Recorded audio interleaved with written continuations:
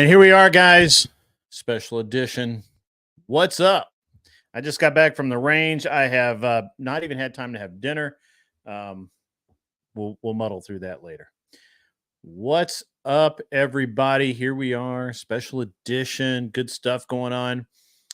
Uh, my my heart goes out to Jake from Project VO Pod. He is over there right now in Body Odor's stream, and he is I guess Body Odor's kind of being a dick. So if anybody happens to be over there or wants to message Jake, please tell him that he is welcome to come over here and hang out with me. We're gonna do cool. We're cool people. We're gonna do cool stuff, and it's an off night for me. I don't normally do Tuesday nights. We're probably going to pull up the whatever podcast here shortly. I believe Glenn Lawrence is going to wander in at some point. We'll do a play-by-play live with the Grid One on the whatever podcast. So you know how it is. And so apparently my camera's out of focus. My cameraman is gone. The hell happened there? How'd I get out of focus? I looked so good moments ago. What happened? Let me see if I can get a hold of my cameraman, get him out here to fix this. If not, well, I have to muddle through. I do hope everybody's doing well tonight. It's been an interesting week for me. We've had some it's just been interesting, guys. Monday, a friend of mine crashed his airplane, and he's fine. He's fine. He just had a little bit of trouble, and it'll be fine. So let me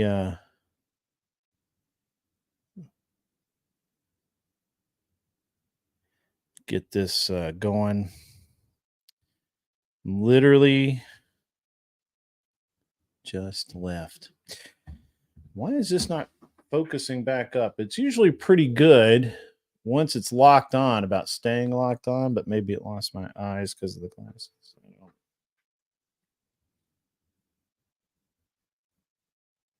Nope, don't do it.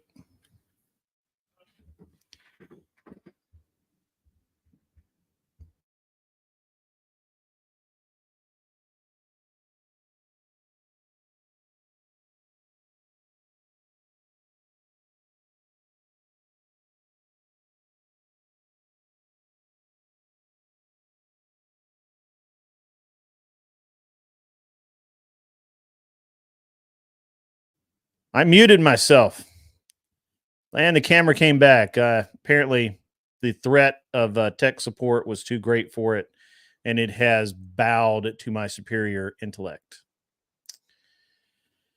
Mr. Boulay is here. All right, great. I'm pissed everyone that was in based chat instead of Jake's earlier. Haha, Patriot. I missed something. I'll have to scroll now.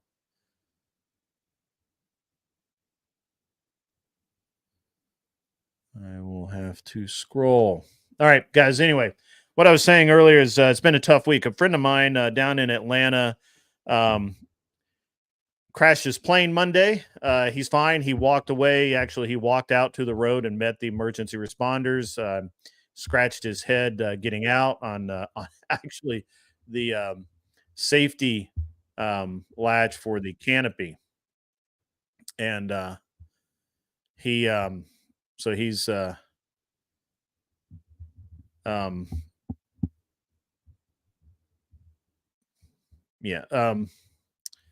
he's anyway. So my buddy's he's fine. So he called me earlier today, and we talked a little bit about sometimes things happen. right? And this was, he had an engine out. We feel like it in talking to him, he and I both kind of agree it was something electrical. Feels like it's the battery was just replaced. So, and when the battery was tested today by the FAA, the battery showed that it wouldn't take a charge at all. So it's probably got a dead cell. And at some point, things happen. So he apparently dodged around, and he's alive to tell about it. He's alive to he walked away. Any landing you can walk away from counts as a good landing, completed landing. Can't use the aircraft again, but that's okay. It was a test aircraft anyway. It's a prototype. Because he makes airplanes, he builds airplanes, and actually, as I was considering buying his company last year, still considering it. It's a good company. I'm probably going to buy it, or actually, it was earlier this year, just a couple of months ago. I was talking about buying, and but he's crashed one prototype, and which works out because he will now be building another one. But he called me. We talked for a little while, and I actually need to send him the information for this show because he was super interested in what we talked about. And I may have him on in the near future to talk about, being a good moral Christian man in today's society and doing business and all of the things that go along with that. I think that's going to be a great conversation to have, and I'm going to have him on fairly soon, I think. So that's cool. And let's see what else happened. Truly great man, Kevin. I tried to call you earlier and tell you. I don't know if you saw, but Rob Golden, who was the founder and principal at Pineapple Motorsports, who dealt with rotary engines. He passed today from complications due to his cancer and his cancer recovery. He's no longer with us. And while I'm truly glad that Rob's suffering is over. I had talked to him while he was going through the. I sent him I just spoke to Rob a little while ago, and he was going through his cancer treatment and all of that, and it really took a guy who was just 100% just amazing go getter, 100 just a Chad in all the right senses of the word. And it turned him into this, basically he went from being 40 to being 80 overnight. So that's been it's been a tough week, guys. We've lost a couple of good people, and we've had some incidents where we could have lost others. And so we all should reflect, about, how life actually is versus how we perceive it, especially online and in our online personas. I've sent Jake and Glenn the links to jump onto the stream. Andrew is doing a mock debate tonight, pretending to be or not pretending. He's doing a mock debate tonight from the viewpoint of a liberal leftist Biden supporter against I don't know who's the based person in the argument, but he's doing that, and that might be better to watch than whatever that's been recommended to me. I don't know that I'm gonna really do a restream at the moment. Maybe not. We'll see. I'm having fun doing what I'm doing right now, and I kind of wanted Jake and Glenn to come on and just see what they had going on. Yes, Rob Noer. It's apparently pretty fucking hilarious, but I honestly think it's probably also pretty boring and nuanced, and I just don't know that I really want to watch it. But we'll see. Glenn just got out of the shower, ladies, but don't get excited. He's a married man, so leave him alone.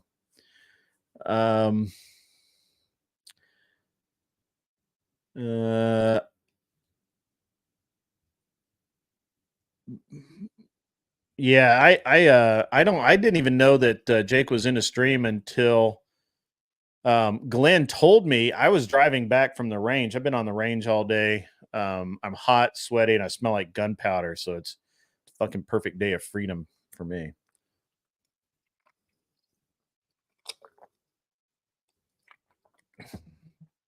So, yep.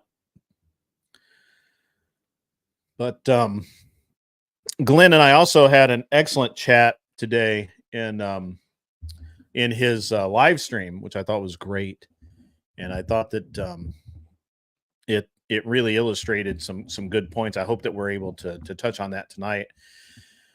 This is not a normal stream. This is simply a special edition. I'm really only doing it because I have time tomorrow, and it's going to be a good day. So my son shoots double skeet and super sporting tomorrow, and and then he's off Friday, I think. No, he shoots double skeet, super sporting tomorrow, trap on Thursday, which is the important one, and then he's off Friday and he shoots double trap on Saturday. So it's a great week for him, a week full of the sound of gunfire and targets breaking. It's amazing. It's awesome. You guys should be great.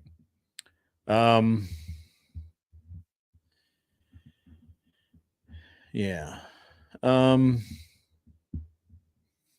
Yeah. So anyway, we've got we don't have, probably not going to see the numbers that we would normally see early on in the stream tonight, but that's okay. I'm going to go ahead. I'm going to take a minute. I'm going to pull up whatever and just to see kind of what they're talking about. Let me work my screens here, and let's see. Go to whatever. What a week it's been, man. Can't believe that old Rob is gone, man. I love talking to that guy. He's great. Yeah,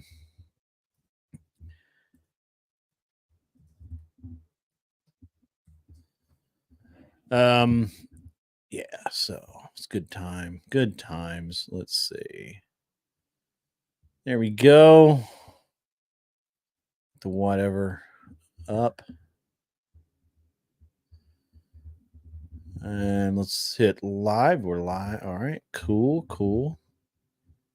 And does this panel look like it's worth?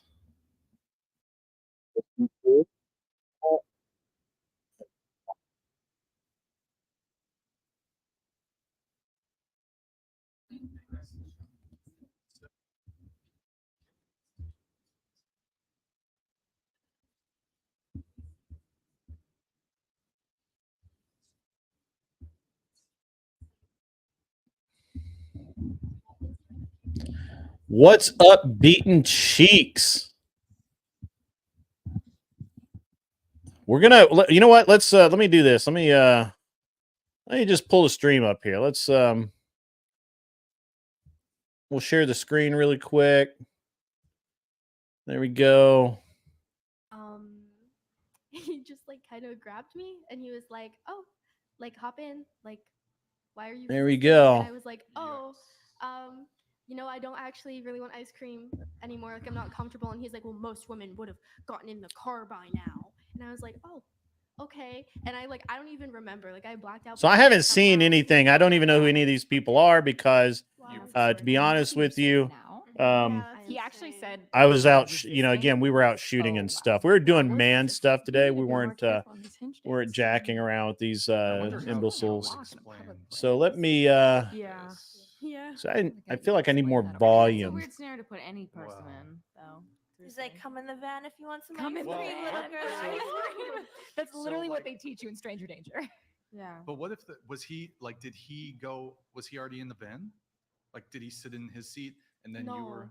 If you were driving driving we were car walking towards the van, and then he just. Can you guys hear it? me, Okay, is everything good? Oh. Everything He cool? grabbed your arms? Yeah, my arm. It was like, "Get in the van." What had the Sus. conversation Fuck been that. before you went on the date? Was it more of a hookup vibe, a date vibe? Even Not that anyway would be whatever- your fault. whatever I'm that just is, very that's weird as pro hell. stating expectations before dates because then there's no miscommunication. But it would. Thanks for the never been your feedback on the fault. audio, I'm just guys. I never curious. know, I had no idea. how He it sounds seemed or normal anything. So. enough. I guess. Like we were having normal like first date conversation. I don't know. You didn't know if it favorite was like color? a sort of hookup situation or even through No. conversation. I have no idea. Well, I'm glad you're safe. I'm glad you're safe too, but I feel like Well, at least the way you explained it definitely sounds sus from his part. That's pretty sketchy. So Ryan's old was saying he? there's two sides to He every was like story. almost 30. Mm. Yeah. that's uncomfortable. Ooh, That's very oh uncomfortable. my that's god. creepy. Okay, you said dating hot takes. I keep finding people don't understand how STDs are transmitted. Fucking scary because nobody around here has ever seen a condom. What do you mean by that? Exactly what I said. In Isla Vista, people like don't use protection, and I've Ew. also found that like if I've ever like hooked up with someone and I was the one to bring up like, oh, like when was the last time you got tested? They either like just have never like been tested ever in their entire fucking lives. Like and they might be, ever? Like in really? their 20s, and they've This is so hooked up cool. with several people. Do you guys understand what I'm saying? And It's then so like cool. sometimes like people would say like, oh, you would just know if you have an STD. I was like, holy Run. shit. It's not. You can have chlamydia for months and not know it, and it totally it can mess up your fertility. You won't be able to have children. You have it too long. Like you got to get tested regardless. The whole thing. Yeah. Okay. All right. And I mean, so like you'd be hooking up the guy and he's, don't have a condom. I'm allergic to latex. You can get There's other condoms that aren't mediums. latex. Oh, I There's know. other mediums. I know he didn't. I guess You should keep them on Oh, I you. think he knew. You should keep them on you. Yeah, you should just keep. he them- wasn't gonna use it either way. You can make him use it. Don't do anything until he uses it. We didn't do anything. Okay, but I'm just like saying for the future, you should keep Like, them with you. How many and times keep can we say yourself safe. like in an Yourself safe. episode? Yes, I'm aware. Mhm. Yeah.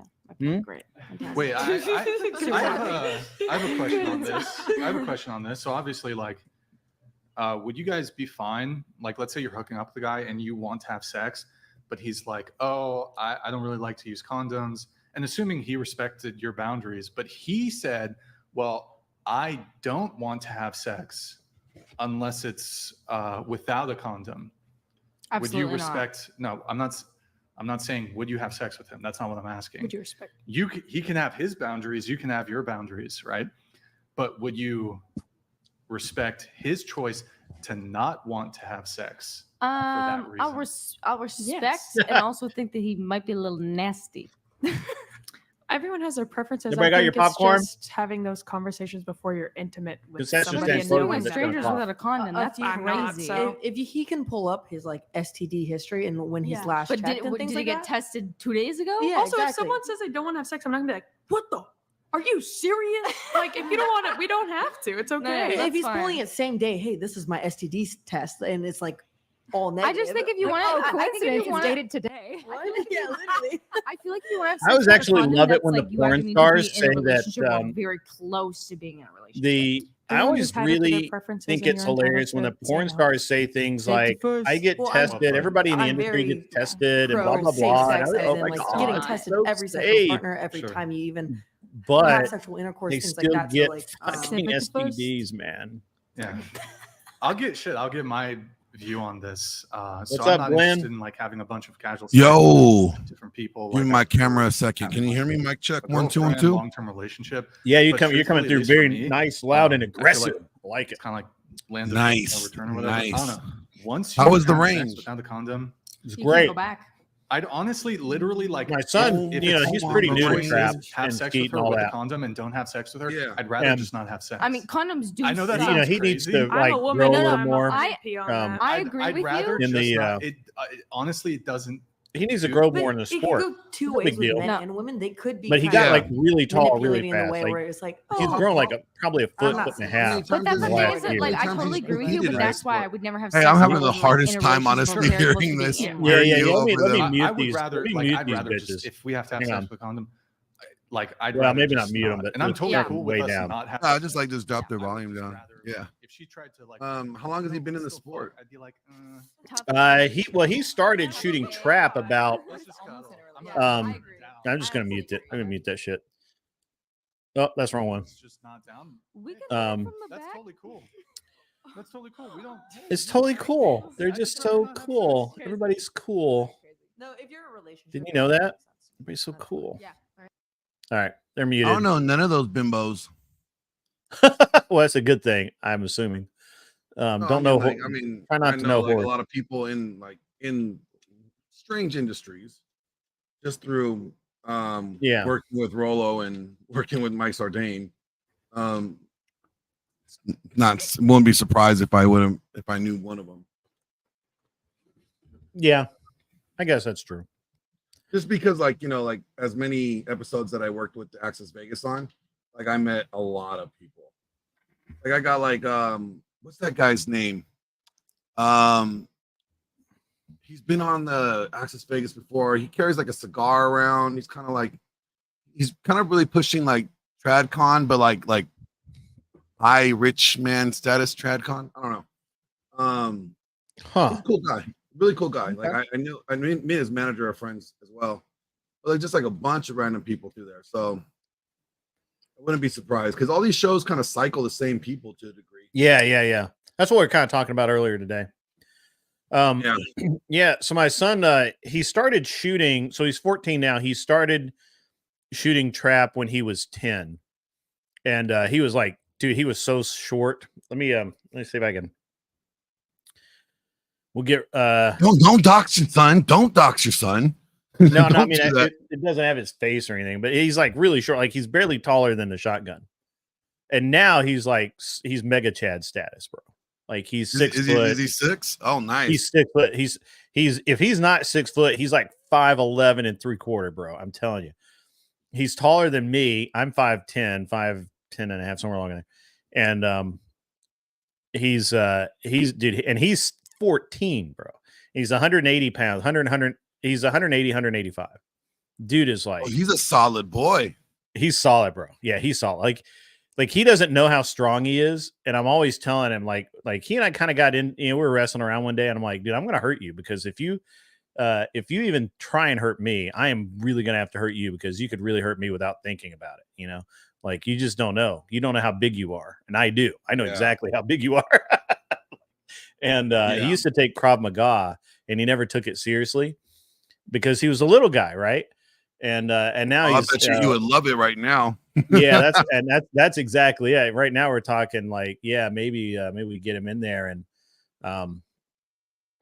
put him in the put him back on that path again, because he's a big boy. He's a big boy, and he's super cool. It's really important for him to be at his age right now and understanding how to master violence. Yeah, it is.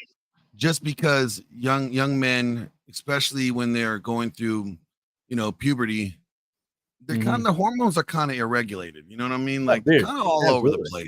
Yeah, absolutely. And if not being able to practice and understand how to regulate their emotions, but also mastering violence or applying the necessary amount of violence for whatever situation that he's faced with, a lot of young people don't know how to do that. That's why we see these kids go from 0 to 100 and do some crazy, ridiculous, horrific, actions that just could have been avoided if they had an outlet and they knew how to master it. You know what I mean? Yeah, absolutely. Yeah, no, that's no doubt, man. Let me I'm just gonna I'm gonna remove this for a second, and I'm gonna do this. I'm gonna try to get my camera working right now. Hold on 1 second. Yeah, man. I'm gonna show you this really quick. Just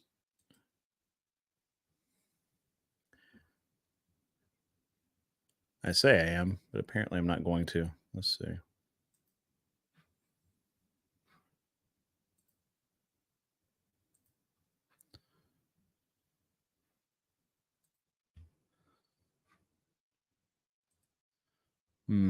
Let's see.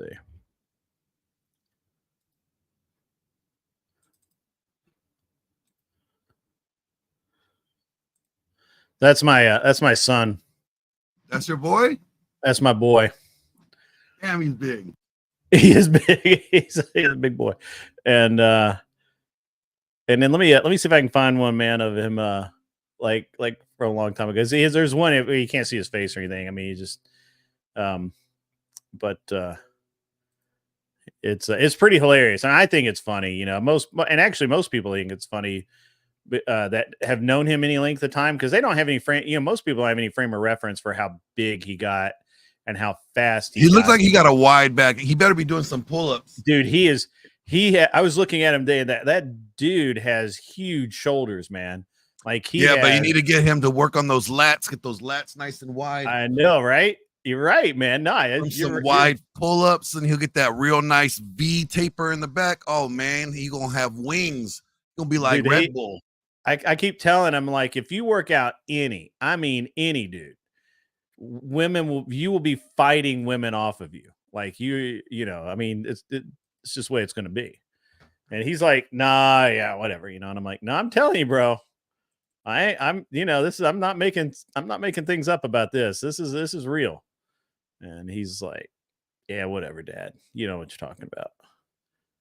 But I do. Yeah. Because he's like I said, man, and it was just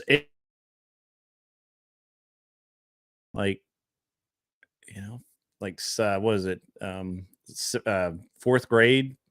He could go. I think it was in fourth or fifth grade that he could. I think it was fourth grade where he could go into and do the first year he could do Clay's competition, and all they did was trap. And I kid you not, like the gun was as big as he was. It was hilarious, and it was even a short gun. It's like the shortest gun we could get, and it was so funny. But at least if I can dig that up. Well, I got here. We'll do this one first.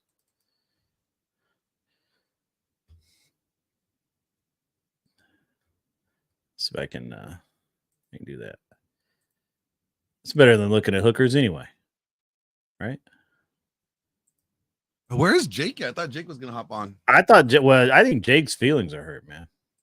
That's my son on the range when he was like 10 or 11, maybe, probably 10. I got a picture similar like that of my son on the range, but it shows his side profile. Yeah. So I will not. That's yeah. Don't do that. Yeah, don't do that. Yeah, don't do that. But I can show you later on the back. Yeah. No, it's cool. I don't mind showing this stuff publicly because I it doesn't show his face or whatever. Yeah. And he's I mean, with all the bad actors that we have in the space these days, yeah, you gotta be careful, man. Honestly, I'm not inclined these days to put anything out there that's going to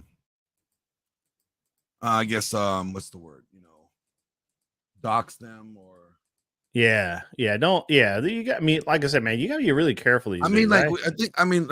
honestly, the sad thing is it's like it's all sad. It's not the sad. Man, it's like yeah, exactly. I just don't even know where to begin with it, right? Like it's just the level of lack of integrity and character in people, it's pretty disgusting. And then hiding, it's almost like it's like certain people want to make Andrew a grifter. I think in order to cover up a person. Yeah. Look at that one person, but like there's more than one person that tries to beat that narrative. But it's like but it's like I think it's like if they could sell that Andrew is a grifter narrative, then they could hide their grift narrative. Yeah, I think you're right. So there's my son when he was probably 10 in that picture. He might have been 11. So like 4 years ago, he was barely bigger than the gun. Oh wow! And that's a short gun, right? Wait a minute, that was how long ago? You said like 4 years ago, bro.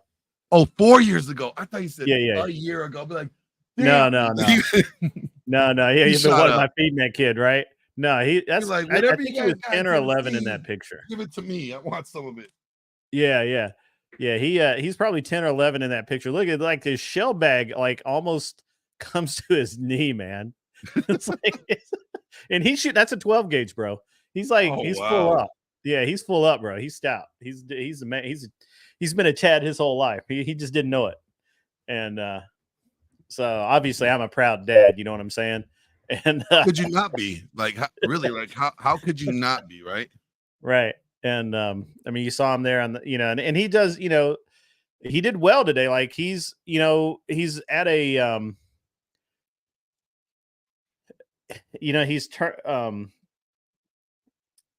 he's gotten big, and so now all the things that didn't really fit before or were kind of hard before, now they're easy.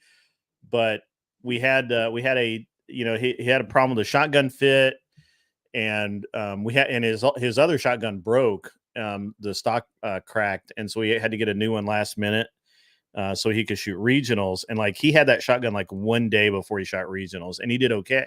He didn't do great, but they took a third in the team competition.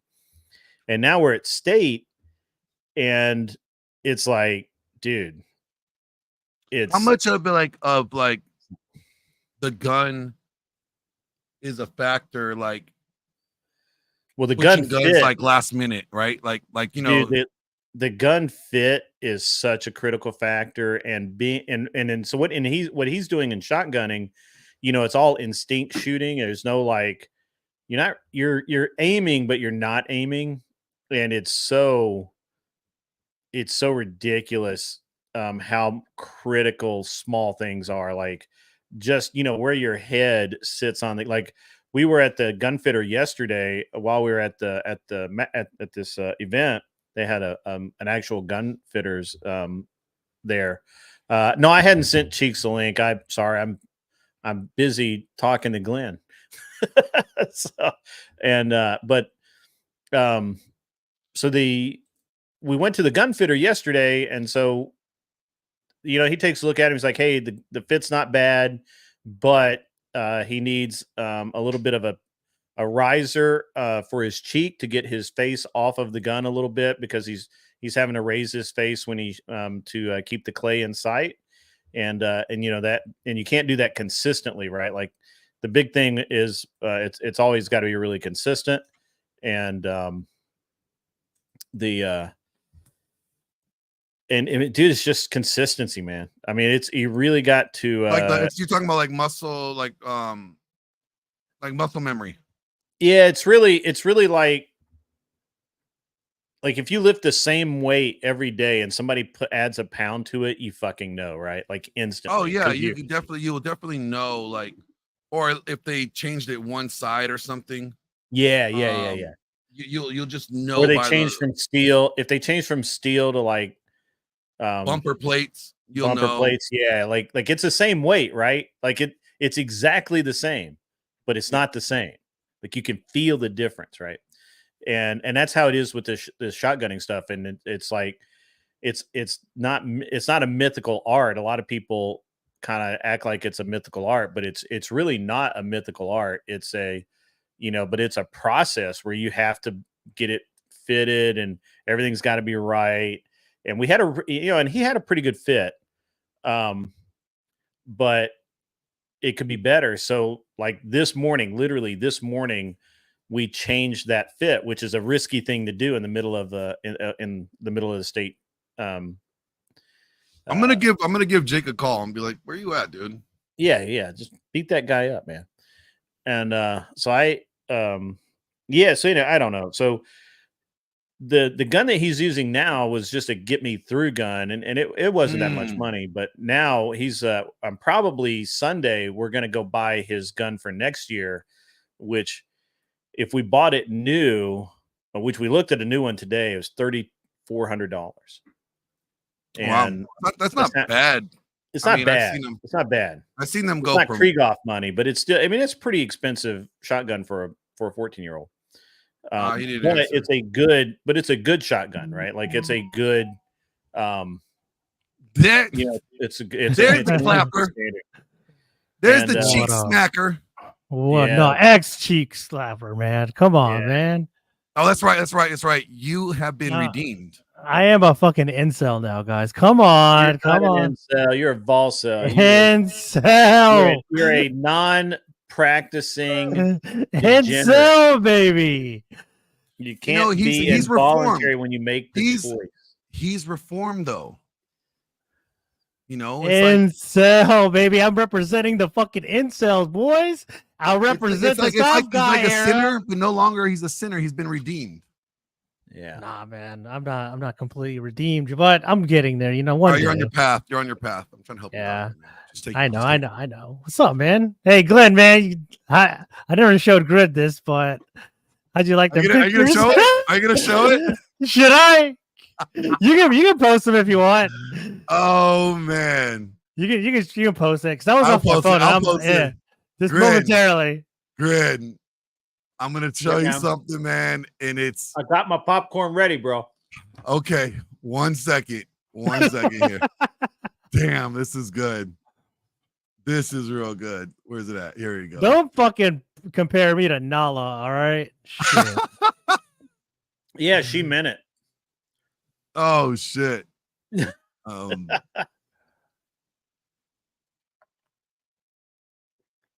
why is it not downloading? Hold on. Open browser. There we go.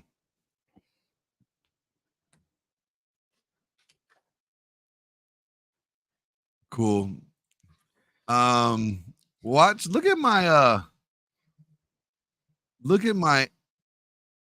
avatar here. All right. Yeah.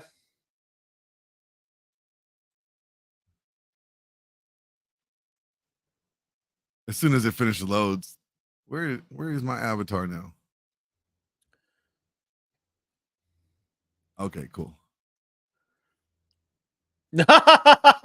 Is that when you were in prison? Is that from prison? That's when Cheeks got locked up. They won't let him out. Wrong button. Where did Grid go? He's like, I can't hang hit around. the wrong button. I hit the wrong Grid button. said I can't hang around with criminals. Yeah, I was trying to turn my camera off too, so we could all look alike. We're the So, Cheeks, did you spread? You them guys are anymore? ass. Oh, there we go. Oh shit. Well, my phone camera does work, but I don't have anything on. Did you spread them while you're in the big house? Hey man. I don't want to talk about it. Survival of the fittest, right?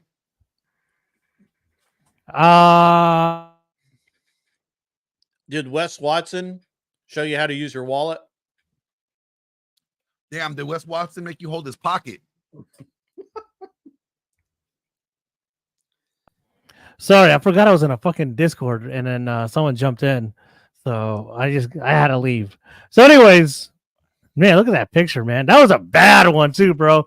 That was a fucked up arrest that I had.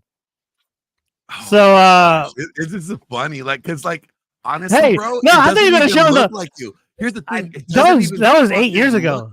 it That was doesn't 8 years even ago. Look like you. By It any does look means. like me. No, it doesn't. looks This looks like like a what- Mexican named Jesus. It looks exactly like Cheeks without the porno stash. Yeah, man. I don't know. So that one was a fucked up arrest. So I was we were Okay. going, yeah, but it wasn't even okay. I was on my way to do it. I was on my way to do it, but it wasn't even mine. But Buddy had it in his. It was, if you guys know, Florida is very strict on fucking like drugs, like even weed, dude. So I was driving. You know, it was midday drive. I was speeding. I was trying to actually find an exit to go take a shit. Like I just had to go take a shit, and Like you were being a beaner, right? You I was had to being go a fucking beaner, bro. I had to be a beaner, right? So, anyways, what happened was, I was speeding on I-10 westbound, heading towards Pensacola area because we were gonna go party for my weekend birthday party. This is like 7 years ago, whenever that happened. And so, I was speeding. There's a speed trap right there, and then next thing you know, we get pulled over. And Buddy was smoking weed, and I never smoke weed. I think it's fucking disgusting. And so he was smoking weed. I didn't give a shit though, and it kind of smelled like weed in my car. It smells like skunk. I can't It stand smelled like skunk, right? I fucking hate it. But anyways, So the cop pulls me over just for speeding, obviously, and he smelled the weed. He's like, so if we search your car, we're only gonna find marijuana. I'm like, yeah. And 'cause I didn't bring, I didn't, him right here. well, and then I had no problems, because I was like, well, my buddy didn't give a shit. This dude had a fucking nice little 8-ball birthday present waiting for me, and it's fucking book bag, his book bag. But because it's under my car, it's in my car, it's my possession. So I got fucking arrested. My birthday weekend, I got arrested, dude. Damn. I was in jail for fucking 2 weeks, dude. And they wouldn't even let me bail out. I had my own money to bail out. Call a fucking what do you call it? Those guys that you give. Jake's hopping on right now, by the way. What's that shit He called? was there, and now he's not. He said he had a conversation with somebody after the stream. So He was just down below, and then he wasn't. Oh, well, there he is. yeah, He's back. There he's back now. What's up, guys? Oh shit, we're official. What's up, Jake? Yeah, man. Oh, Beaten Cheeks. Actually, yeah, I haven't had the privilege of talking with you, bro. What's up, man? You haven't met Official. Sir Cheeks? No, I haven't. I know he added me on Twitter. It's Senor Cheeks. Yeah, Senor Cheeks. Yes, I've heard a lot about you. Teriak has told me. But yeah, man, fucking glad to be a panel. Have a panel with you, man. Finally. I'm just hopping in, man. This ain't like a real panel. I don't do open panels. I think this shit is fucking gay, but Well, it's is not what an it is. open panel because it's actually a closed you would. panel. That's what gay people That's think true. about People things. got the invite, Things are gay. but I digress. okay. This isn't an open panel. You're right. All right, so it's not as gay. I asked to come on just to fuck with Grid, and I just couldn't stand watching fucking whatever anymore. I was like, okay, I'm getting tired of this shit. No one's calling these bitches out. I can't do the soft guy era shit anymore with that. Told you, no more stream. soft guy era. The whole drizzle is gay. No. Drizzle. No, I'm still about it. I'm still about it. He's gone gay, bro. He's gone gay. He's going for men now. No. Let's not get it twisted. Prison cheeks. So Jake, I mean, it looks like you got gang raped earlier. You okay? No, I'm perfectly fine. I'm perfectly fine, bro. Yeah. Hang on, you guys were watching. Hang on. All right. Get your popcorn ready. So I hopped on Base Oracle's live stream thanks to iFi that sent me the link. Mm-hmm. Oh, you can't trust that. I told you not to trust that bastard. You did tell me that, but hold on. I don't know why you wouldn't. Hold on. The whole argument was Base Oracle believes that I did that interview in bad faith. I gave him the information. Base Oracle believes he's the least good faith person on the planet. That's what he's trying to spin it as, because he's trying to think about this by him saying that everybody was out to get him. Then he's public enemy number one. Yeah. And here's the thing, Glenn. I showed him because he was like, no, that wasn't the case. And I said, dude, show the DMs where I told you. He tried to keep on pulling up like these fake ass. Yeah, bullshit. I had to pressure him. And so did iFi eventually was like, yeah, just do it. And then eventually pushed it out and they spin the narrative. So I had a bunch of fucking losers going after me. And then the fuckers in the chat were just fucking morons in the chat going after me as well. Oh, this guy's a fucking bad faith, whatever the fuck. Yeah. Bullshit. And I showed the fucking messages and I said, bro, by the way, I'll give you the time. Say, whatever you want to say on the information that you have. And I told him I'll send the link. With your permission, if it's cool with you, can I send the link to Andrew and Glenn? I don't know if they're going to jump on, but with your permission, if that's the case. He said, do what you want. And I said, okay. He gave me the go ahead, and he admitted, yes, I did do that, but you're still in bad faith. Somehow I'm still in bad faith, bro. And so it's like, what the fuck, bro? You can't win with that guy. No, definitely not. That before.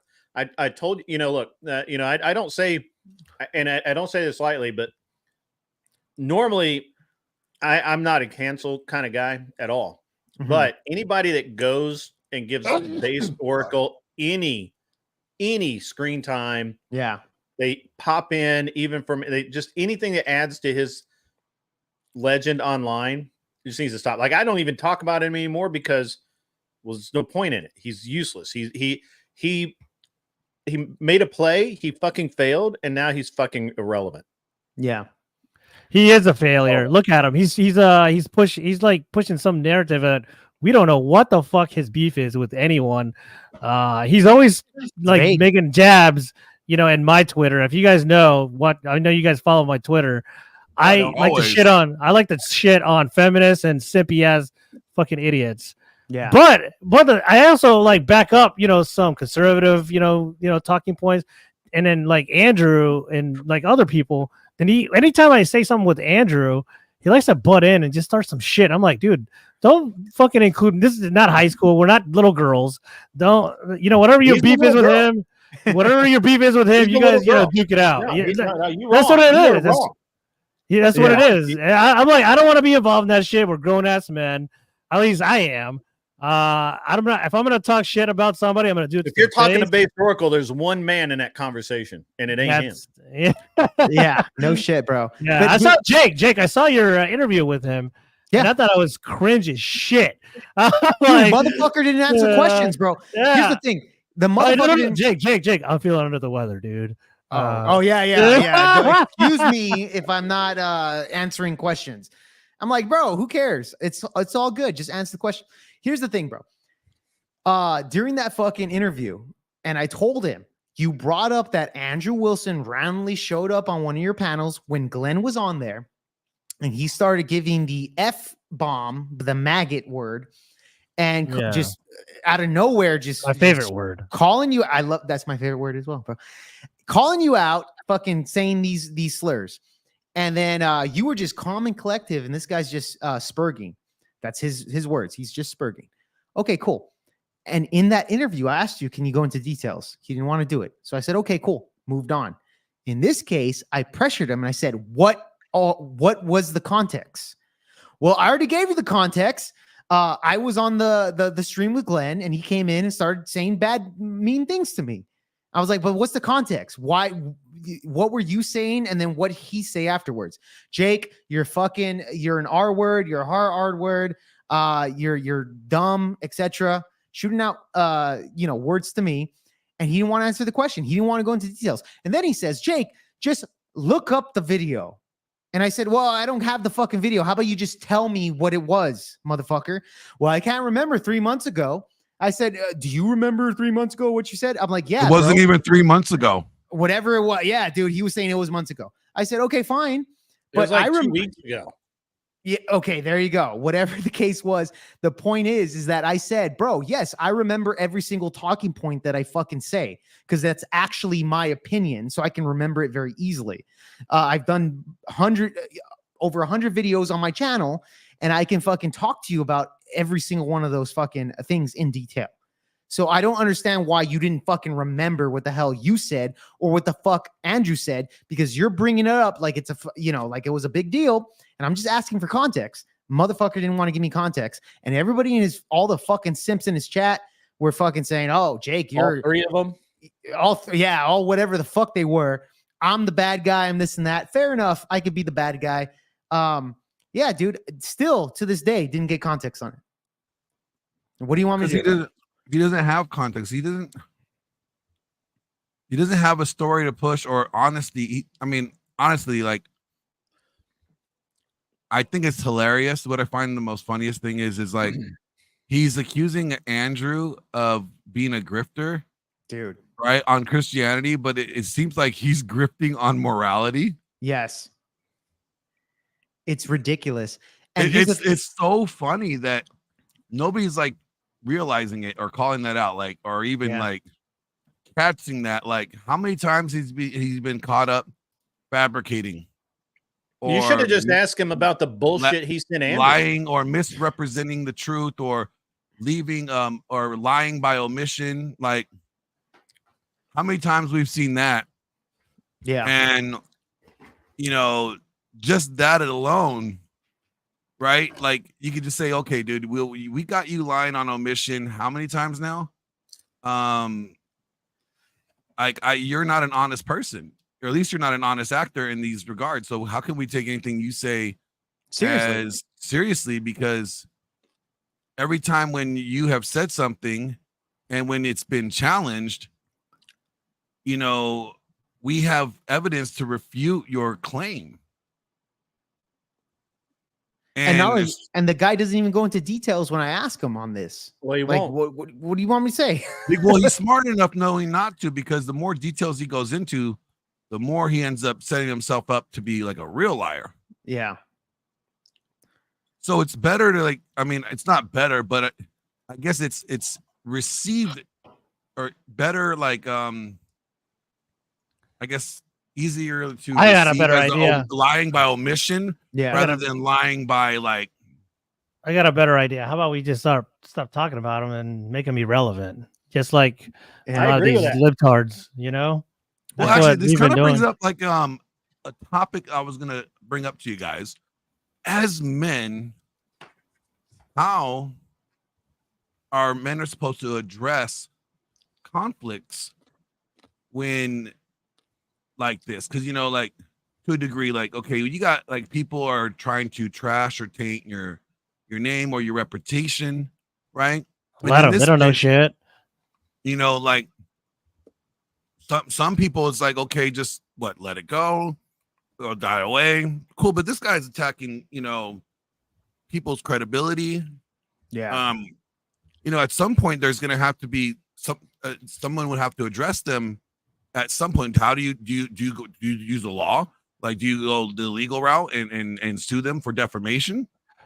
Or, you know, You know what the best thing about my life is that I'm a cybersecurity analyst, expert, subject matter expert at that. I already had a few motherfuckers that tried that. Let me tell you, it did not work out so well for them. And legal sense, I should say.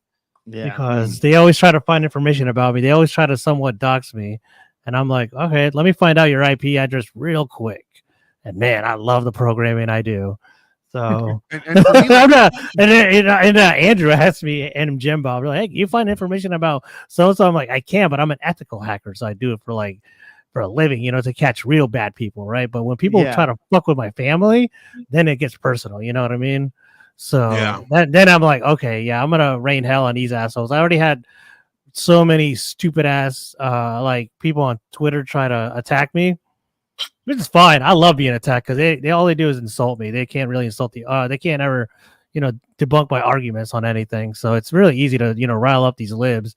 But then I have these fake TradCon women that I was calling out, and they blocked me now, which is I'm pretty, you know, proud of.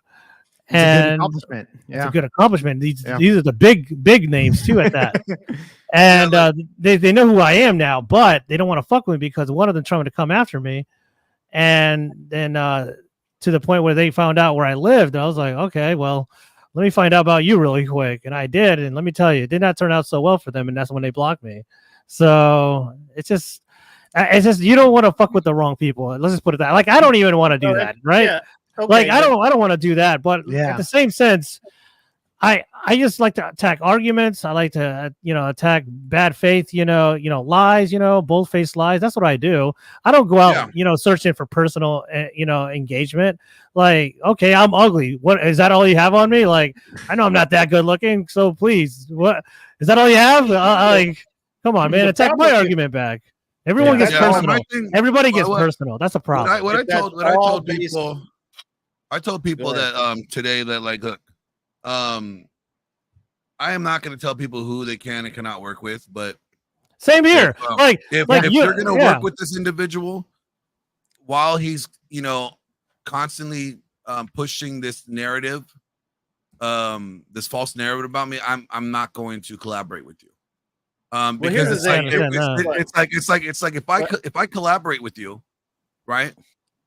And you I were got- just on the stream with him and he's attacking me and you're not, you know, you're not challenging, you're not calling him out for the bullshit. And I bring you on my platform or do a show with you on my platform. I'm basically co-signing that type of behavior. Yeah, I agree there. And Well, here's the thing, guys. Here's the thing about this whole deal with based work. I got a few minutes left and I gotta bounce out. I gotta nerd out. I'm getting paid for this, so Beat, you gotta fucking get on my fucking channel eventually, man. no, Yeah, you can't man. go on his channel. Yeah. yeah, you gotta go on my Gotta channel, go- man. Okay, yeah, you're a little bit more controversial. You're only on Rumble, right? I have YouTube too, but it gets taken down every time. Okay, all right. Rightfully I gotta- so. I gotta go on Rumble then. And anyway. I'm Don't worry, maybe don't worry. I'll send you. one. I'll send you my link so you can link up your shit. And if you want, you can go behind a paywall. So whenever your shit does go live, Dude, you can have it. So, and I'll give you. I gave it to Glenn, but he was too scared. No, I just didn't know how to set it up. I've never I can used help you Rumble. out. It's no. The RNTP and the pass key. That's what you need for your stuff, and I know how to set that up for you on your restream, so you can put it on your YouTube so and yeah, stuff. like Okay, I I don't try. know. That's what I'm trying to tell you. I was gonna try. Anyone who's interested, I can tell you all that stuff. So I'm gonna it's hit easy. you up on X then. Yeah, I need Hit that. me up on X. I'm gonna bounce out, man. So because I Right. got the actual real incels paying me to do some fucking gaming shit. It's Well, funny as go- shit. do I that. know what you're Go- about to do. go You're do about to that. make that money. Go Make make my that money. money. I'm gonna go make your money. I'm gonna make your guy. I'm gonna make all you guys money. MGTOW forever, Cheeks. MGTOW forever. I don't know about the MGTOW. I still like pussy, man. Come on. Nah, whatever. You're don't lie. Don't lie. Oh man. All right. Hey, thanks for having me on, man. I'll be No on. Hey, problem. Jake, hit me up, man. Yeah, and then we can for set sure. something up. Yeah. Glenn, Grid is always an honor. Peace. Yeah. So before we kind of went down the like a weird path there, the whole deal with as I said it before, that look, Oracle is nothing. He's nobody. He's a liar. He's a known liar. He's a known dishonest person. I told you not to engage with him. You did anyway. Now you know, right? Like now Dude, you I know. was surprised. I was so surprised that he went with that narrative that I was being bad faith, and even Why though I would- told but him he the does full-on it truth. literally to fucking everybody. That's why we can't engage with him at all. Like I will not even go on a stream. If he is on a stream, I leave. I will Yeah. not allow him to ride my fucking coattails. Ask Glenn. I told Glenn, if Cheeks comes on, I'm out. 100%. Cheeks, not cheeks. No, Oh, not Cheeks. base. If Base No, or if Bo comes on, I'm out. Yeah, that's just kind of where I'm at with this. Like, and I said, like, I took it a step further. Same thing with saying Sarah. that I don't go on Anybody Sarah. that's gonna work with him Wait. Oh, I'll while ask he's you like later. pushing this narrative. If you're on the stream with him as he's pushing this narrative, trying to discredit me or push this bullshit crap that he's been doing, I'm not gonna collaborate with you, because if I do, then and you're not holding him accountable and calling him out for the lies that he's doing, then if I platform you and do a show with you, then I'm condoning that kind of behavior. I'm either agreeing by omission, I'm like saying that it's what he's saying is legit, or I'm saying it's okay to be that disrespectful and work with somebody that's gonna be that disrespectful and that out of character. You know what I'm saying? Like, Yeah. No, yeah, that's right. And the thing is that you have to treat him like he is the islands that were turned nuclear in World War II, right? Like you just don't go there. He's an island in the middle of fucking nothing, and we don't go there. And I like Sarah, but I have not been on Sarah's show because she lets Base come and go as he pleases, and I won't be a part of that. I will not platform him. I will not let him ride my coattails. I will not encounter him. I will not talk to him. I do not. We're lucky I acknowledge that he exists. But this is only probably going to last the length of this show, because I want to put this out there, especially to you, Jake, because I think that you're a giving person, dude, more than I am. I'm not a giving person at all. And I think you wanted to give Based a chance. You felt honestly like maybe he had just been misunderstood, and you wanted to set the record straight or get kind of get everybody back on the same page. Well, Based is not on a fucking page. He is torching the book because he ignores it. Okay. He just does. It's an entire MO. He's probably in the fucking chat right now raging because he knows if he opens his mouth, I'm going to call him on all of his fucking lies. Yeah. And Base he is lied. live on another panel right now, but He's lied and lied and lied and lied and lied some more. And he gets caught, and all he does is this. No, I ain't got anything to say about that. That's all he does. Fuck that guy. Grid, could I tell you something? Obviously, I was on the panel with Raging Tomato, right? Sarah. Sure. And Sarah didn't say too much because she was getting interrupted. And I said, Sarah, nobody gives a fuck about your opinion. You're a woman. So Mhm. she didn't have too much to say during that little exchangement that I had with Phi and Base Oracle. And that fucking moron. Well, I is completely Steve. bad faith. He lies more than Oracle does. Well, there was times where he tried to back me up, but I don't know how genuine it was. I think he was just trying to make it seem like, oh, Jake, He just needed it to go longer. They are outroads Congrats. brokers. So by him playing good cop and bad cop. Yeah. you know what I'm saying? Like he's keeping you engaged because if he would have continued, you would have got to the point of no returns and you'd be like, you know what? Fuck this. You guys are lying. You're twisting the narrative. Nah, I wouldn't have done that. Well, I wouldn't- that's what I they would be afraid of is you dipping Sure. out. Yeah, Because but you're I'm giving them content. Yeah, I'm giving him content, and that's fine. I get because again, I'm not I don't know specifically with Base Oracle. I barely met the guy. So I get it. At the end of the day, he's also to a degree giving me content as well. But at the end of the day, let's fucking duke it out. I'm more than willing to duke it out with these guys.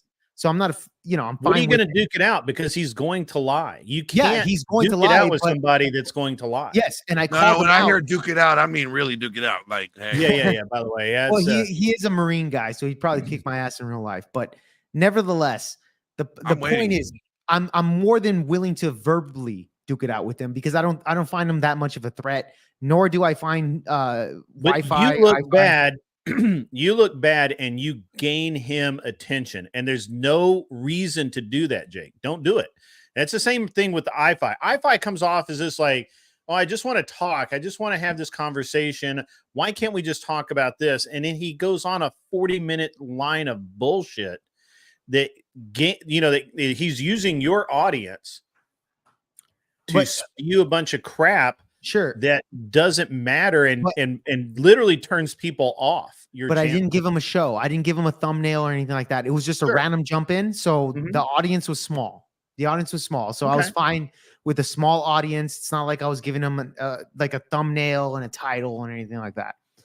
But I learned a lot, at the end of the day, yeah, dude, it felt like, and I even told Base, I told iFi that like you're cocksucking fucking Base Oracle, bro.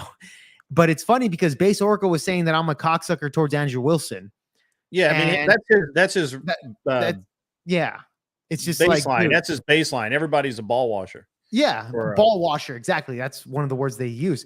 And one of my arguments with Base, because I mentioned it to him, and I said this, Andrew Wilson jumped out, whatever, blah, blah, blah. And I said this, Andrew has 100K subs or 90K subs, whatever the fuck it's at. 99. 99K, 100K subs. 99.7. There you go. Zach. 99.7 K subs. Accuracy matters. On top of that, the fucker gets what, 7,000 live viewers. I Base, think he's at 2,000 right now for a debate. 2,000 Yeah. but I've seen his fucking streams go up to 2,000? 7. Who has 7,000? Andrew? Yeah, I've seen No. Andrew. Yeah. Well, I've seen him go up to 7,000. Yeah, bro. yeah. Yeah. When he's on whatever, he can get pretty high. Yeah. Yeah. But the point is that he has a high viewership when it comes to live. And my point is that this guy has zero reason to even fucking engage with you, bro. Him engaging with you is giving you a favor, and you would say, "Oh, I'm giving him $1,000." Dude, the guy can make $1,000 just with one fucking. He's stream if he wants lying. to. He has no intent of ever doing Of course. But the point is though, is that why should Andrew even give you any skin in the game? You talk shit, No, but etc. Andrew is funny. Yeah, but the thing is, like for myself, the small channel, and I use myself as an example. Andrew's done, he gave me the interview, etc. He was willing to give me a skin of his audience. Sure. Why would he do that with you if you're talking shit and you want to make this whole drama aspect But of that's things? not and not what- actually attacking his worldviews, You're, but attacking you're saying that he's a applying worker. logic to somebody who fails at logic. Yeah, but his conclusion is Andrew is a chicken This guy backed out. But Andrew has no fucking reason to deal with you in the first Andrew place. didn't back out. Andrew didn't back out his Well, that was shit. his perspective. But the thing is, he has no Well, reason. it doesn't fucking see, matter What, when you're what dealing with reason a does he liar. have to even Important. deal Hold with on. you? Jake, this is important. Like, we don't, his perspective is a lie. It's a false narrative. There's a reality here. And to even like validate his false narrative by saying it's his perspective. No, it's his lie that he chooses to push out. He knows the truth. And if he's going to continue this lie, we got to call it for what it is. It's not you know, a false perspective, or it's not a misunderstanding. It's not a, you know, he's not confused, or it's not an oopsie, it's not an accident. No, it's a blatant lie. Yeah, it absolutely is. And here's the thing, you know, Andrew seriously said, look, I'm very busy at the end of this month. Very busy. Yeah. I need to know what your plans are so we can do this debate or not. I didn't save it. Glenn, did you by any chance save the? Oh yeah, the I screenshot? have. Well, Andrew sent it to me. Yeah. So show Jake what Based actually said. This is what Based actually said to Andrew. You know, like Andrew's coming at him, being honest here, like, or being like forthcoming and like and saying like, hey, taking this serious. This is a business for me. You know, my time is valuable here. And if you are like, you know, I'm coming to you, he's expecting him to take it just as serious as Andrew's taking it. Okay. Yeah, just drop, if you can drop that, that'd be great. If not, I that's have fine. to pull it up here. Let me pull it up. Yeah. I'm gonna screen share it. While you're doing that, Solid I'm ready Snake to- sent in I'm ready to $1.99 to show his support, and then he says here for $4.99, he says Andrew said in voice chat that Base got supporters from the Discord. That's true. Based started his entire channel in the Discord, and I actually went on his channel when I was kind of first starting out, and the way that happened was in Andrew's Discord. I didn't know who the Flopical was. I didn't know anything about him. I have it in he had like 200 subscribers. I almost had more subscribers than he did, and I'd only been in the game maybe 3 or 4 weeks. Yeah, I know that. Yeah, because I've seen your streams, bro. You average like a pretty good amount of live views. I have it in the I have it in present. Yeah, I got it right here. I'm adding it to stage now. Here you go. Can we go full screen with it? Oh my god. Yeah, I think so. Yeah, to take us off of the bottom. Just click on the window with the screen, like click on it. Yeah. And it'll make it full. There we go. There you go. All right. Oh, Wait. got it. So Yep. it says, I appreciate your submission, Andrew. I can't say the same for your copium addiction. Obviously, you have some work to do before applying to be my friend, but I believe in you to some degree. Tentative non-transactional schedule. Base Oracle arrives in Michigan. Estimated time of arrival, 10:45 a.m. Upon my arrival, I require a box of chocolates, Oh my god. organic preferably, as a welcome gift. I also require a tuna BLT on sourdough, no excess mayo. Around 1:30, our debate will commence. Once I win, around 2:15 mark, we'll celebrate my victory. Balloons are fine, but no need for piñatas unless you're feeling the need to let out some aggression safely. After that, we'll go hunting. We'll go on that hunting trip you had mentioned earlier. I'll hold the ammo. Lastly, I'll take the guest bedroom. Glenn will take the couch. That, in no regards, is an Tells me honest, nothing. and serious response to That's a when fuck is the you. date? Yeah, it is a fuck you. That's a Yeah, fuck it's a fuck you. It's a fuck you. Yeah, there's nothing that you can say other than that is a fuck you to Andrew. Yep.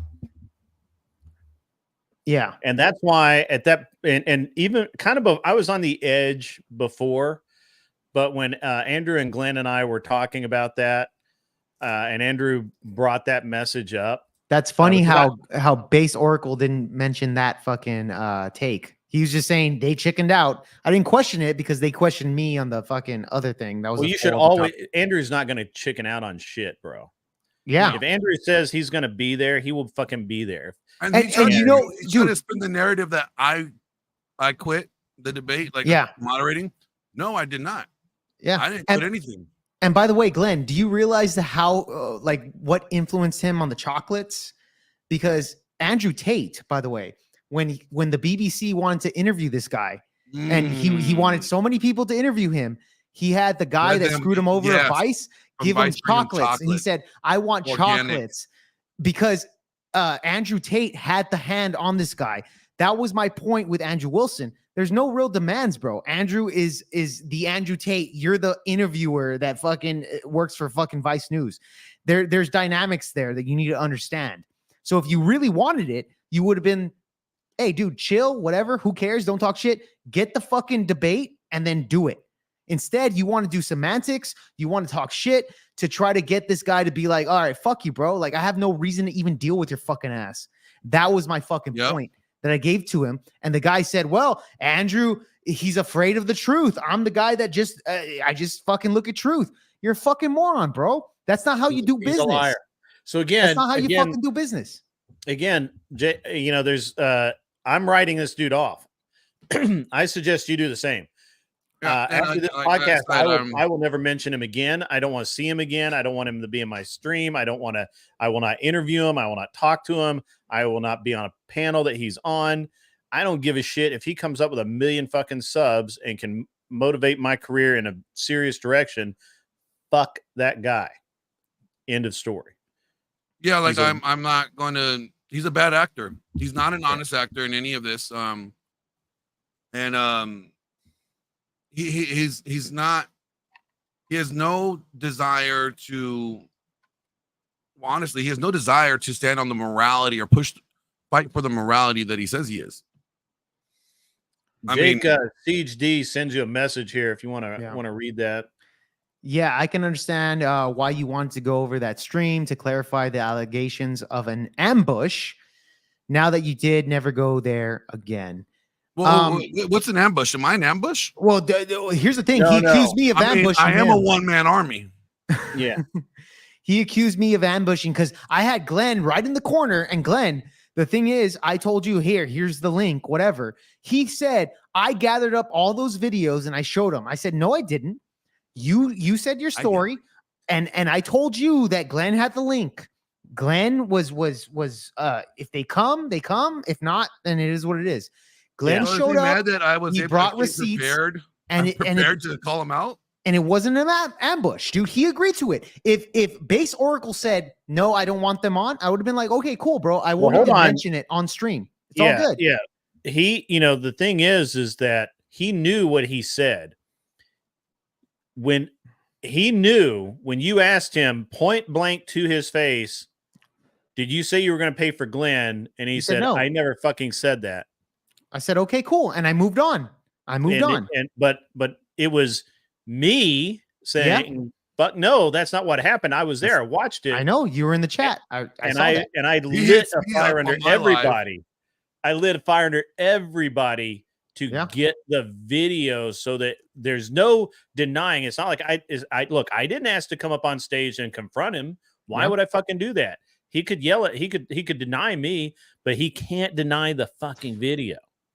Right? You can't do that. Nobody, and that's just what it is. And so again, I'm just gonna first of all, I'm gonna thank Siege D for the $4.99. Appreciate it, buddy. I'm hope you're having a good night.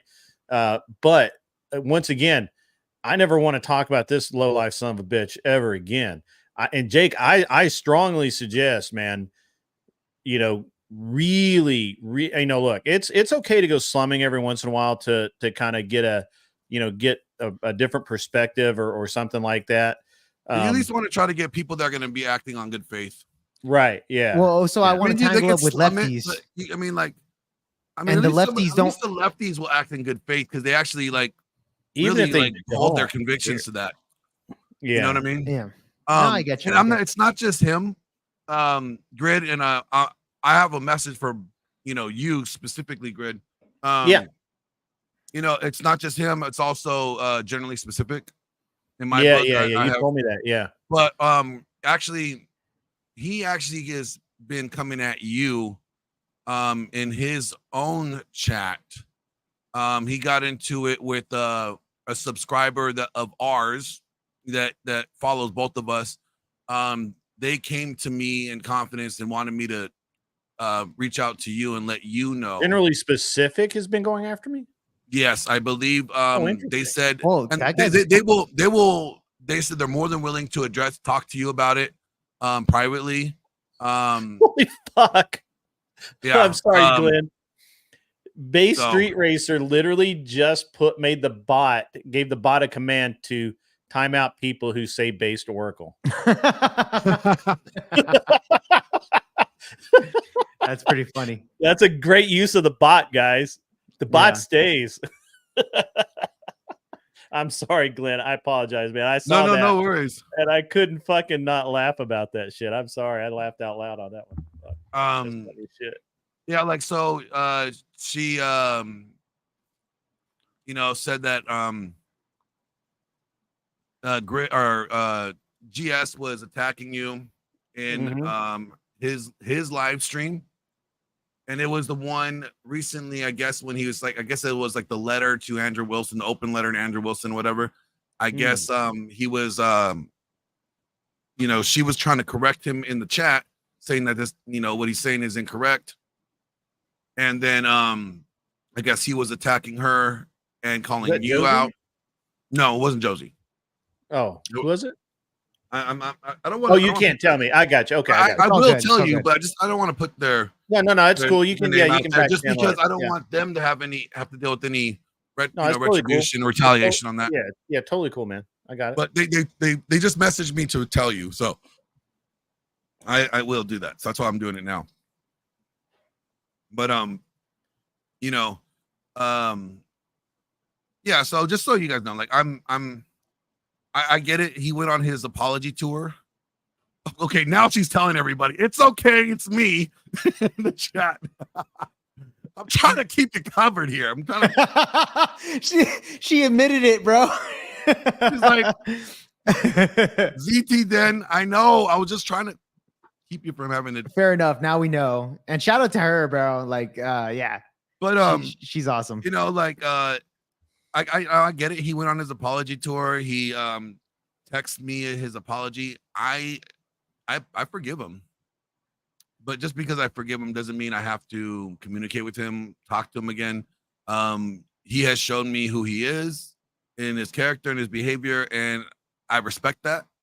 And I know the type of people I will and will not allow in my life, and I will not work with. And I think that this is something I think I want to talk to you guys about.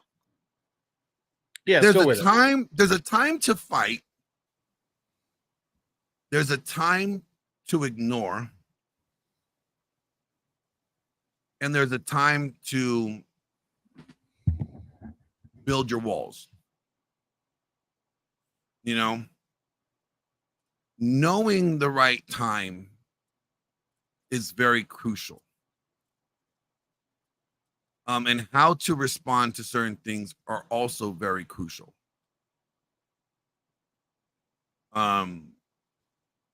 Because let's say, if anything, Base will benefit from me making a stream about him, or even this stream since we've talked about him, right? Yeah. Well, it won't be in a title or anything, but sure. Yeah. Yeah. But like he'll benefit from it, right? Like, oh, here, this is him getting content to try to respond to, react. He's gonna react to it. Yeah. Because that's how he stays relevant. He's not relevant outside of that. He's a gossip artist, is what he is. Yeah.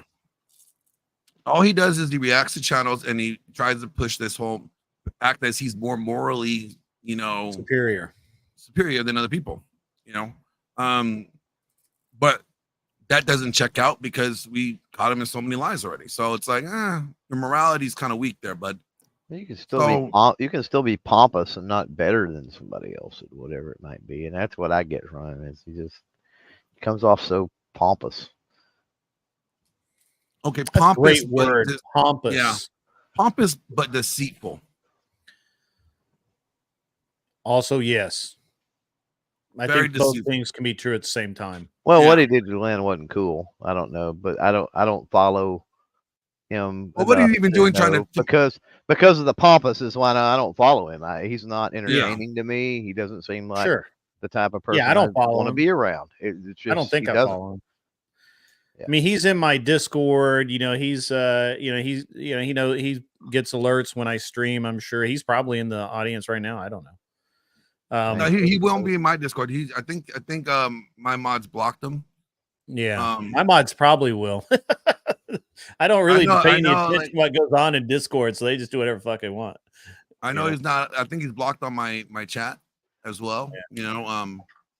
Just got to move on sometimes and just forget people like that. I mean, they either, No, but there will come a point. You can take people like that and and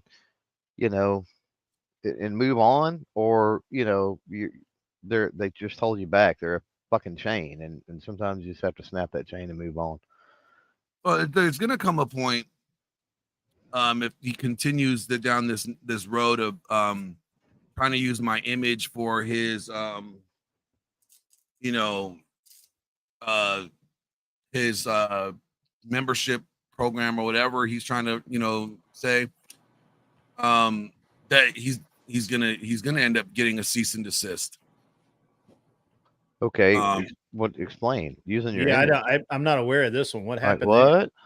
Yeah, he took a pic. He took one of my pictures, and put like venom or like snake teeth on it. Made my eyes red, and then using it as a marketing ploy for his membership program or YouTube membership or whatever. And he will get a cease and desist for that here very soon. And if he continues down that road, I will just take him down the legal route and litigate. I have no problem, putting a lawsuit on him for defamation. If he continues this road, and that's fine by me if that's the game that he wants to play. Because that's where it's going to. That's where I'm seeing this constant thing, and I know Andrew doesn't care enough, but I think it's because the allegations that he made about me. That's why it's a little bit different than him just saying Andrew quit. You know what I mean? Yeah. But Can I say? Go ahead. Oh yeah, just real quick. Ghost 1978. He said this. When Glenn confronted BO on Project VealPod, Sarah said in the chat, which by the way, I don't know the chat, that they planned it and they shook hands. She ignored me when I asked her about it. Now, Sarah from Raging Tomato, I actually had a conversation with her after the stream ended. Everybody everybody after that stream left, except for Sarah and myself. And we had a great conversation, to be honest. We had a really good conversation. And Sarah's perspective is you should have been more prepared during that interview. Even though Base Oracle didn't answer your questions, there's no obligation for him to give you coherent, detailed answers for it. You should have known to have that. You should have known that he was going to be a bad faith actor. Well, here's the thing. Here's the thing. If I was really looking out to kill this guy, I would have done so much research and had all the fucking videos right there to fucking nail this guy. I didn't do that. Dude, I did not do that. Jake, let me help you out, man. Based Oracle was literally feeding Sarah what to say. For whatever reason, Sarah thinks Based Oracle can do no wrong. She went to Andrew through Glenn to get Andrew to go easy on Based Oracle and let him out of the debate. What? So are you telling me that Sarah is in cahoots with Base Oracle? I don't know what word to describe it, but I'm just telling you that whatever she told you, he was probably telling her to tell you. Because Okay. that's the kind of shit that I would say if I wanted to make my opponent feel like a dumbass. Well, I never It's felt not like the a kind dumbass. of thing. It's not the kind of thing that that a woman would say to someone who just got literally kind of won that whole deal because BO had to slink off with his dick between his legs, hidden, tucked, because he was found out to be a liar. You didn't lose anything on that podcast. I Jake. know You I fucking didn't. won. Trust me. I And know for I her to didn't. be sitting there saying that, and you to accept her saying that is Well, very strange. I don't know Sarah. That's the thing. That's the first time I've ever had a Right. conversation with that I girl. understand, and that's why I'm telling you now. I almost promise you that Based Oracle was telling her what to say, so that he could then find out what you know and control the information that you have. Yeah. Look, fair I am enough. a Machiavellian motherfucker. I think of everybody. Everyone is out to get me every moment of the day. So fuck all y'all. And I'm looking 4 moves ahead and all of that. I really, and I, it's unfortunate, but I was in business a very, very long time. And I had a lot of people trying to fuck me every which way they possibly could. Yeah. And I look for this shit all the time, all over.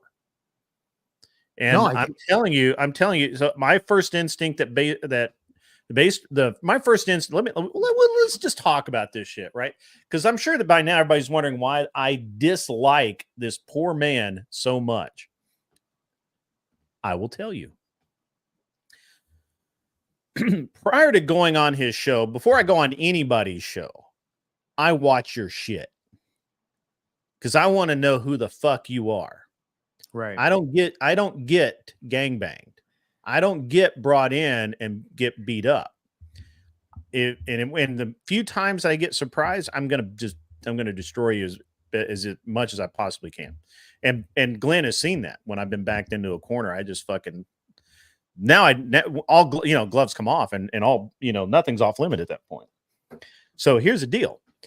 I went on so I watched Based videos, and he did a video about, I'm sorry, Rachel, but this is not the way this really is. And I'm sitting there reading it or listening to it going, that's not what I read. I read that. That's not Rachel, what it said. was he setting shots at Rachel Wilson? Yeah, he was taking shots at Rachel for something that she wrote in her book that he didn't agree with, that he didn't find moral or whatever. And I'm like, but that's not what it says. You're reinterpreting her words to fit the point that you're trying to make, which is what he does literally with everything. He doesn't care what you actually said. He only cares what he can twist it into fit the morality that he wants to represent. Rule number 1 is just don't listen to him because he's fucking lying. That's rule number 1. But I went on the show anyway, and we had a great time. Honestly, it was not that bad a show. The show was pretty good. Mm-hmm. I thought it was, he behaved himself. He was acted more or less in good faith. And he and I didn't argue because I didn't give him any room to argue, right? That was great. But that was my first inkling that something was hinky with BO. And then literally like 2 weeks later, I think it was, that that him and Andrew had the schism, and right. he went his own way. And at that point, it was unclear because there were so many rumors flying around, but I knew 2 things. And the number 1 is that Andrew is about as honest as you could ask for.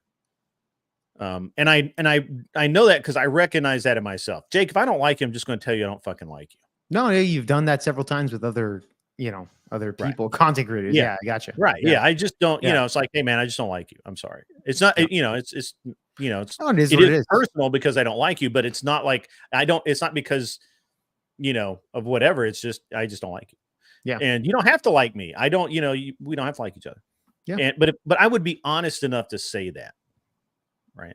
So if I tell you, hey man, I really like you, it could be just like your personalities don't click. It could be just, I just don't like your personality. It's like that chick last night at Smashley, whatever the fuck ever.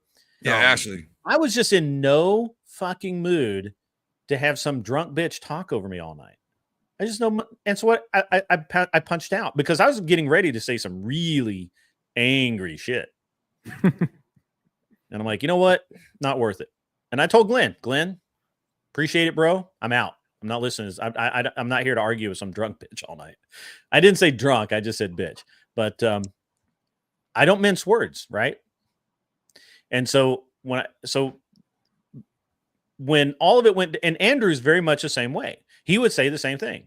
I really can picture Andrew saying, I'm not here to argue with some drunk bitch, and just punching out. Right? Like, I'm done. I'm not coming back. I'm not doing this for drama. I just don't have energy to spare to deal with this, right? Yeah. Just like he wouldn't bother to fucking lie. He would just tell you the honest to God truth. It probably hurts more if he tells the truth, and that's why he wants to do it anyway, right? If he wants to hurt you, the truth is usually the easiest way. So I couldn't find any truth in based Flopical's viewpoint. All I could find was truth in Andrew's perspective, that he had gone out of his way to build this machinery for people like you and I, and Clover Tack can join and he can use it, and Glenn Lawrence can join and he can use it, and anybody that wants to sit in front of a camera and run their fucking mouth can use his entire organization for free. I'm not even in this space. Right. Yeah, you are, Clover. You don't even have to be in the space. You're in the space. It's not like my primary thing or whatever. I'm over here. But you're in the Discord. You're in the Discord. You're there. I get it, but my content is not in this vein. That's what I'm getting at. Fair enough. Yeah. And Andrew doesn't give a shit. Andrew doesn't Hey, care. Dave, later when we have somebody drop off, I want you to come up. I want to hang out with Dave tonight a little bit, but not right now because I'm on a roll, bro. But later, Dave, don't go away. I want to hang out with Dave. Man. Dave's not here, man. Dave is here. Dave finally got here. And, not on the panel though. Yeah, he's not on the problem. But here's the thing, man. So I can relate to Andrew. I can't relate to body odor at all. Yeah. I can't be that dishonest. I can't if I get caught in a lie, I just go, you know what, dude? I totally fucked up. I said something that wasn't true. I fucked up. I'm sorry. Mm-hmm. Base was caught in a lie in front of over 400 people on that stream, between your stream, my stream, everybody else's streams. Yeah. 400 fucking people watching saw him caught in a lie. And all he did was say, I got nothing to say. Yeah, he played the Joe Biden shit right there. Well, that's what I criticized him when I was on that fucking stream today. Yeah. I said, dude, you said nothing though. Like you didn't give any details, but then he said, did say something. He said, I've got nothing to say. That's the only that's nothing. It's nothing, bro. That is saying something. What do you want me to do? Saying that you cannot deny it, because to deny it would be further lying, right? So I got nothing to say. You're caught. I'm caught. My dick's in a ringer. You got me. And because you were such a nice person, you didn't press him on it. What could he say though? What could he say at that point? He could have punched out. Well, here's the thing. When I pressed that motherfucker today, he still didn't say anything. He just said, Jake, watch the video. Jake, you're this and that, blah, blah. Now I actually got him more active because he was like a stone cold Batman, like, oh, no reaction. Today, it was way more reaction than I ever got from Base Oracle, especially with that interview. I never saw Base Oracle more reactive than that fucking stream that I shot on. And I told Base, I made your stream even better, bro. Bring me on some more. And you're going to fucking get some subs when I come on, because I'm going to make it more interesting for your fucking stream, because it's boring, bro. It's fucking boring. Your stream's boring. Put me on there. I'll fucking give you some subs. And it's just true. What the fuck? Guys, fucking stream is fucking boring. I'll just say that. I'm not going to give him any clout. Why? Yeah, I'm not giving him shit. I shouldn't.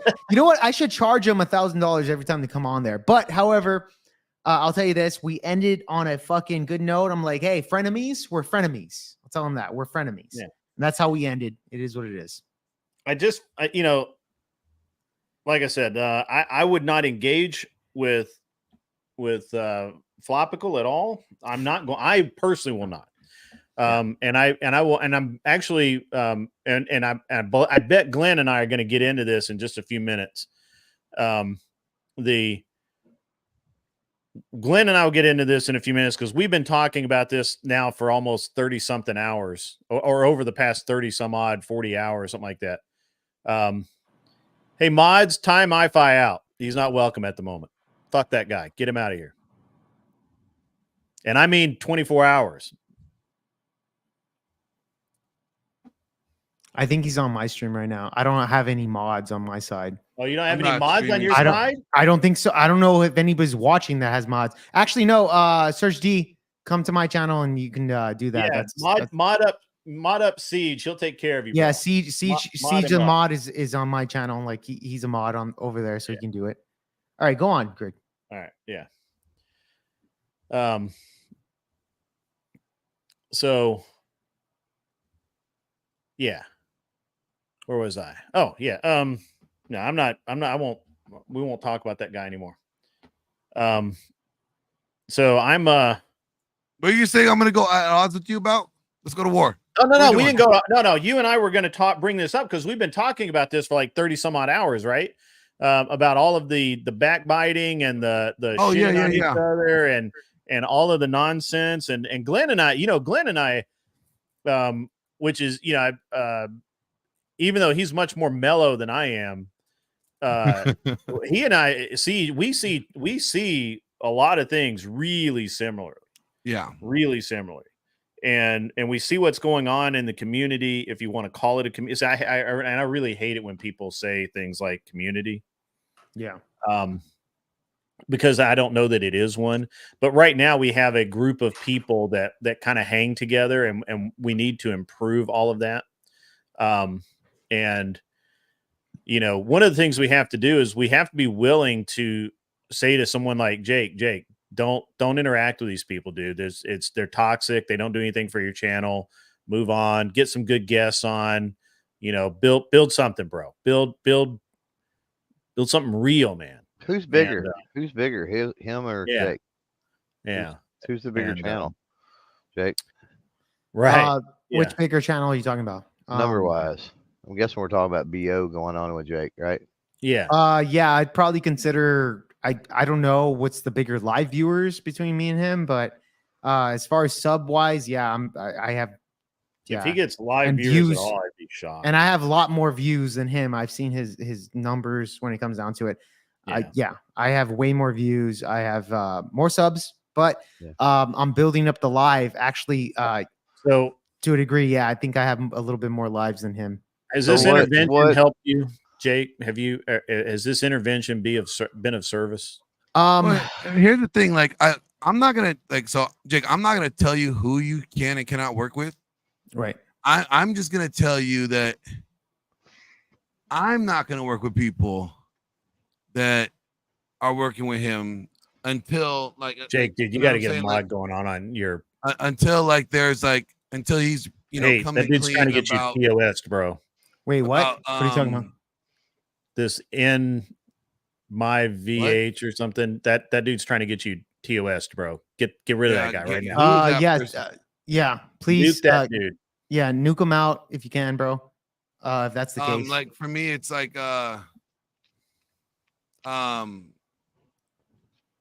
I'm not gonna collaborate with anybody that's gonna platform him as long as while he's pushing this narrative and he's not coming clean and being honest and clearing, doing the right thing as his moral, supposedly moral. Like the moral thing to do. Mm-hmm.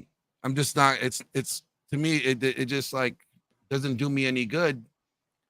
Platforming people who are collaborating with somebody who is intentionally dishonest and out to discredit my name. Sure. Why? Yeah. And it was disgusting. And I'll tell you this, Glenn, I only platformed the guy one time. No, I get it. I'm just telling you, like I'm telling people moving forward, like from today moving forward, like I've given him some time to, to do his shit or whatever. Right. Yeah, make it right. But at this point, I've already sent a few messages out to people that I know, and I mean, I hate to have to be this way, but at the same time, That's a big I got to accusation. protect my reputation, my name. And for them, I get it. It's drama, rage bait, whatever, beef. Right. That's not what it is for me. Like, you know, like real talk, people could get really hurt in doing shit like this. Right. And you know what I'm saying? Like, it's not a game. Yeah. Hey, Grid, can I ask you a favor? man. John Sure, man. Mondragon, he wants to get send him on the for link. Yeah, that's fine. Okay, cool. Just have him wait a few minutes. I don't like to get more than about 4 or 5 people up here at Yeah. a time. So Yeah. when I can drop out if I need. are to. you sure? Yeah, I don't mind. I can always come back. By the way, you can always Tack, come back. we're gonna be me and Tack are gonna be live tomorrow. What is nice. it? 6 p.m. Right? Yeah, don't call me that. Call me Clover. Clover Tack. Yeah, Clover. Me and Clover are gonna be live for a conversation for There's this a guy pandemic. tacking our space is not cool. He's the BO of our space. Don't call me tack. Please, Okay, God. fair enough, Matt. I didn't know that. Clover. Me and Clover are gonna be live in a conversation tomorrow. And we're gonna have that stream tomorrow. And Clover's been nothing but nice to me as well. And yeah, me and him communicate through DMs. So yeah, I'll you can find me tomorrow on his channel as well. So thank you, Clover. Yeah, I'll jump back up later if y'all are still going or something. Oh yeah, we'll be going for a little bit. I want to. All right, thanks, Clover. Really, always a pleasure to have him up on the stage. I think he had some stuff he wanted to talk about, but we just kind of kept going down this this path. I'd like to wrap up on the body odor thing. Yeah, can we move on? Because like I'm done with this, dude. Yeah. Glenn, do you want to? If you want.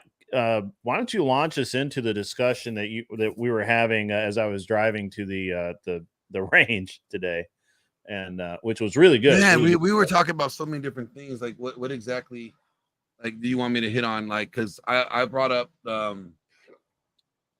yeah, there was a lot. you want me to talk about like the submission versus love thing that yeah, why don't we start with why don't we actually I was thinking more I guess it wasn't while we were on that. You tell me where you want me to start at and I'll I actually wanted to talk about when we were in the I guess it was early this morning. Oh, before you went live and I was talking about the frustration. Yeah, and all of the guys that are you know how we can't seem to get along and how everybody's backbiting each other and all of this nonsense and just all of that, because I'd like to kind of reboot that subject in a more public sphere and just kind of get some other perspectives and opinions and that sort of thing. Yeah. No problem. Oh, hey, everybody. Problem. I just want to. Yes, sir. I am sorry to interrupt you, but interrupt everyone. But Jake, your show has way more potential than just getting to this drama shit. I mean, I know like we all may like be on Andrew Wilson's side. And we want to take sides and all that, but just don't lose focus of the mission we have right now. Yeah, bro. Because I mean, like it's easy to get drawn into this drama and all that. It's so easy. I've done that before, and it's fucking easy. Yeah. Fuck them, bros. Fuck them, dude. Fuck them. Fuck the drama shit, dude. Sure. We are here for a mission, and especially since you have a voice. I don't have a voice. Okay. I have a small voice, bro. It's barely. It doesn't matter. It doesn't matter if it's a small voice or a big voice. It's a voice. Okay. You need to get out there and you need to speak the fucking truth. Okay, get rid of these fucking people who want to talk about, oh well, this guy was talking shit about me. This guy thinks my pee so small. This guy thinks my butthole so loose. Fuck those fucking faggots, dude. Oh shit, my bad. Maggots. My bad. Yeah. But fuck them, dude. Okay, you're on the right track.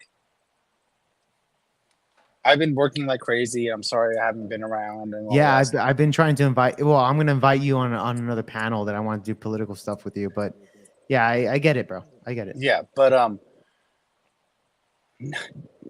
that being in this drama sphere, you may as well just join with Destiny. Okay. Yeah, you may as well get a hold of Destiny and Turkey Tom and all those little Yeah, maggots. losers. Oh, you should Yeah. totally have Destiny on your show. Destiny's a Yeah. cool dude. Well, yeah, no, he Awesome. is. Yeah, well, no, like, yeah, Destiny. He is a very Oh, he's a smart total guy. degenerate, but I He's mean, a total degenerate. Yeah. He is, but I mean, like, he is. I mean, don't underestimate him. I Yeah. haven't had him on because I don't trust myself not to be myself. Well, I mean, like that's what I'm saying is like that's you where could. like well, that's what I'm trying to get at is like we try to be since we are the right wing and we think we are right, which we are, therefore we have this authority over everyone. Don't let that authority determine everything. Right. So you would Because- agree with Grid and Glenn saying like, yeah, don't give them a platform, right? Give Destiny a platform. No, give Base Oracle and these guys that are kind of in the Oh, drama yeah. sphere a Yeah, platform. yeah. Nobody, I nobody in was the drama listening. sphere gets platformed. Yeah, I was Yeah. listening to that. I was at the gym and I was listening to you, all that stuff, and I'm like, dude, why are you wasting your fucking time, dude? Like you can make a message and you can make something worth better than that. And that's all I have to say. But I mean, Okay. you can, I mean, fuck me. What do I know? No, good advice, man. I get you there. Yeah, but I mean, don't get caught up in this drama shit, dude. Because then you're gonna end up like I said, you're gonna end up like Turkey Tom, you're gonna end up like Destiny, you're gonna end up like Josie, you're gonna end up like all these fucking people who just like want to get like, oh, what do you say about me? Oh, what do you say about her? Oh, what do you Yeah. say about him? Yeah, I get It's you like, there. I don't fuck give a it, shit. dude. I want like, to we talk have a politics and everything of that nature. I get you there, man. I get you there. Yeah, we got a purpose, dude, and we have a world to fucking change. Yeah. Whether you think that we're not gonna change it or we are gonna change it, it doesn't matter. It's It irrelevant. doesn't matter. Yeah. Do your part. You have responsibility. Make it happen. And I'll get out here so you guys can let everybody else in. But that's just what I have to say, man. Like Appreciate it, man. I'm on your side, bro. Yeah, I appreciate it, bro. fucking I love your appreciate shit, it, man. dude. I appreciate it. You were my very first super chat, man. You're my very first super chat. So I appreciate you, man, and I appreciate your opinion. And yeah, you're right. It is what it is, and gotta move forward here. I'm not here to fucking acknowledge the drama, but I'm here to attack the fucking left, man. That's what I want. Is why I want more unitedness within the right wing. We can bicker amongst each other when it comes to the details, but the White Walkers are knocking at the door. And who are you going to go to when the wolves start knocking at our fucking door? This is why we need to be prepared. So I agree. Ulysses S. Grant once said, if I can't win a battle, the best thing I can do is rub their faces in the dirt. Yeah. And Going down, if you're going to go down with a fight. This bromance brought to you by Tactical Soap. Yes. and, Tactical And- soap. Our balls are fucking dirty right now. We need to fucking clean them. and my OF and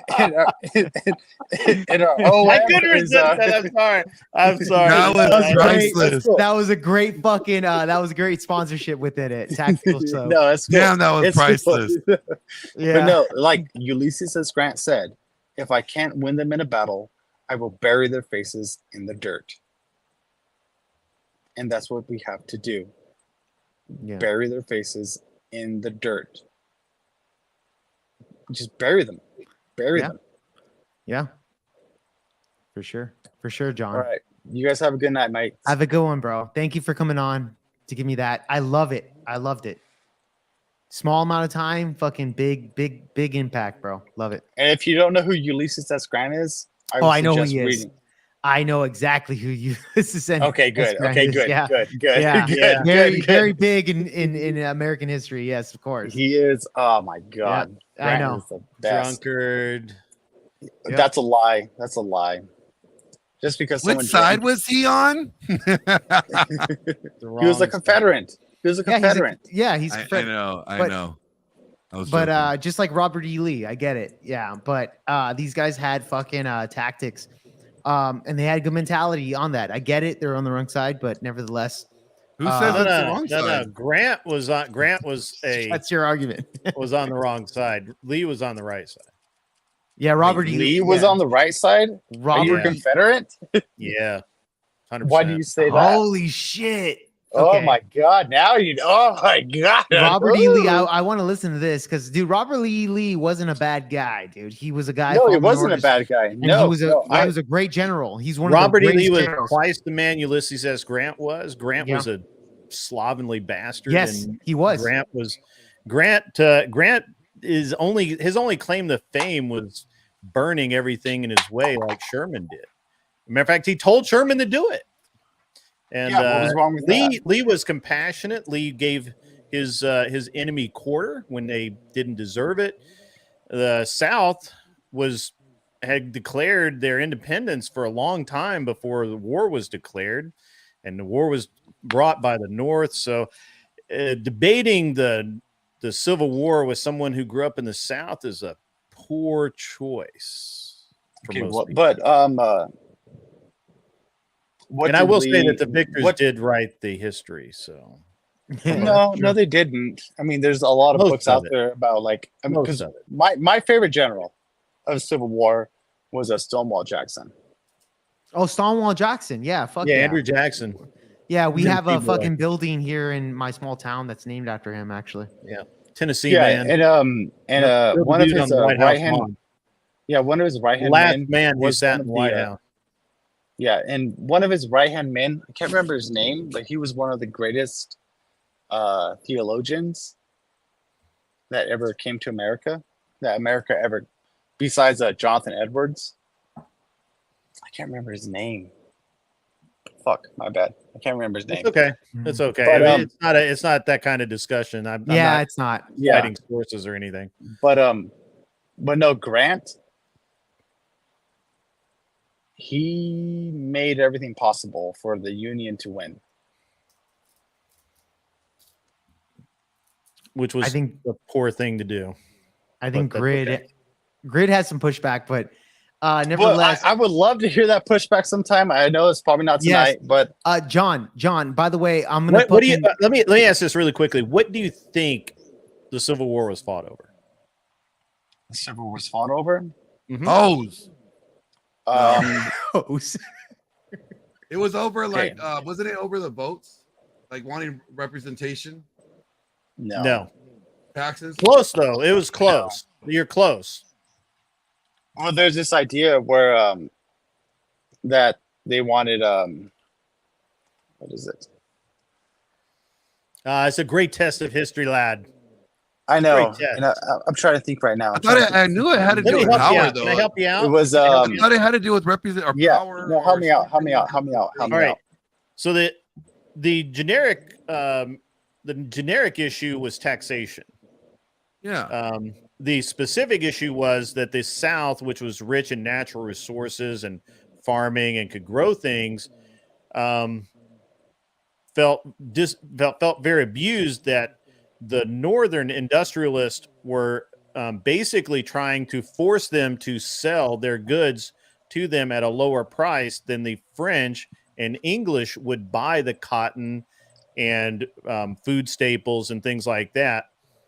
And it was to the point that the taxes got so high that they basically said, we're not going to pay them and we're going to secede. The entire reason that they wanted to dissolve slavery was not a human rights issue. That was No, dumb. that was to keep them from the voting, right? That was to keep them from voting, and it was to hurt the Southern plantation owners, because if they could remove their workforce, Then they would have no labor. they would have less labor, and then they would be basically be able to be controlled by the Northern industrialists who needed the cotton, they needed the wood, they needed all of the things that were produced in the South. Well, they would also all of that. be more dependent upon the North. Right. They would basically they'd be and so to that end, and that's why the French supported the South during the Civil War, was because they needed the cotton and other sugar and other things that the South produced, and they were being sold at a fair rate to the French and to the English and the Germans and whoever the fuck else wanted to dock at in the southern harbors. The South also had most of the harbors. So most of the ships did not go to New York. They went to fucking Florida, or they went to Chesapeake Bay. They went somewhere where, they could actually get into all the time. So that's not what the generals wrote, though. That's not what they wrote. I don't give a fuck what they wrote. Why are you listening to generals about war? Go read the Articles of Secession. Go read what actually happened. Read the law that was passed. Go read the Articles of Secession. The North wasn't about like freedom and that's bullshit. They kept their slaves after Lincoln set them free. They actually had them after the Civil War ended. Yeah, that's not what I've read at all. I don't care what you've read. Okay, well, okay, all right. Well, let me just throw this all branch out. Okay, and what should I read where you have read? Well, honestly, a simple Google search will show you 90% of it. I mean, some of it's harder to find than others because it is buried. I mean, not buried, but it's been. What's the right word? You're not gonna find because Grid. A lot of people have a misconception saying that because the North was, trying to free or etc. They were for. It's more like liberal propaganda. I mean, like, where would you go to kind of find out the truth? That was the entire reason why the Democrats terrorized. Right. That's why the Ku Klux Klan was formed, was to keep the blacks from voting. Yes. Right. That was the reason it was formed. It was not because they hated them. It was because they didn't want them to vote. Because if they voted, they were voted for the people paying their wages, which were still the plantation owners. They didn't change anything. They just made it so they got paid. Right. Okay. That's it. And they were already getting paid. But where can I read this at? That's what I want to know. Because history. I can't give you a specific book title. Go read some history. Go actually just I've read so many books about search Civil out. War. Go. I tell you what. Go do a Google search for the Articles of Secession for the state of Tennessee, the state of Mississippi, the state of Alabama, the state of Georgia, the state of North Carolina, the state of South Carolina, and the state of Virginia. Just go read the Articles of Secession. Slavery is usually like the 10th thing on the list. So it wasn't the even first one's usually taxes as the reasons given for the secession. Okay, so hold on. I need to make some notes real quick. You got the playback, so you can. Yeah, just read it. No, I just made the notes real quick. It's okay. Okay. And but no, I'm interested to hear required reading about the Civil War, the real Lincoln, a new look at Abraham Lincoln. Well, dang it scrolled. I hate it when I'm reading stuff and it scrolls.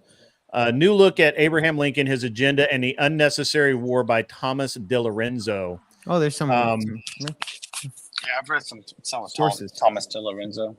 I mean, you can't buy into what is taught in school, in public school, as the legend of the Civil War.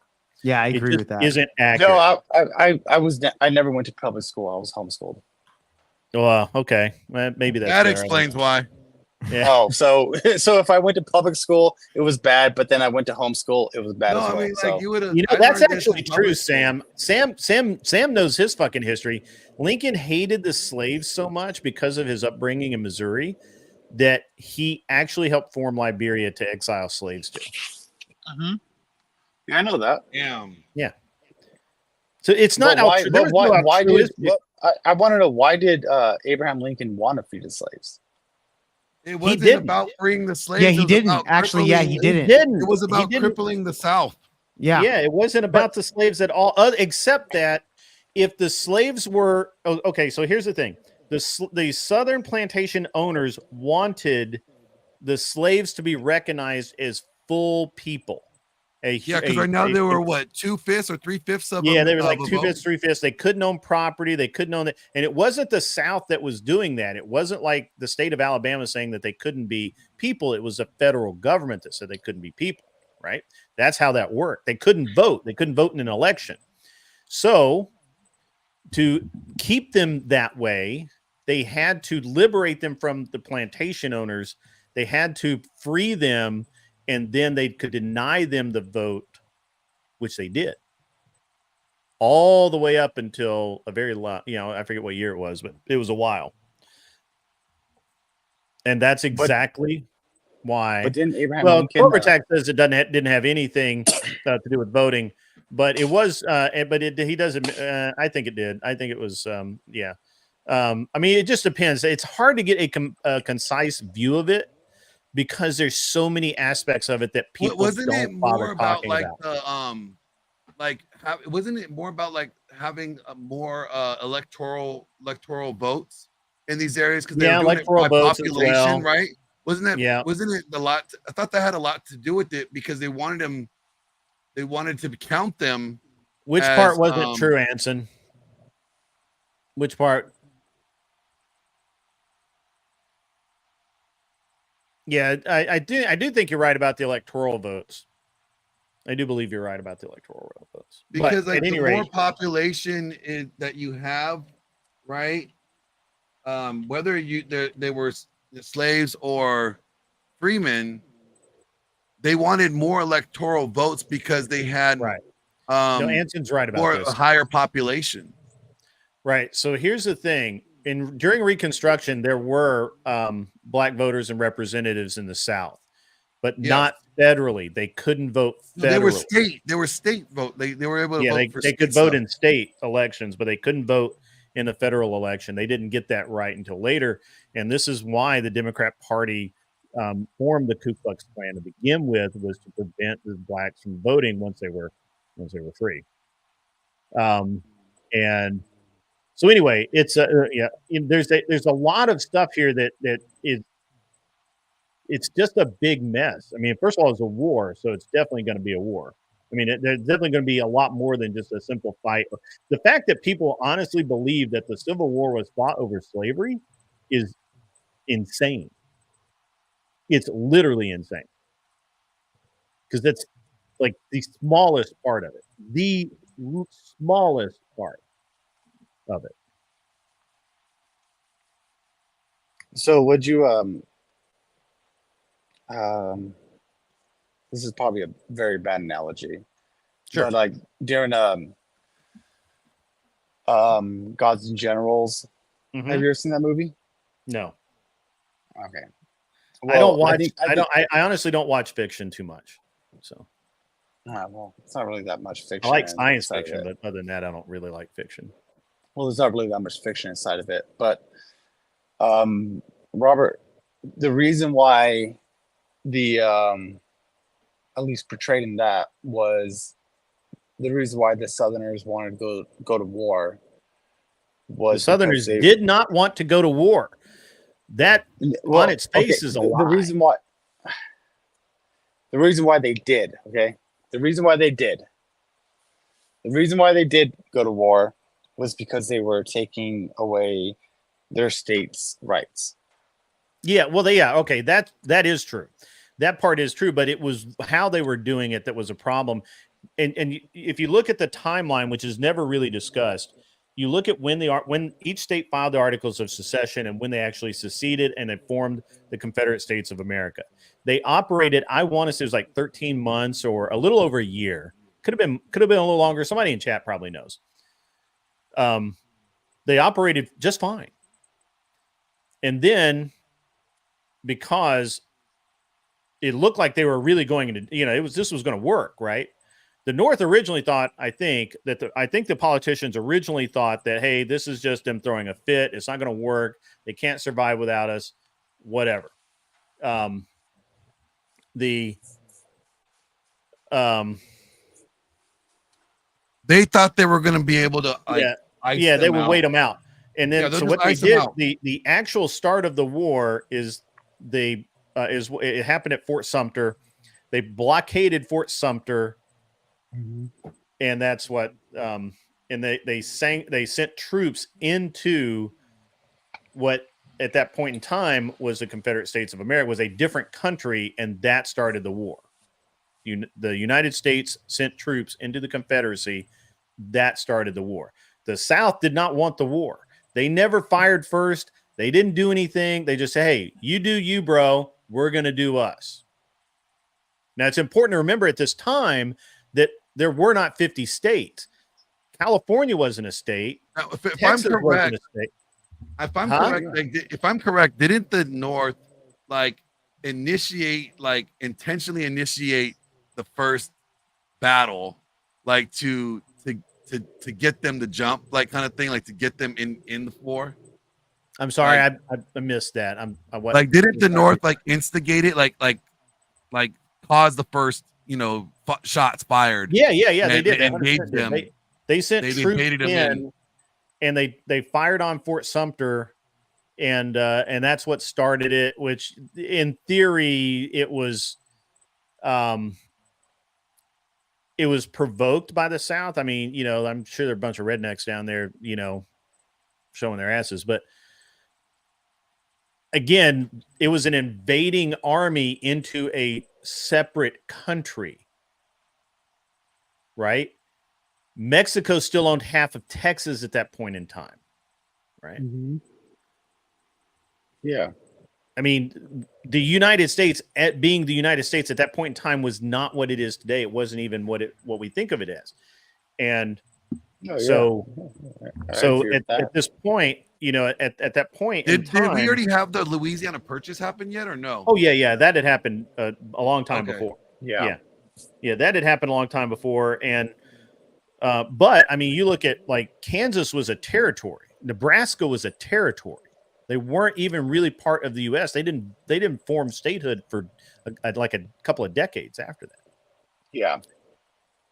So we can't confuse history in a way that we overlay modern tones and ideas upon it, and that's what happens, and that's why people are so easily convinced that that the South fought the war over slavery. That's not true at all.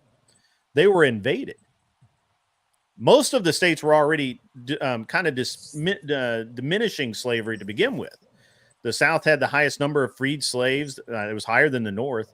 The North kept their slaves longer after the war than the South did. They were allowed to, personally, or first of all, and second, they didn't want to get rid of them.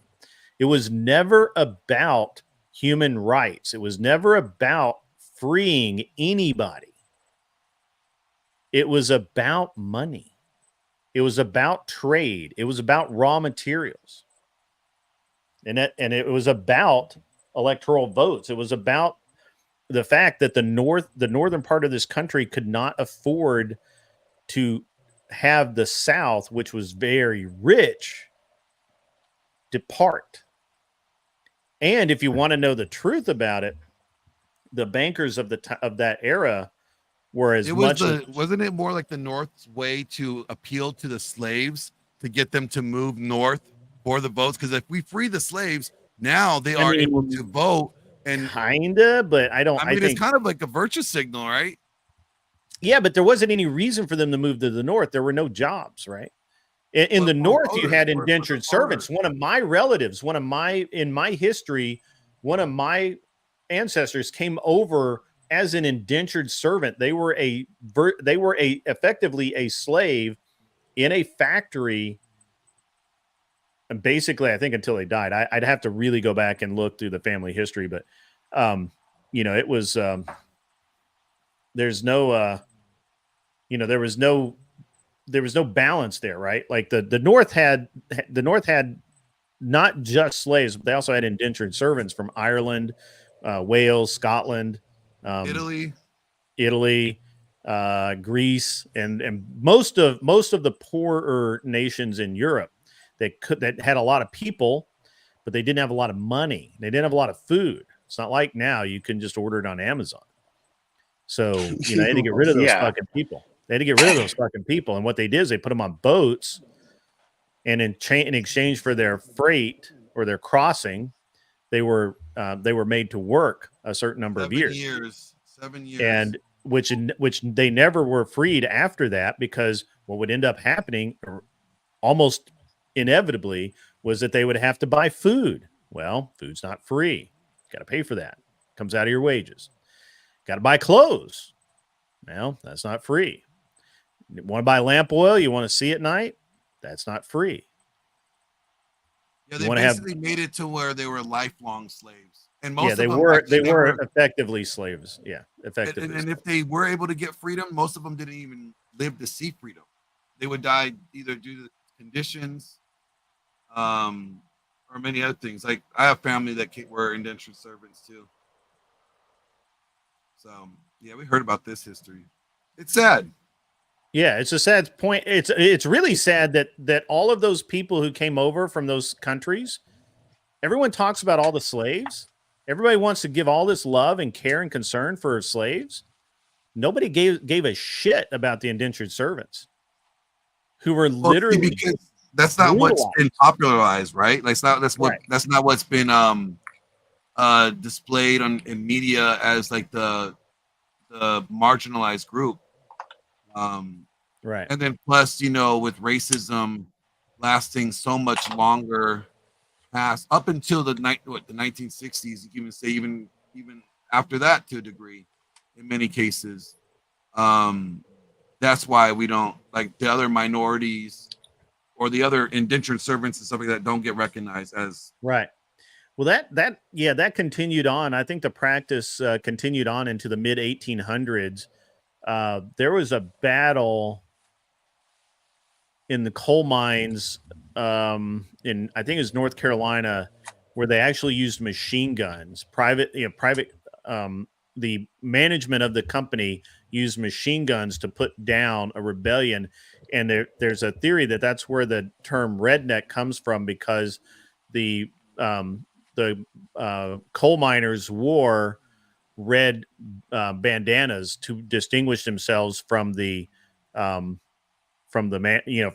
hired goons. So it was, I think I've heard about that. It was it's very famous battle. They did wear a red scarf or something like that to keep Mhm. them away from can't remember his name. Was he Colonel Gatling? The guy who invented the Gatling gun? Yeah, they had Lewis guns then. The Gatling gun. I thought it was Bloodbath McGrath. No, it wasn't Bloodbath McGrath. I don't think so. No, that's funny. No, okay, that was from the movie Wild Wild West. My bad. Yeah. That's funny though. I like it. Yeah, I'm I laughing like in the the humor. background. I like That's great. injecting humor into things just randomly. It's cool. I knew the fucking I knew the fucking situation there. Thank you, Glenn, for that laugh. Yeah, you're welcome. But no, it's a real, I have not been there personally, but I have seen some documentaries where you can still walk on that hillside and find mounds of 30-06 cases where they had used these machine guns. So this was post World War I believe, right around that time, or right before it probably, actually, because Lewis guns. I think Lewis guns were like just barely pre-World War I, like going into. Yeah, it was. Gatling was the first one to make the automatic rifle. The automatic. No, that's incorrect. There were automatic rifles before that. The Puckett gun. There were some other things. Gatling. The Puckett gun wasn't automatic. It was a. Gatling gun's not automatic. It's just simply, it's a rotational. Cold Wars went on for decades. Yeah, automatic. It's not automatic. It's multi-barrel, that kind of thing. There's an automatic. Clover Tack will figure it out. Hi, Sarah. How are you? See you there in the chat. But yeah, I mean, it's an interesting subject, because it's a sore subject for me when people just kind of breeze over a bunch of actual history. But why do you still fly the Union flag then? Sorry? Why do you fly a Union flag? It's the flag of the country I currently reside. I would fly it. I actually would fly the battle flag of the Republic. However, It's considered racist. no, I don't really care about that. Oh, It's okay to it's consider not me racist. racist. I don't give a Yeah, shit. good. You shouldn't give a shit. I got you there. Yeah, it's I not. mean, It's not a racist flag. flags in and of themselves aren't anything. They're Facts. just a piece of cloth, bro. Is that I actually where had do you the- think it is? I actually had a and I don't know where it is now actually either. I had the why have I drawn a blank? The Betsy Ross flag Oh yeah. up for a while, and I just put this one up because I happen to have it. So but it's the sore subject is not that the Republic is the way it is now. The sore subject is that the history has been twisted so poorly that people actually believe that the Civil War was fought over slavery when it wasn't. And people are stupid enough to not bother to go look for the real reason. They just accept what they're told and move on with life. So, Well, I mean, I've read everything of General Lee, General Pickett, Stonewall Jackson. I like Grant. General Lee. He was a cool dude. No, I honestly like General Lee. I have a high esteem for him, and people call me racist for just like one of the greatest generals in U.S. history, bro. Robert E. Lee. He freed his One own of them. slaves before the war. he did.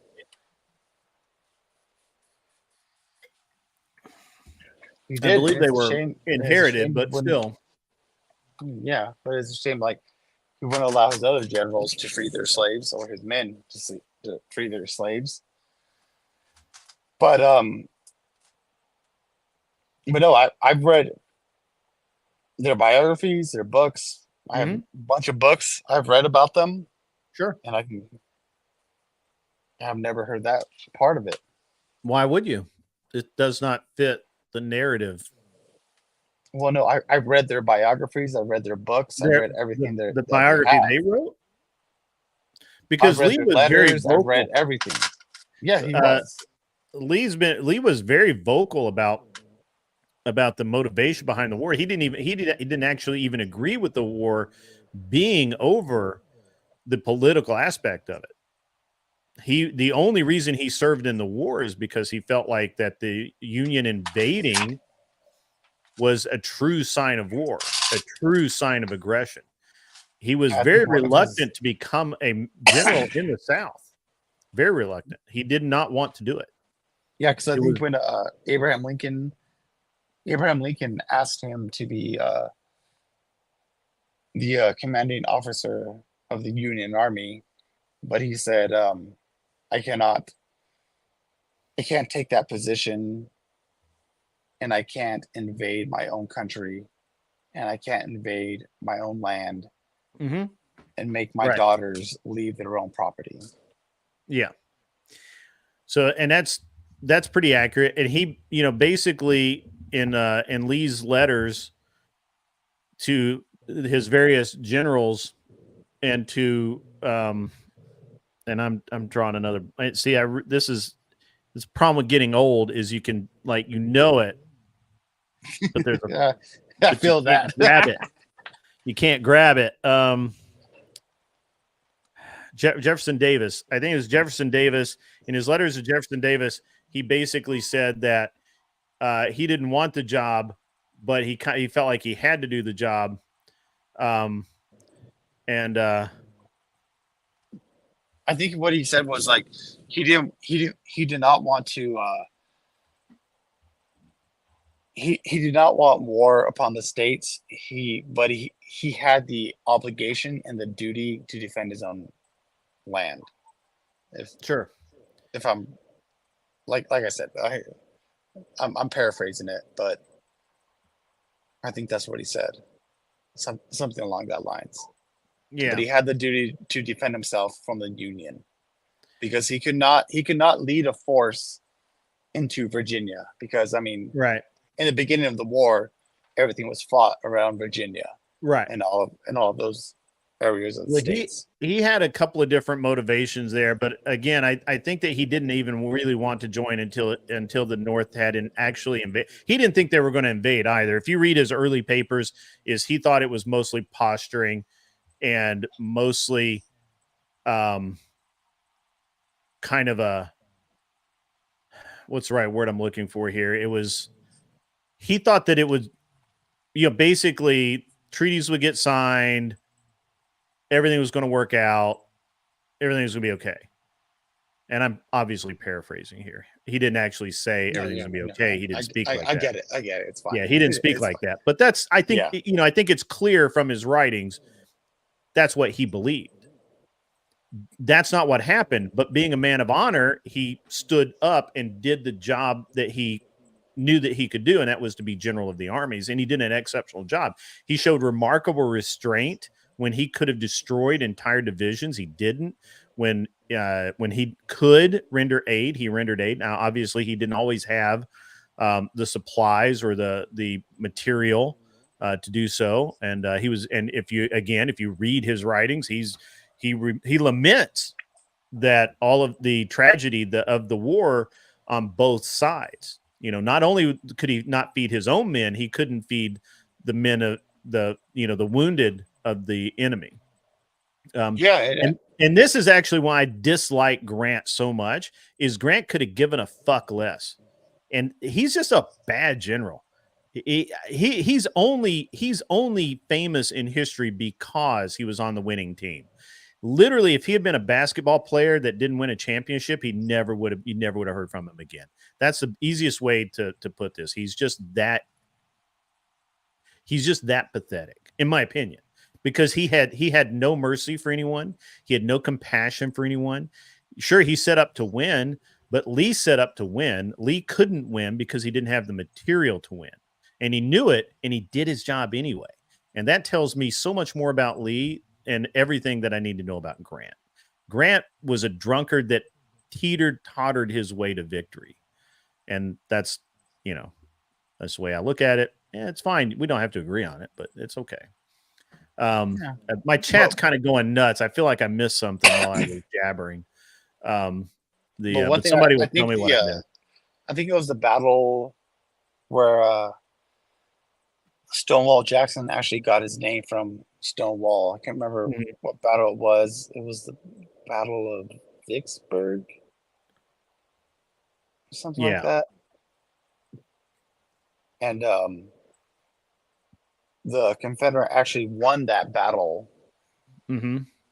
And the Confederate Army actually came in and gave aid to all the Union soldiers. Yes.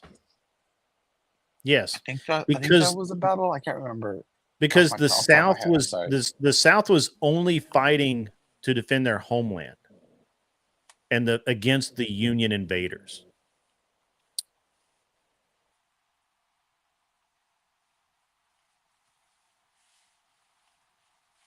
Every Union soldier that walked across the Mason-Dixon line was an invader into a sovereign country.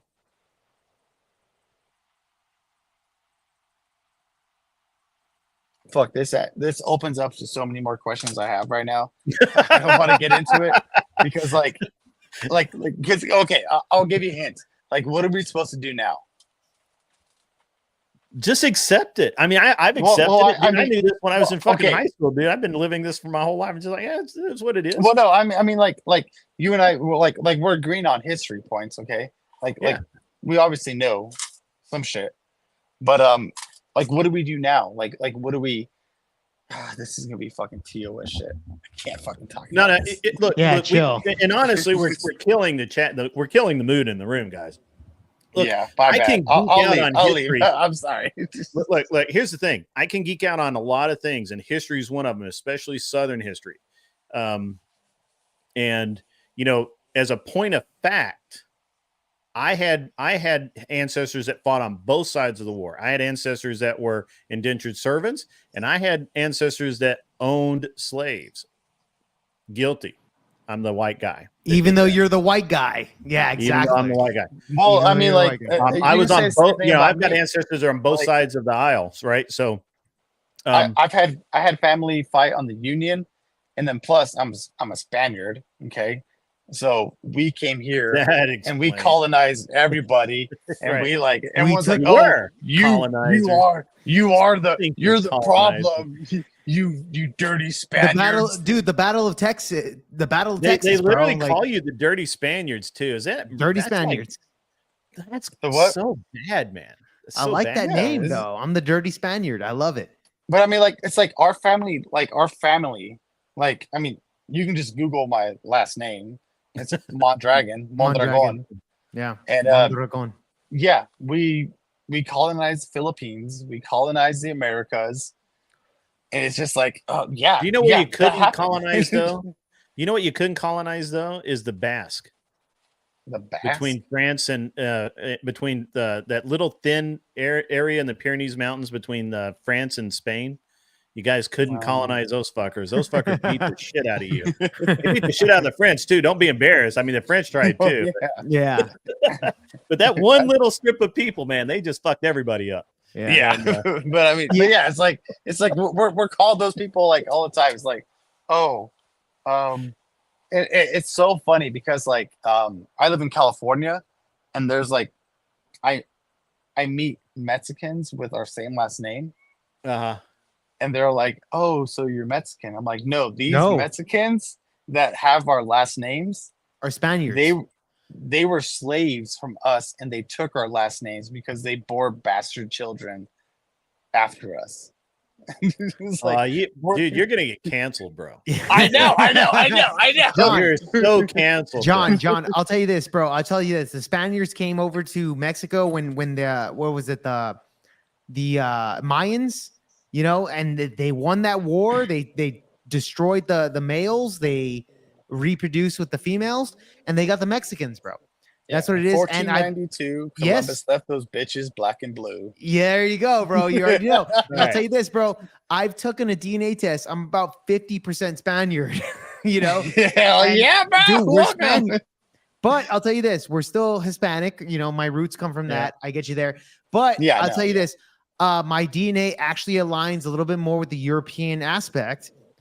Even though the left wants to say that I'm brown and that I'm a minority and that I'm not actually a part of this whole white people versus black people, white people versus minorities. It's all bullshit lie, bro. We actually come from Europeans to a particular degree, at least 50%.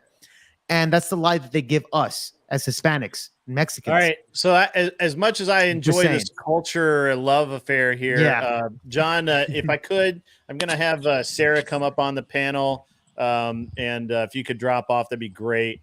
Not that I don't like you or anything. You're a cool dude, and I could talk history with you apparently for a long time. Oh, But yeah. I want to get Sarah up here, and then Glenn's bored. He's gone to sleep. He's over there passed out in his computer chair, which I don't blame him. I would be too. Live. Oh, yeah. He's still there, bro. He's still Thanks, alive. Jake. All right. Thanks a lot, All right. Jake. Thanks, John. Yeah, of Appreciate course, it. bro. I would love to have another chat sometime. Just Yeah, hit me up absolutely, on man. IG, bro. All right. Have a good See you, night, man. guys. Yep. Yeah. Bye. Have a good one, bro. All right, Sarah, how are you tonight? Hey, great one. How are you? I am I'm doing well. I'm doing well. Lots going on this evening. I thought Yeah, it it's been a was all week. over. It's been a week. It really has. Poor Jake got ambushed tonight. I was actually going to have Jake drop off too, but since you came up, I can't very well run him off. Yeah, we had a So- really good conversation actually. We did off stream, yeah. Mm-hmm. We did. Yeah. So,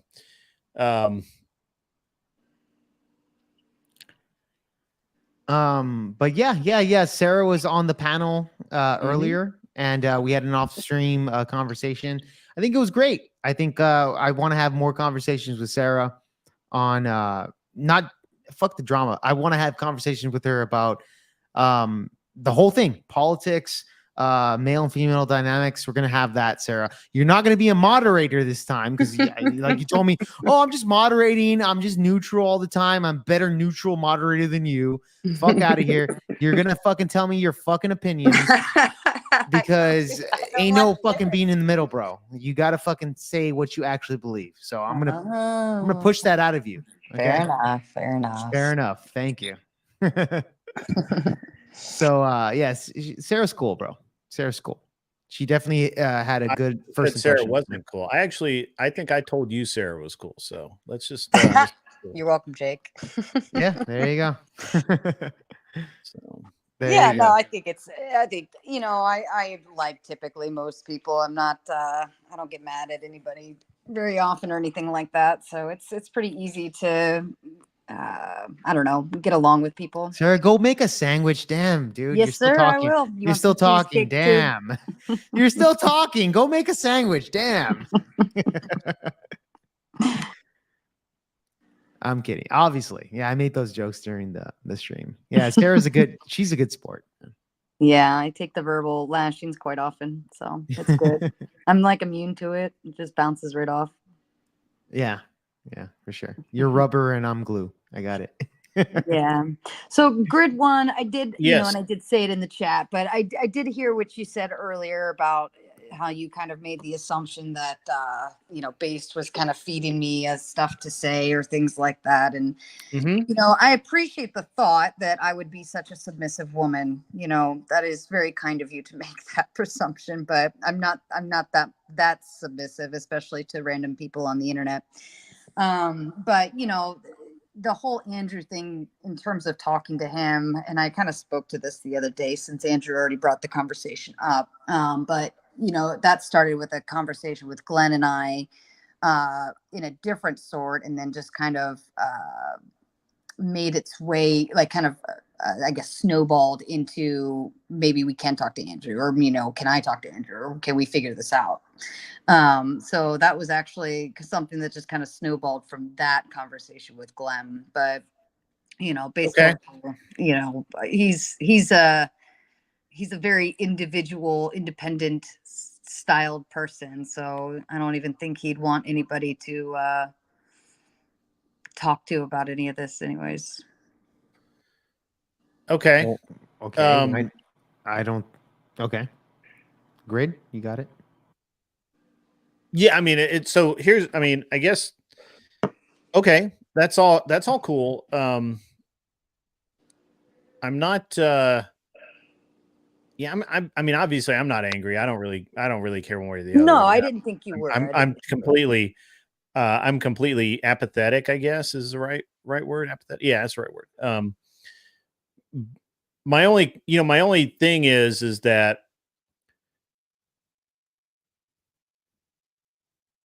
when we're dealing with somebody that's, been shown to lie as much as that specific individual has, and we keep having people kind of go to bat for him. I'm sorry. I got people like distracting me. I'm horrible about this. I'm really sorry. Give me 1 second. No, take your time. Somebody said anal Multitasking is- oracle. Yeah, I'm not a multitasker by nature. I really focus on like one thing.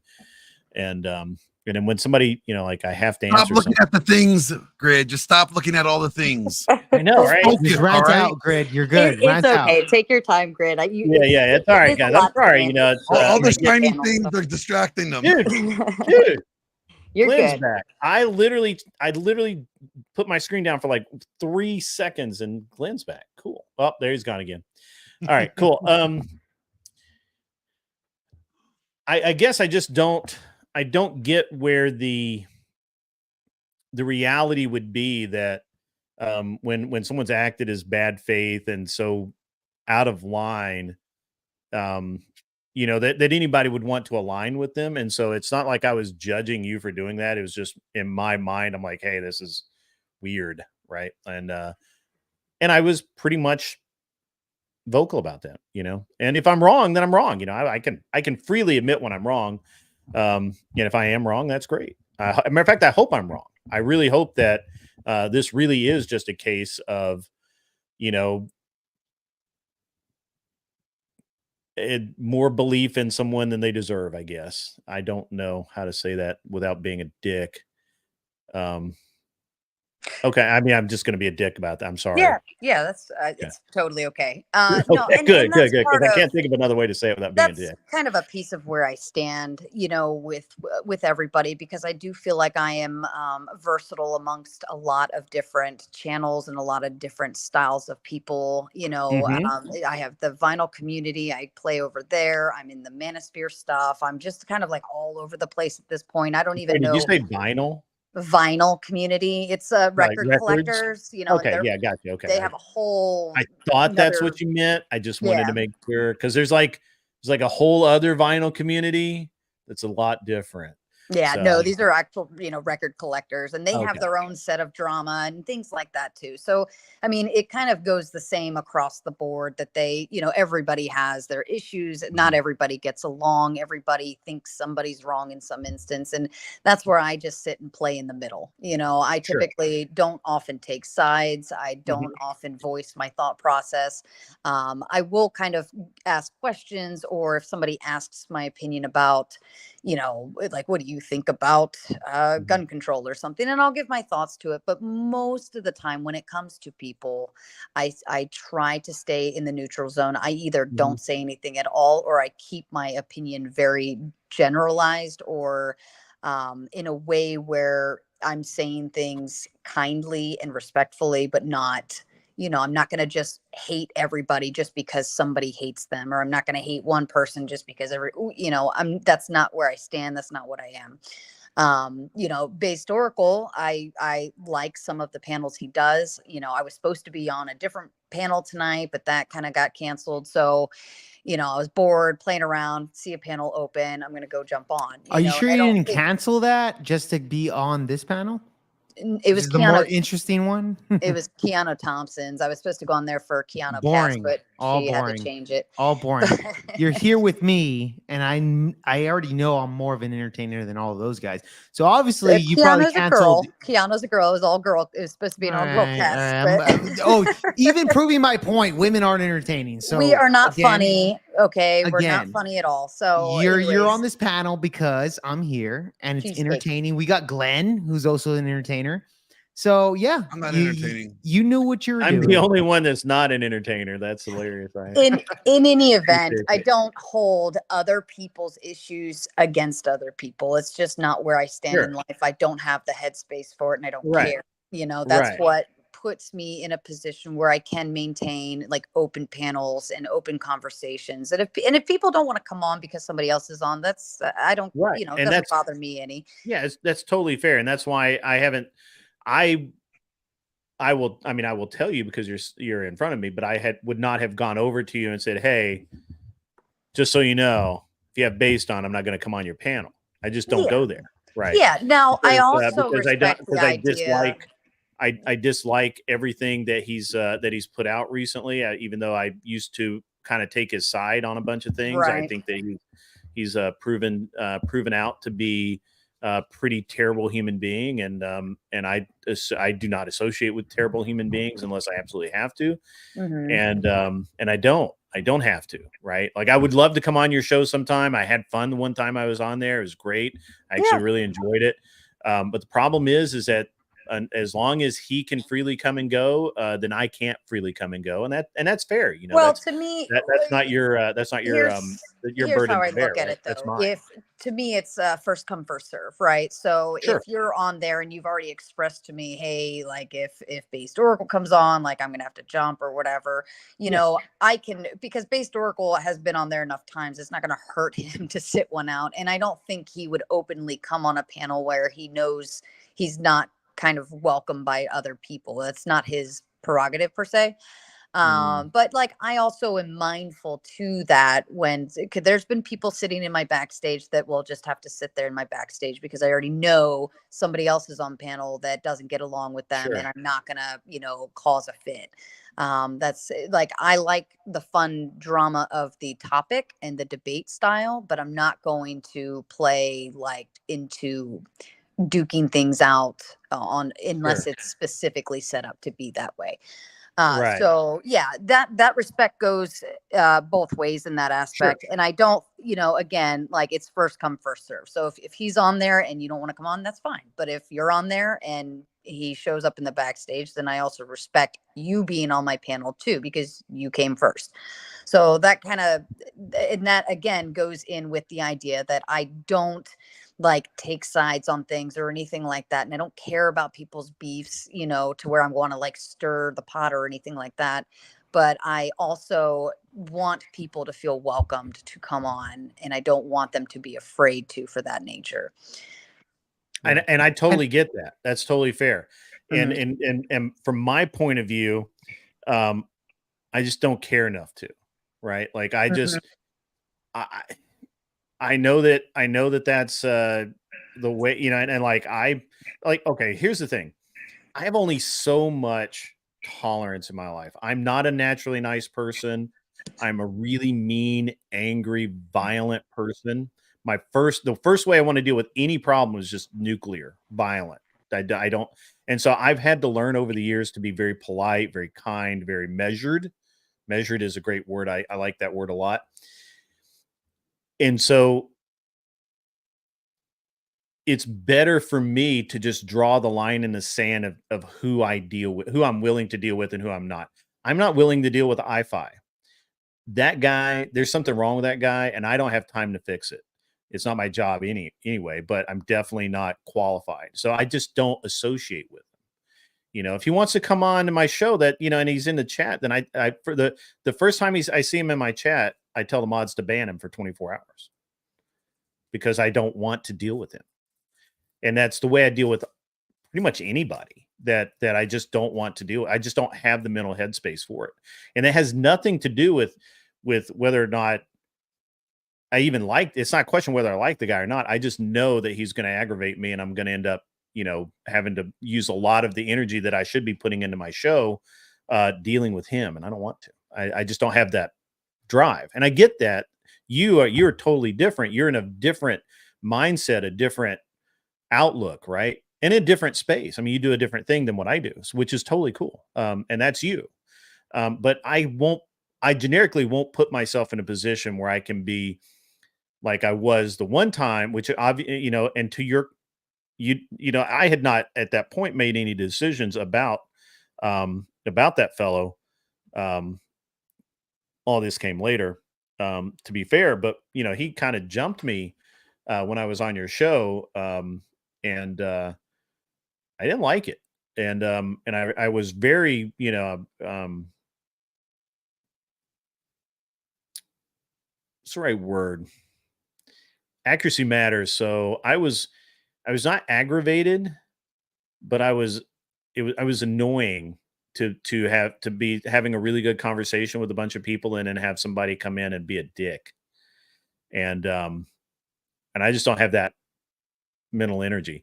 And I really like your show. Up until that point, I've been having a great time. And I actually like watching your show. I sometimes will come in and watch, just because it seems funny.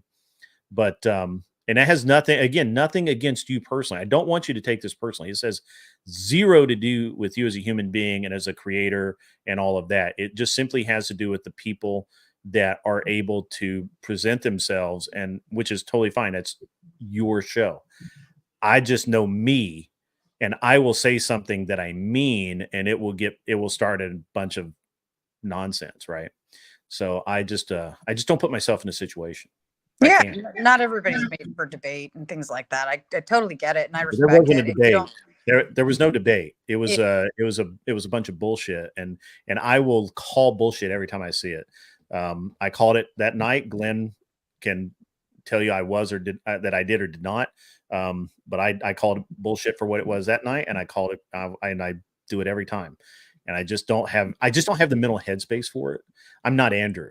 I wish I was. I wish I was Andrew, because he has so much tolerance for bullshit that I just don't have. Well, that's what I admire about Andrew. I This is a reason really why I don't do. want to.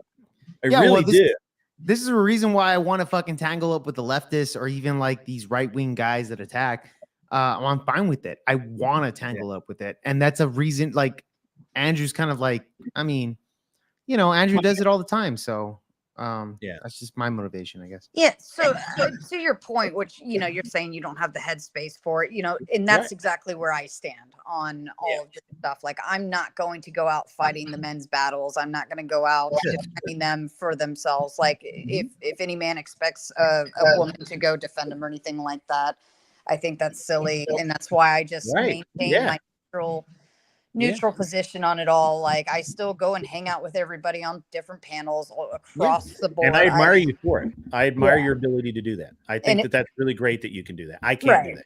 Yeah, and I think that's fine. If that's not in your nature, it's not what you want to do, then I agree with you. Don't. That's why I don't do debates. I'll moderate them, but I won't do them because I don't have the headspace for arguing, with people on the internet. So Yeah. I'm going to read this super chat really quick. Mr. Boulay, attention YouTube land. It's so easy to get along with Grid One. Just stay off his lawn. That's funny. The old guy calling the other guy old. That's funny. Did you type that on your typewriter there, Mr. Boulay? Did you? I bet you did. I just think you did. Anyway, sorry, I had to do that. Mr. Boulay is a great guy. He's been on my show. He's awesome. But yeah, I mean, I think that it's again, I'm not going to tell you what to do with your show. Any criticisms I have that you want to address, I will address them fairly and honestly and without being a dick about it as much as I can be. Sometimes I just can't avoid being a dick. It's just who I am. And I try really hard not to be though. yeah, I mean, all I was saying was that, is there an echo or is that Yeah, all of a sudden there was a big echo. I don't know what you did, but all I did was unmute. wow. Maybe it's gone. Is it gone now? Yeah, no, it's not. You sound good. Okay. Yeah, that was really the only thing that because I had to catch up on 2X because I started hearing things. I'm like, oh boy, what is this? But that was the only piece that I really was like, I get it. I see why you would say that or whatever. But, that's just the one thing that I always say, if you don't do your homework, then don't speak to it. And in that regard, I was thinking to myself, like, he hasn't reached out to me. He hasn't asked me anything about this, and now he's just making an assumption. And stating it as if it was a matter of fact. And Well, that's the I one actually, I don't know if you heard the whole thing. I actually told Jake that my mind works this way. It may not actually be that way, but I was in business a very, very long time. And I honestly believe that everyone is out to fuck me and everyone is out to get me 24/7. And so I could be completely wrong, but this is the way that I would look at that conversation. I would look at that conversation with a lot of suspicion, not because of you personally, but because of how the conversation kind of went down and all of that. But that's just me because again, I was in business a very long time and people take advantage of you every step of the way. So I tend to look for I look at all possibilities. Right. And I didn't tell Jake, and just to be really clear, I didn't tell Jake, don't trust Sarah. I didn't tell him that you were a bad person. I didn't tell him anything like that. I just simply said, the way it sounds to me is it sounds like this is stuff that person would have told you to communicate to Jake. If I were that person, I could see me doing that. If I were that so inclined, I wouldn't, but communicating that to Jake. So is that what you said? I'm sorry? You said communicating that to Jake? Are you talking about from earlier? So real quick, I told Grid, that we had the off stream, whatever, and Grid had his opinion on that. But of course, what I'm saying, and we got people in the chat that have their opinions, and that's fine. But from what I see, me and Sarah had a great conversation off stream during the base Oracle stream. It is what it is. I made jokes with Sarah. I told Sarah, shut the fuck up and make me a sandwich. And she took it as a joke and it was funny. After the stream was over, me and Sarah had a really great conversation. and I am going to platform her on my channel. I think she's very good faith, and I'm going to do that. I don't care what anybody else says. She was nothing but kind to me. So it is what it is, Sarah. Doesn't matter on the critiques or anything like that, and we'll be working together in the future. So it is what it is. Yeah, Sarah's always welcome here. I mean, I wouldn't want her to think that she's not welcome. Yeah, which is why I put her up. I wouldn't have done guys. that. And I didn't actually see that you had said anything. I just saw that you were in there, and so I assumed that you would that you had wandered in to be part of the show. So yeah, I mean, she has some criticisms on me. I'm not gonna lie. I think I did feel like she kind of. Well, I'll criticize you. I'll criticize and you. and by the way, Sarah, you did kind of take a little bit. I think maybe you're influenced by the retards on the fucking on the chat as well as the panel. So I'll forgive you for that. You're giving them too much credit. Well, I think you got influenced by that. You're a woman, and I get it. That's what it was. So you were kind of going in with the in crowd, right? It's cool to it was cool to hate on me during Fair the time. enough That's to fine. say I asked It you was questions based on what an interview. Sure. They wouldn't know anything about that. Like that's okay. that's my perspective based on my experience. Fair enough. But you're also new to the interview space, right? Just like we talked Yeah, about. but they haven't done any of them. Yeah, I know that. And again, I said I think Base Oracle is like my third interview that I've ever done. And you're like, well, you should have fucking gave him like pre-questions. Bullshit. I said I gave him 3 topics, and I said Glenn and fucking Andrew had the link. It's as simple as that. I don't see why you would criticize me like I was bad faith. That's bullshit. And you know that. And I didn't say you were. Well, okay, you didn't say, but remember, when I said they I don't think hold you on, came when they into were this when they were with bad criticizing me, intentions. when they were criticizing me, you didn't have any pushback on it. But why am I? No, hold up. Well, this is again where I come in Sarah, saying, why are Sarah. men expecting a woman to defend them? Well, I'm not expecting you to do I'm that. not I'm gonna just saying. jump in I'm just and saying. defend I'm you just from saying. that. When they had their pushback, you agreed with them. You expanded upon them. When I gave you the answer to that, you never even backed me up. But fair enough, Sarah. You don't know me, and I know you know Base, etc. But I'm just saying this. It's all good. We had a fucking, we had a talk. It's all good. At the end of the day, I think you're good. You're in good faith. You're in good faith, Sarah. Don't worry Stop about it. laughing. You're making me laugh. You're in good faith, Sarah. It's all good. But I am saying that when they were explaining their points of views, maybe you know them a little bit better than you know me. Maybe there was a bias there. That's all I'm saying. But it's all good. It's all good. And we're going to make some content together. And it's all dandy, Sarah. Glenn acts like he really wants to say something, and he's ahead, laughing Glenn. behind his hand, and he's very he's having a good time. Yeah. Well, I have nothing to say. like, I'm just saying. I have nothing to say. Like, I have nothing. I'm not holding anything against anybody. I've already stated earlier that, like, when it comes to this matter and the rhetoric that this individual is, spewing, I cannot be in association with people that are going to be with him spewing this rhetoric, or what is alleged to be perceived as an agreement with his rhetoric, because then it just kind of looks like, okay, well, if they are cool with it and then you bring them on, are you cool with them, like this rhetoric here? And I'm not okay with it. I'm not okay with that type of lies and stuff that he's pushing for whatever reason. And I just can't be connected to that. It has nothing to do with Sarah. I love Sarah. I think me and Sarah have had so much fun on so many different streams.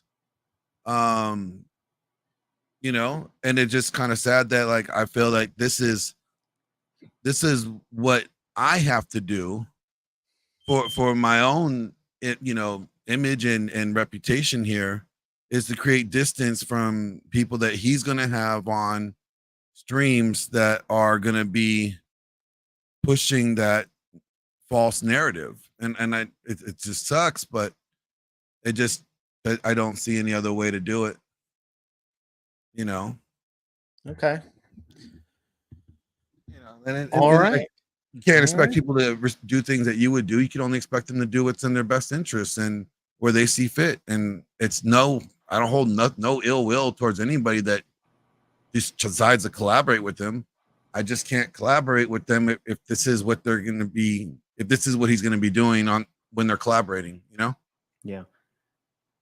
Yeah. And Glenn, I'll tell you this, man. I don't agree with Base Oracle's take on you or Andrew. So I'm kind of like the the opposition of their opinions. But I'll tell you this: if I do get on Glenn's, not Glenn, Base Oracle's channel, I'm gonna make it clear that I'm not interested in talking about Andrew Wilson or Glenn Lawrence. Don't care about that. Let's talk about something else. So if I do meet up or I go into his Again, panel, like, guys are like, it's I'm not trying to have people pick sides. I'm not like no, I telling know people to that. pick sides. And here's the thing. I'm not actually I am picking sides. They're fucking I'm sorry. They're morons when it comes to fucking the take went ahead with you and Andrew Wilson. I'm just gonna fucking say that out loud. And I told him that, bro. I said, dude, why would Andrew even fuck with you with the following that you have? I'm sorry. Yes, I have a shitty following as well, bro. But nevertheless, there's very different correlations between you and me. And I tried to explain that. They were like, oh, well, Andrew's famous, so therefore he should. Oh, the fact that he doesn't fuck with us, he's he's in bad intent. Like, no, it's business. It's called capitalism. But the point is, bro, if I go on to him and Base Oracle stated at the end of that stream that, Jake, I don't like you, but we can be friends. And I said, okay, I get you there. We'll be frenemies, right? That was the main thing, frenemies. We can make some content together, but I'll tell him, like, dude, I'm not interested in talking about Glenn Lawrence. I'm not interested in talking about Grid or fucking Andrew Wilson or any of this shit. We can talk about the actual issues, and I'm fine with that. And I'll do that type of content with you. But outside of that, bro, I'm not involved with this fucking bullshit that you want to fucking shoot out. And that's where I'll go with it. That's Yeah. it. So I've had I've an explanation. I'm just saying, like, for me, like I make the announcement that way everybody knows, like, oh, well, where's Glenn at? Then you already know, like, yeah, of course, might be the reason. And it's not like I'm calling anybody out or holding anybody to task about it. Yeah. It's just my choice. And so, it's as much as I enjoy the subject, I think we've already like beat this. We beat the shit out of it. That horse to death. All I Yeah. really wanted to acknowledge was that I have absolutely nothing against Sarah. I would actually really enjoy to occasionally go hang out. Go hang out on her channel. It's just, you know, until this whole thing is resolved, I just don't. And that's just my opinion, Sarah. Please don't take it personally. No, I don't. I mean, to me, I don't even take any. I think the whole thing was a big mess to begin with, and everybody blew it out of proportion. And I think everybody has their way in which they were wrong in some weird way.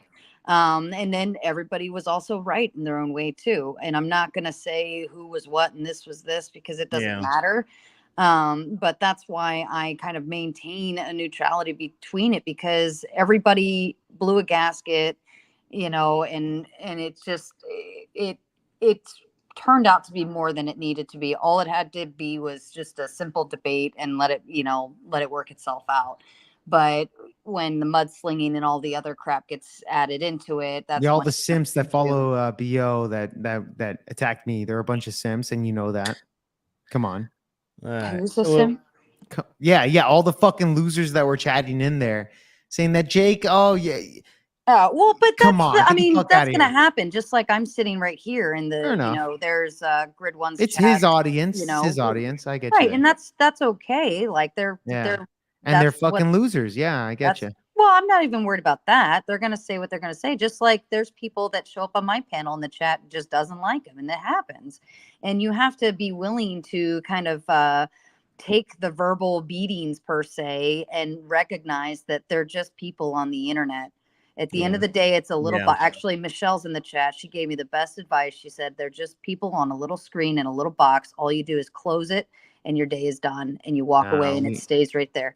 And because of that, you know, I don't take any of this personally. I don't care. Like, it doesn't hurt my feelings. I don't, you know, get upset if people don't like me or, you know, say things in the chat. Good or even attitude. on panel. I don't, Yeah. and you and I were kind of talking in the back chat about having that mental capacity for these Sure. things. I Yeah. have way too much going on in my life. I have way too much stuff to worry about for Well, my you explained daughter. it to me, and I get you there. Yeah, all of this drama, all of this, I hate them, they hate this person, whatever, Right. who's on whose side. It's not important to me. I like the people that I like for the reasons that I like, and I'll continue to maintain that association with them. But I don't hold any, there's friends of my friends who have said horrible things about me, and I still have no issue with hanging out with the friend. It's Yeah. fine, because I know that they're not saying that about me, and that's how I feel. But I'm sure. not holding that standard to any. Just like Glenn said, he can't expect other people to act, the way he would. He expects them to act in their best interest. My best interest is I'm going to just, be cool as a cucumber. I maintain my neutrality, and I don't care about crap talking. Right on, Sarah. Right on. All right. Just Awesome. saying. Yeah. So, yeah. Again, my eyes are bleeding, but that's okay. Effing Epic sends in $5 whole. So, gun talk, best 30 cal. Honestly, this is easy. It's not even a debate. 300 short mag is the best, and preferably chambered in something cool like a FNTSR or maybe MDT with like a surge in action or something or a defiant action, something like that. That'd be cool. So yeah, not even a question. Anyway, we'll put everyone to sleep very quickly. Start talking about that kind of thing. Sarah, really appreciate you coming up. You didn't have to, and I know that. And yeah, no problem. I could drop if you have someone else in line. Well, yeah, I mean, I don't like to have more than like 4. I found that if I have more than 4 people up here at a time, it devolves into like a shouting match and less of a conversation. So yeah, but, no, I can drop. If you don't mind, and if but hang out, we'll we heckle from. Can we please remind the chat one more time to please be respectful? Like, yeah. I respect her position. I don't hold any ill will, and I don't want nobody to take on offense that's not theirs to take. It's stupid. Yeah. Be respectful, like, please, like, that's all I ask. Like, that's like, yeah. I think. Yeah, I think we all should be respectful. I mean, I certainly I definitely did not. What's the word I'm looking for? I don't know what the right word is. I absolutely have no problem with Sarah. I think she's a great person, and I think what she's doing over there on her channel, if you haven't gone to check it out, you should. I think it's a great channel. I just think that it's not for me at this point in time. So that's where we're going. Yeah. But yeah, Sarah, I'm glad that you came up. I really am. And if you want to, if you're okay with dropping down, we'll get. I think Emperor Dave was next. Oh, and Dave.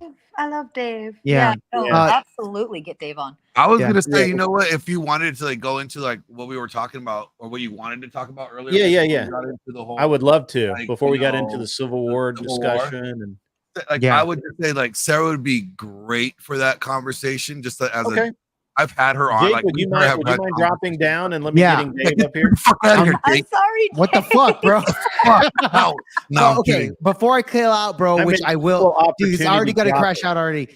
Sarah, I got you on X. I got you on X. Don't worry. Yeah, by the way, when you get on my panel, please make me a sandwich and show it on stream. And I did a whole sandwich making stream, Jake. Okay, but Sarah, paid you for got to some do of it those for me. sandwiches. I'm going to give you specifics on how I like my sandwich.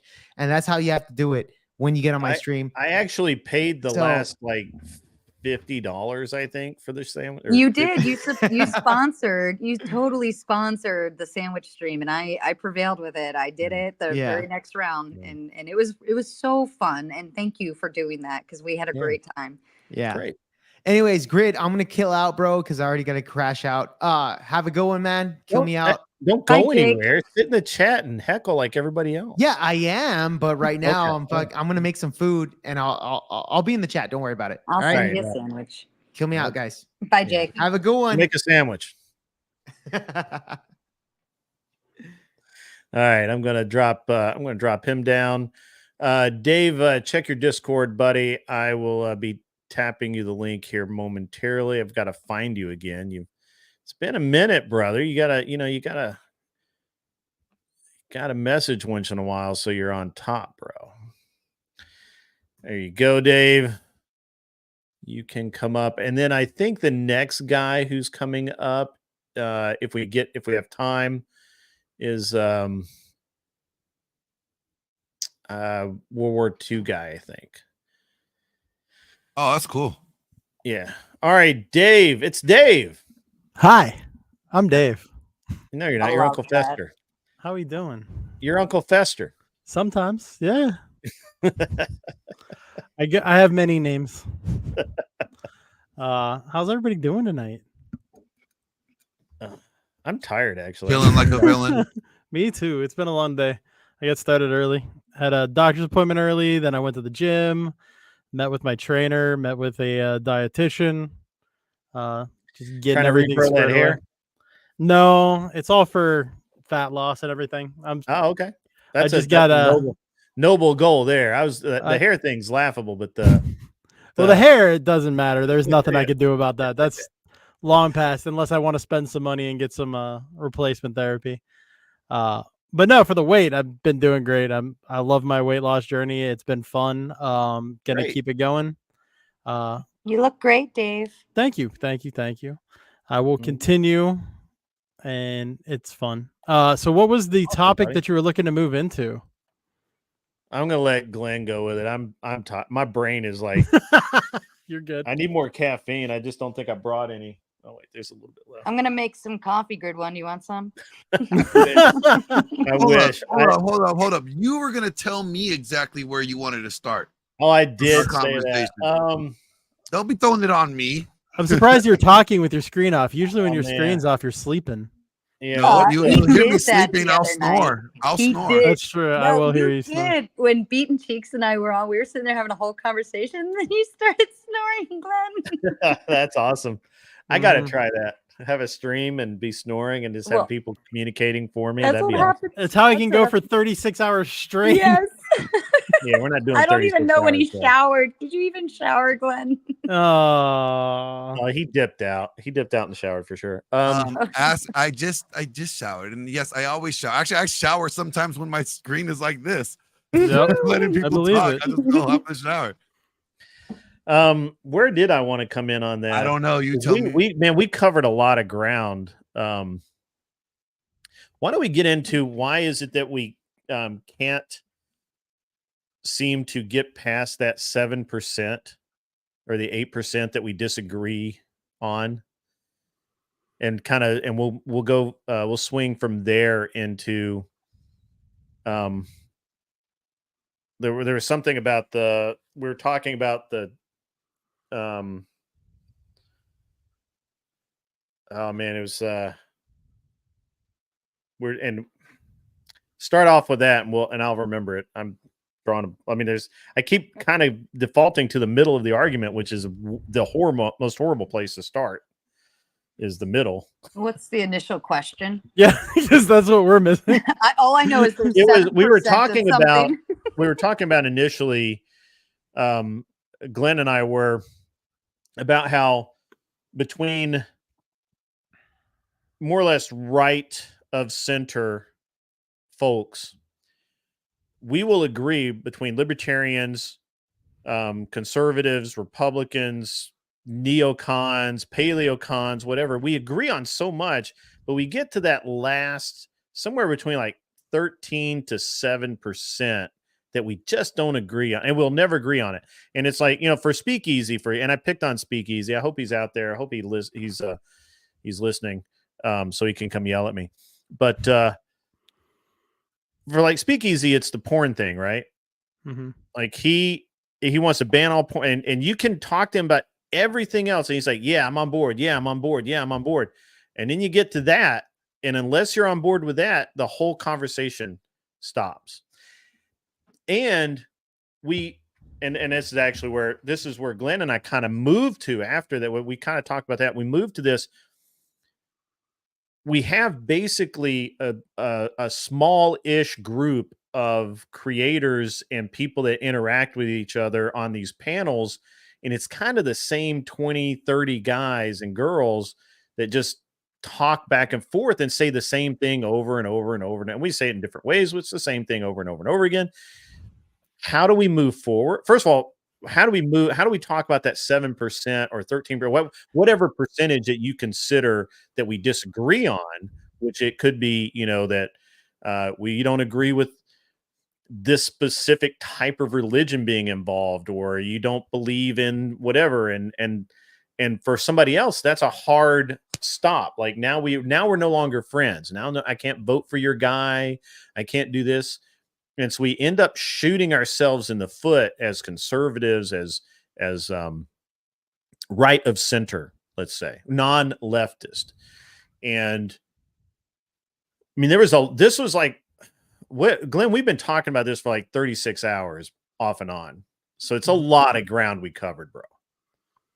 He's went to sleep again. I think I'm following what you're getting at. Is no. So what you're agree getting at, on- I remember what you were saying. It's like, it's like we could get so close. Yeah. To like unity. A level of unity or cohesiveness, or cohesive, or at least collaboration. Yeah. Right. Yeah. Collaboration. But then it's like, it just falls apart. It's like, but then people get like hung up on this little bit. And it's like, it's always somebody that wants to go to the extreme that's not willing to like understand that things are going to take time. And as much as you want to go all the way, okay, well, you brought up the whole porn thing, like, canceling out or just like Speakeasy's position on porn. And I get it. Like, I understand Absolutely. it, but I agree. But at the same time, I realize that that's not going to happen overnight. And I understand that, it can't be expected. There's too much money out there that these industries run.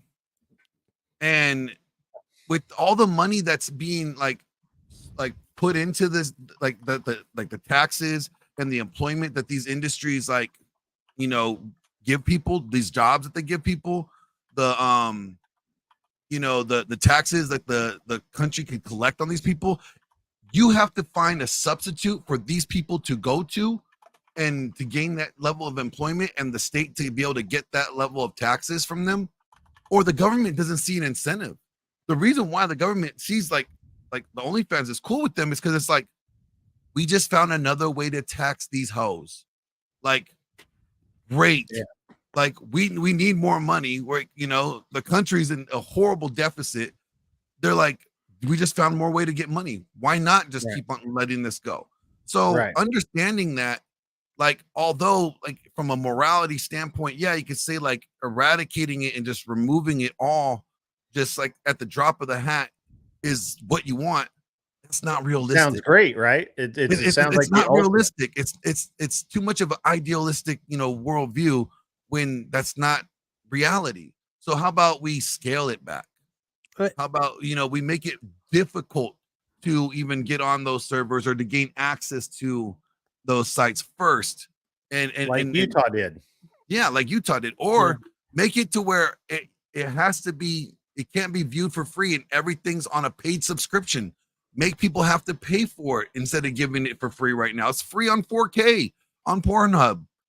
You don't have to pay for shit, It's always like, make it not free, make it more difficult for people to gain access to it.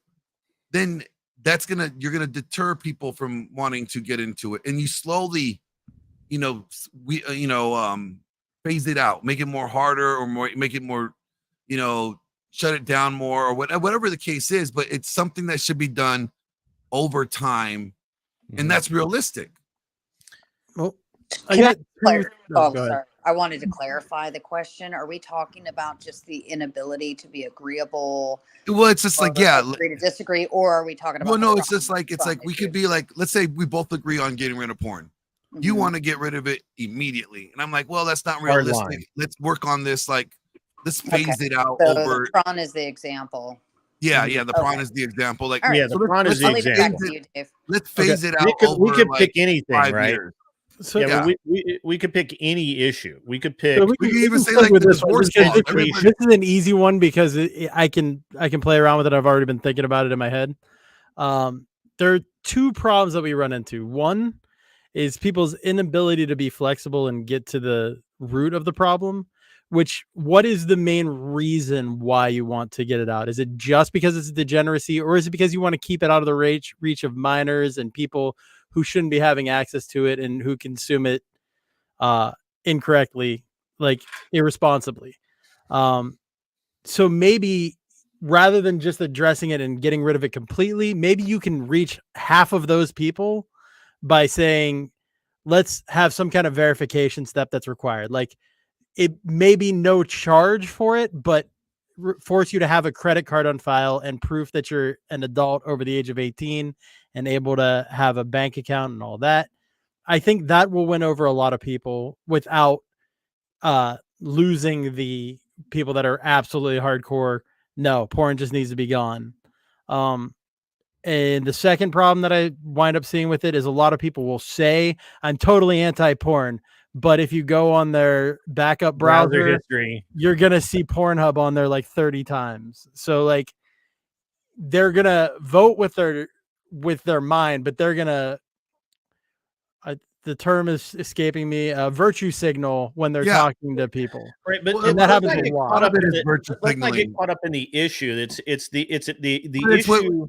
what we're pointing out here is like the fact that like we could agree on all this, but then you want to like just fight and go to war over this little bit of 8%. The hill you're gonna like, die on. Yeah, like it's like we already agreed so much here.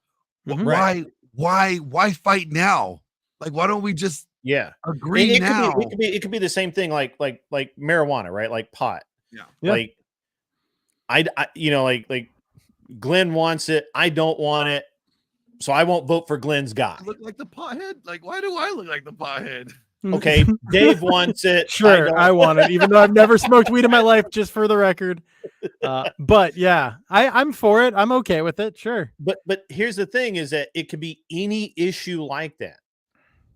We get so close, and then we'll find, and without fail, guys, you find those 1, 2, 3, 4 issues. Andrew says it's like 7%. Right, it's the most insignificant overall issues. Like when you look at things from retrospectively, like or like just an outside looking in, you're like, that's just this much. The problem is we're not going to argue. We're not going to talk about the things that we agree on, though. It's hard to do that. Like, 'cause if we agree, there's nothing to talk about. It's like, hey, I hate abortion. Hey, I hate abortion too. Okay, cool. Like, you can't really have a long conversation on that. But those are the issues that we have to talk about to get the laws and things that we need to get passed.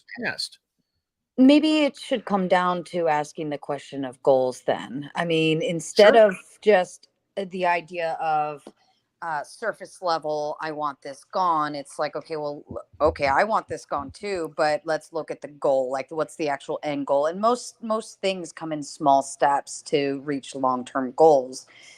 So I think that maybe if people were talking more in terms of the long-term goal versus short-term, or like just directly ending something or directly fixing something or whatever, and you have to look at the it's kind of a tough one because you can't expect everybody to agree. You can't expect everybody to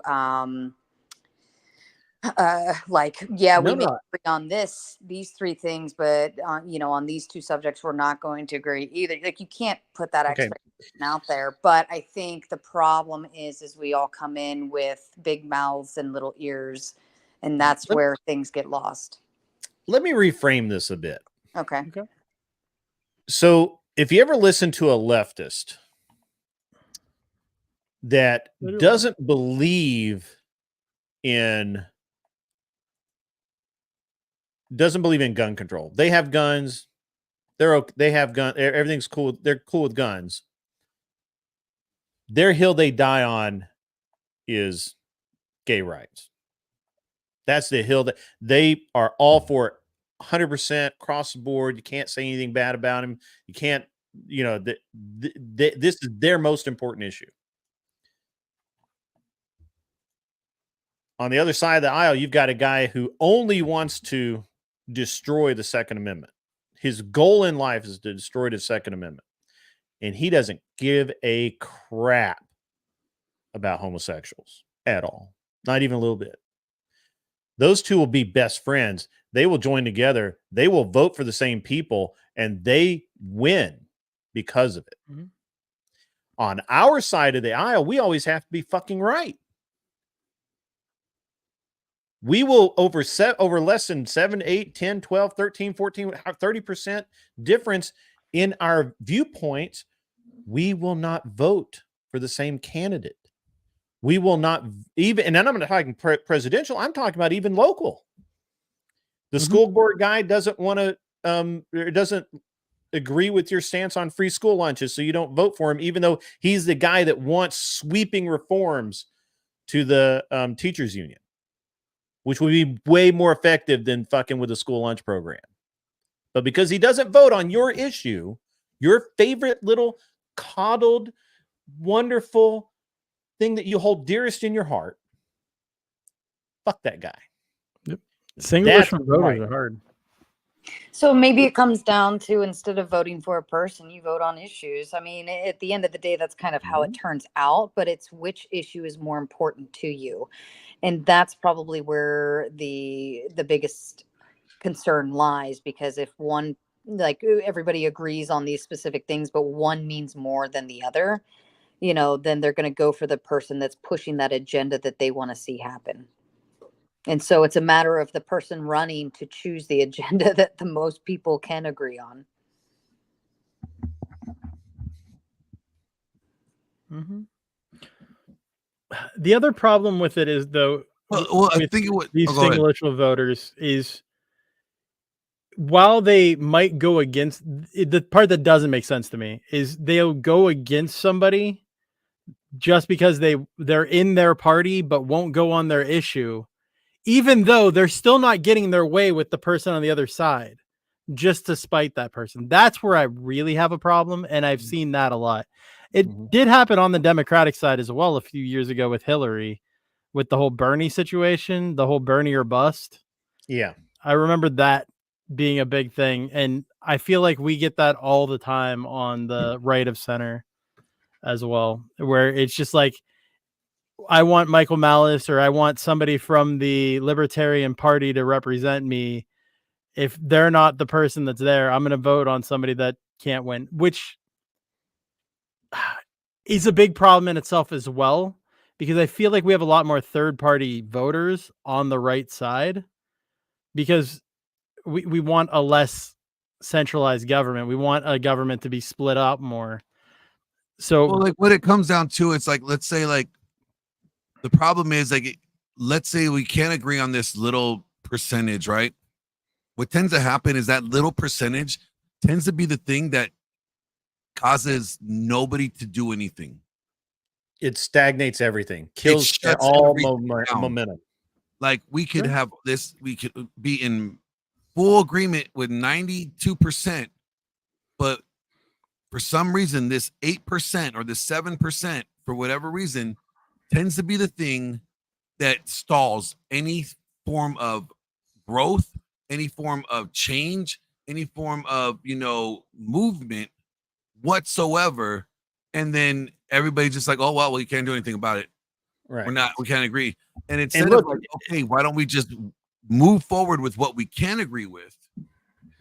And if we're talking heads on, and if we're talking heads on the internet, we're not going to solve this. I'm just very curious about why.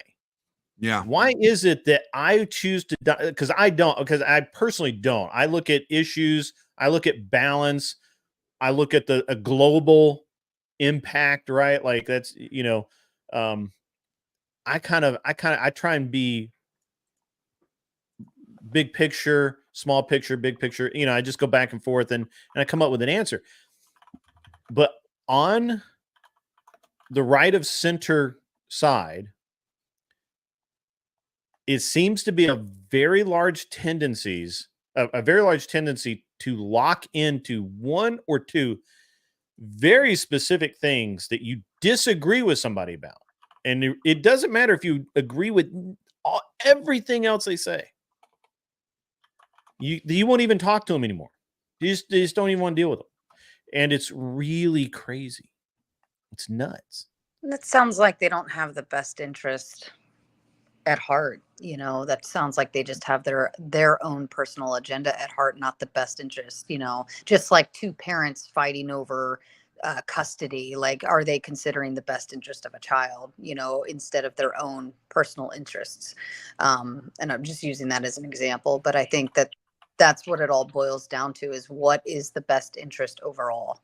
And if we can't find that goal, then nothing else is going to get done. It's a people problem. I could see that. But it doesn't affect the left in the same way, because they will.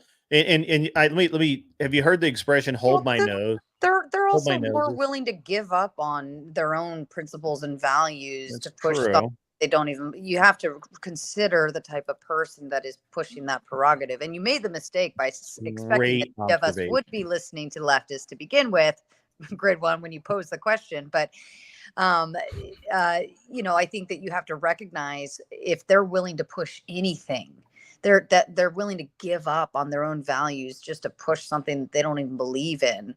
You have to consider that on the right side, you have people that are very stabilized and found in like solid in the foundation of their beliefs and stand by them. That's why you're getting that pushback. And I look at it like this might actually be a positive thing, because they are standing their ground. But I also recognize the idea that stubbornness, can cause more division in a lot of ways too. So I liken it, and I'm sure Glenn is tired of hearing me say this fucking word. It's just fracturing. We're just constantly fractured into smaller and smaller and smaller groups. And if we start to form a larger group, there comes along an issue to divide us again. Isn't that kind of like federalism? I'm sorry? Isn't that kind of like federalism, though? Well, it's almost like I get to the point where it's like, you know what? The issue that people are complaining about they want to work on is really, it doesn't really matter that much to them. If they're going to let this small amount, this issue, be the thing that stops it from happening. Like, let's say, for instance, we want to, let's say, fix marriage laws, right? Whatever the case is. And we agree that, like, okay, the marriage laws need to be fixed. And I say, let's go for equal treatment across the board. Nobody is entitled to anything the judge has to render, based off of the data, like the facts, like income and whatever the case is, who gets what and how the assets are split. Make it completely fair across the board. And when it comes to child support, the same thing, or child custody, same thing. Like, make it completely fair. Like, no, preconceived notion that anybody gets what. Yeah, but that all comes down to the states. So you're going to but like what I'm saying, like let's say that's the movement that I'm trying to push, or the law that I'm trying to put into play, right? Well, then you got people like, well, no, that's not fair. Like, no, we don't want that. Like, women and men and women are not equal. Okay, but like, again, so then they will get hung up on this whole little bit here. Then it's like, well, then nobody wants to reform.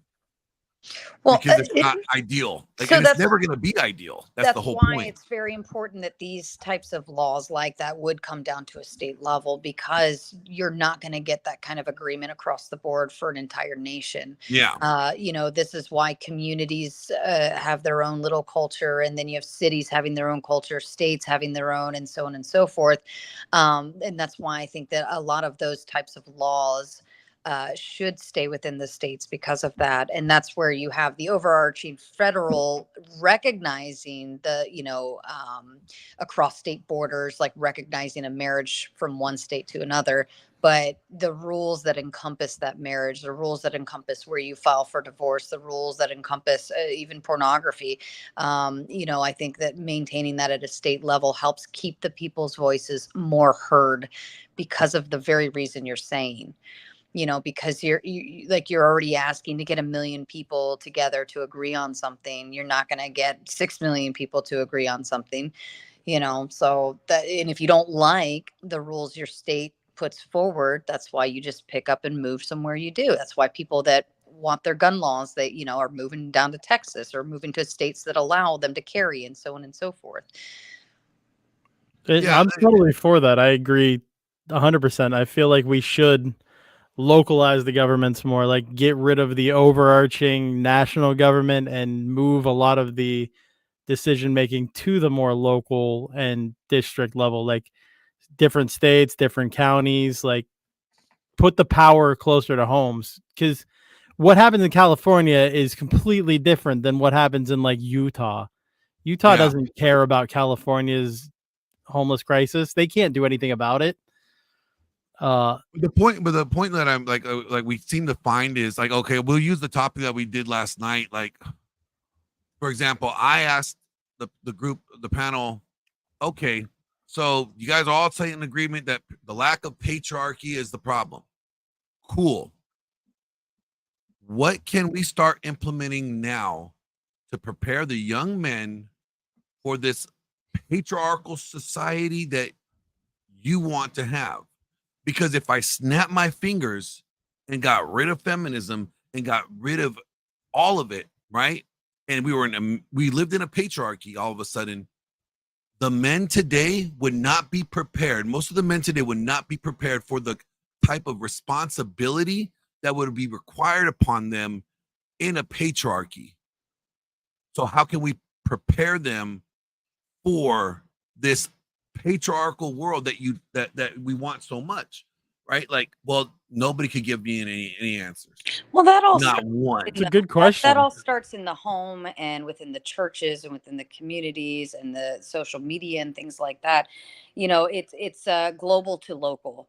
But like, there's like so we can say this, and this is the problem I have, is like there's no actionable advice. We can say, yeah, it starts in the home.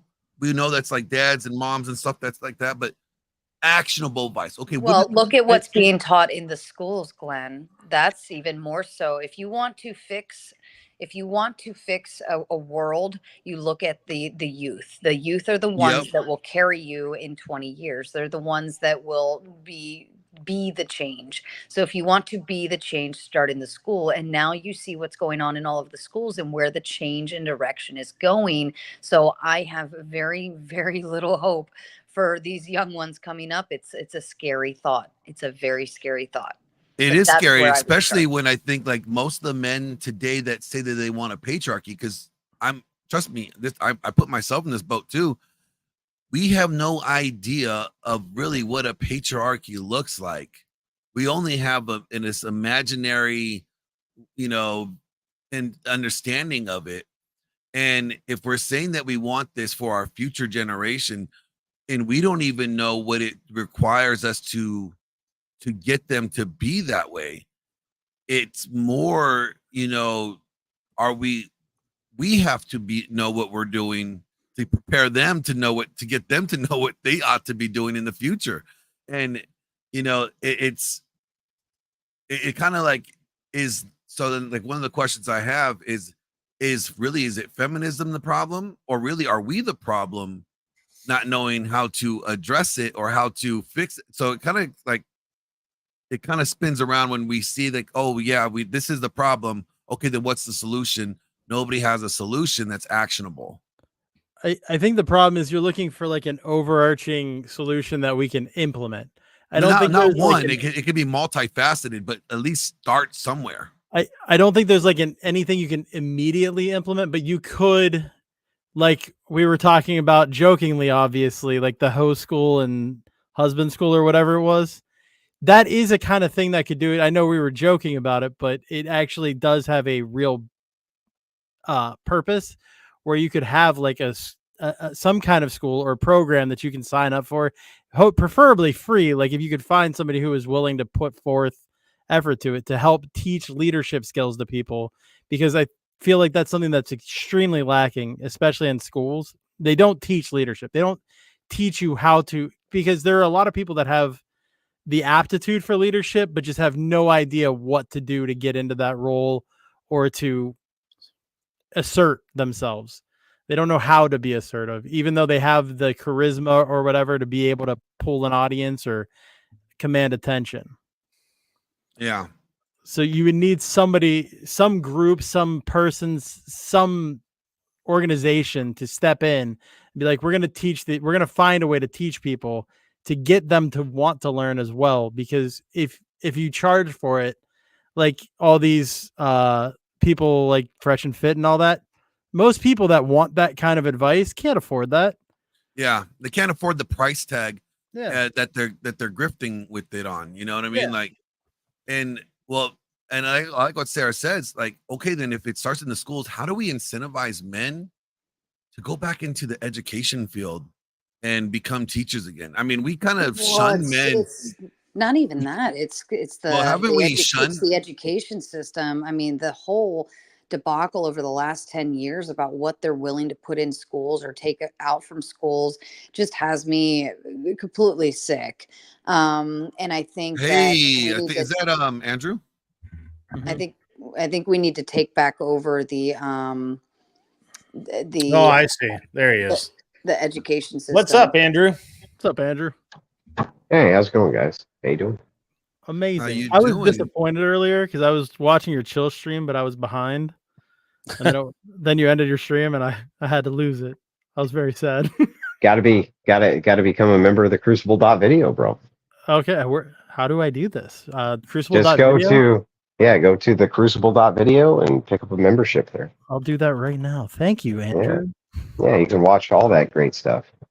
There's so much backlog content there that you'll be busy for the months. The rest of the weekend. Good, 'cause I'm gonna be starting a new workout program where I'm gonna be on an elliptical for an hour straight, so I need stuff to watch. So thank you for providing me with some entertainment.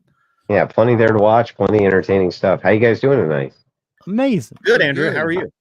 Good. I have no idea what you're talking about. I'm sorry to move into the conversation. I just saw a link and was like, well, it's late. I'm having a cocktail. Figure out call and see what you guys are up to. How'd your debate go? Is Biden gonna win now because of you?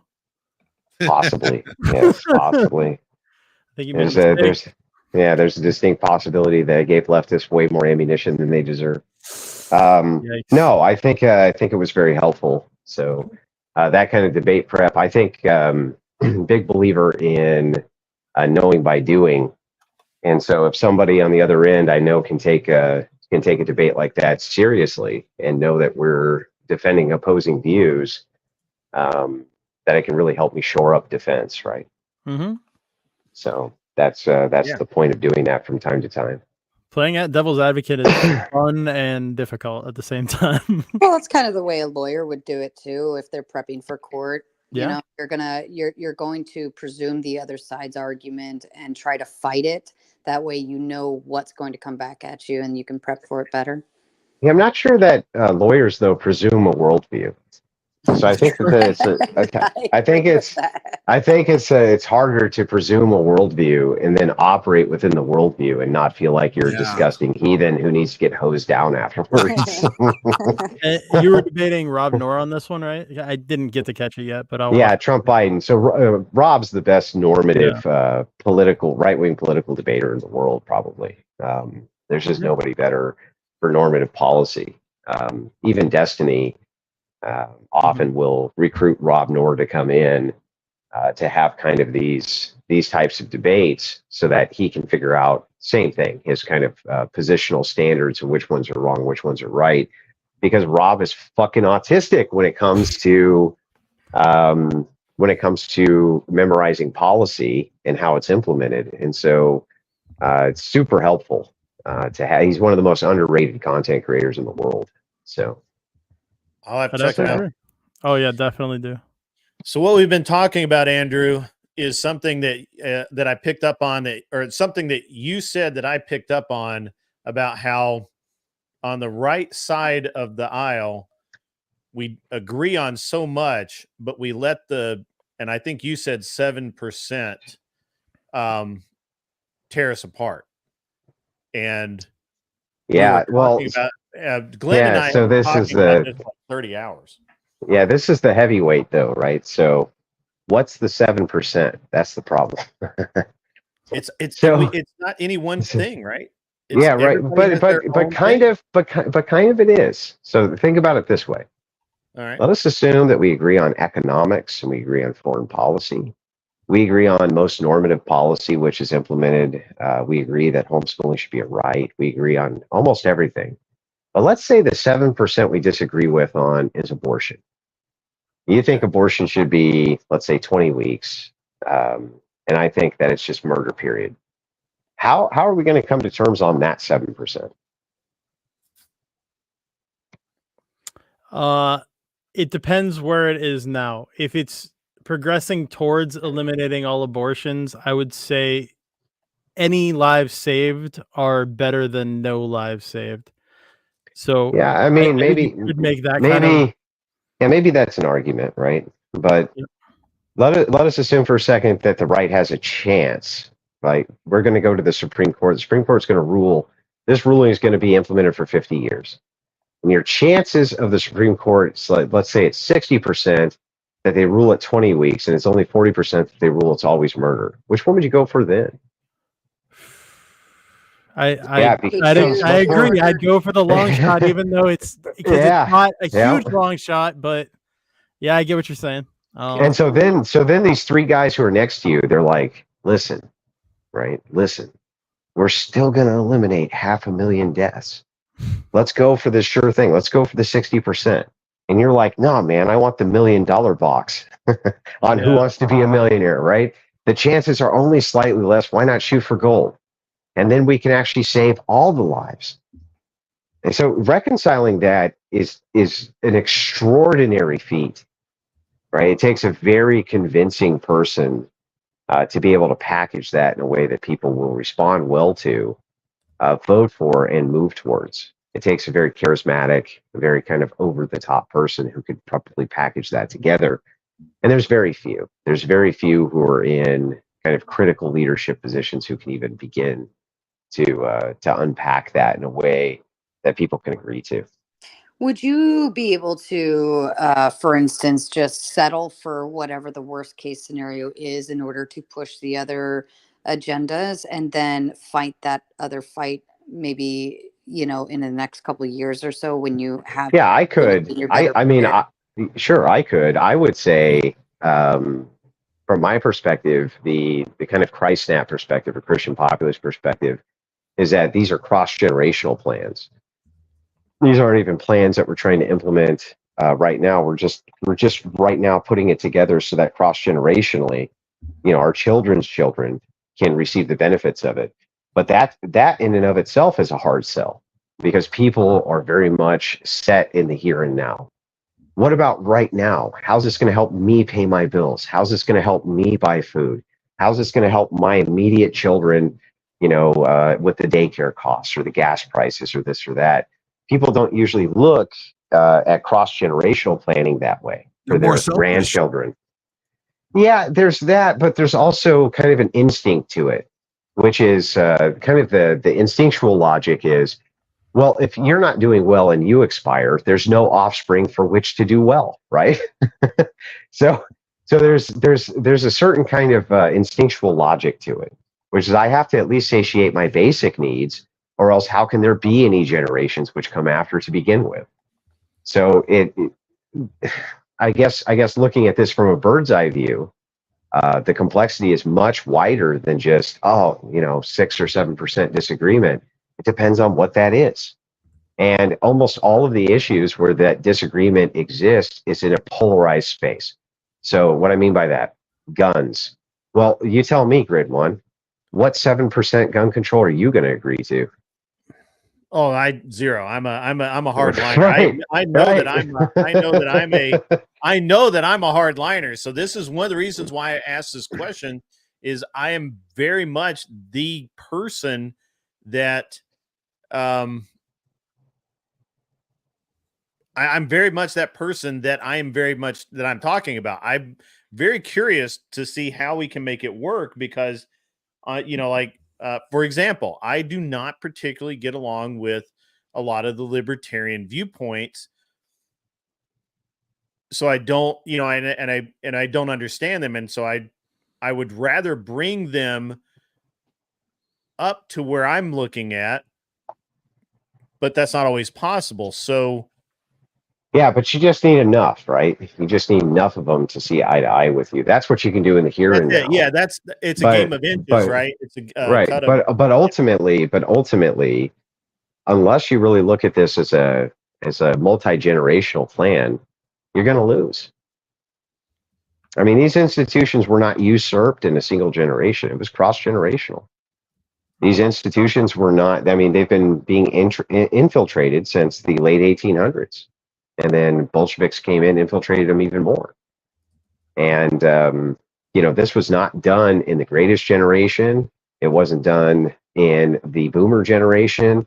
It wasn't even done in Gen X. It was all of those generations combined, which created kind of the institutional, and even now millennials who are feeding into it too. This is a cross-generational dogma. And people, when you tell people, okay, but maybe in the next 150 years, we can really turn all of this around, they just kind of scoff, right? Even though it took 150 years to implement. And so that's I think the ultimate problematic thinking is thinking that, well, from my perspective, if there's no gain in the here and now, that I won't look at the cross-generational gain. I think that that's foolish. Is this? I want to make sure I understand it, kind of in a dumbed down kind of way, if you can entertain it. Would this be comparable to like I'm going to forego, extra things throughout the month so that I can put a little extra more into savings so that, in 20 years I have, built up a portfolio and built up a savings and all of these other things. Nope. I'll give you a better way to look at it. Okay. This is more like you are foregoing a little bit per month so that you can create a savings account for a great grandchild that doesn't even exist yet. Got it. I see what you're saying. Yeah. Okay. Yeah. So it's more akin to that. So try to convince a person to do that. And then try to convince them not to dip into it. Let's say they do it. They're like, man, there's a lot of wisdom in this. And so they put thousands of dollars in this account for this fictitious great-grandchild that is only, at this point, hypothetical. They don't actually even exist yet. You just predict that they will. How easy would it be if you hit some kind of financial calamity to be like, well, they don't even fucking exist, so I'm just going to go ahead and pull this money out and use it for my benefit. It seems awful tempting, right? So, do you think the issue is that we require tangible, like product production in terms of like, if I'm going to do something, I want to see what it produces into. I want to see the fruits of my labor. But in this instance, because we're not seeing the effects, like it'll be our children's children seeing the effects, then it doesn't affect us. Why should we vote for it to go one way or the other? If we're Sure. Yeah. I think that that's a part of it. I think it's also legacy building, that people don't care about legacy. So, in fact, you're kind of beaten up one side and down the other not to have a legacy. That legacies are bad, right? Creating cross-generational wealth is bad. You don't want your kid to be silver spoon fed, right? You don't want your kid to just be born with $1 million in their bank account. Even though it's kind of absurd when you think about it, like, why wouldn't you want that? Couldn't your kid have $1 million and still be completely well-adjusted if you're a good parent? I think they could. But you're kind of beating up one side and down the other not to do that. That there's some kind of dues that must be paid or something like that. It's kind of a foolish way to think. It used to be, when you're talking about legacy building, if you were the finest craftsman around, or one of the finest, or even a mid-grade craftsman, let's just say You were well, let's give a good one here, like a blacksmith. And you knew some skills that most other people around you didn't know, right? You can leave a legacy behind of, well, this is the Wilson brand of smithing, the only people around who can do tempering this way, right? Or I come from a long line of weavers who do net weaving. My great grandfather did net weaving all the way down. There's a legacy building which used to come with the human dynamic. If you came from from a line of doctors, you were probably going to be a doctor. That's where your last names in English came from to begin with. If your name is John Smith, your ancestors were likely blacksmiths. Okay, that's where they came from. If your name is Jack Weaver, your ancestors were likely weavers. Yeah. And if you're, et cetera, et cetera. And this goes with sailors, right? All the way across the board. So that there was a little bit of implementation of legacy with this. You know what I mean? And your namesake was often tied to your profession and tied to your parents' profession, and it was expected that you would continue, with those things. Proctor's another one, or even in the mining fields, they had last names which were associated with that, and that's all gone. Now your last name only serves as an identifier to separate you from somebody else and nothing more. It doesn't really identify with, a familial profession or a familial claim of any kind. Do you think that because we're kind of or maybe multiple generations of instant gratification, and it's continuing to get worse and worse, where everything's at the push of a button, that the legacy building is gone because of that? We're just here and now, instant, give me. Well, there's no reason for it. So, like, I try to think about this from the nihilist perspective of nothing matters, right? Okay. So tell me this: if you can have the reproductive act, the fun part, the sex, right, without having to ever worry about the reproduction or the responsibility, why wouldn't you do that? That seems like a really if you were going to do like a cost benefit weight, I'm just going to spend the rest of my life humping hot chicks and never having any responsibility because we have all these birth control and condoms and everything else which prevents pregnancy. Then I mean, what's the actual incentive not to? You don't need to have kids to work your farm. You don't need to have kids to work in your factories. You don't need to have children to help protect your livestock.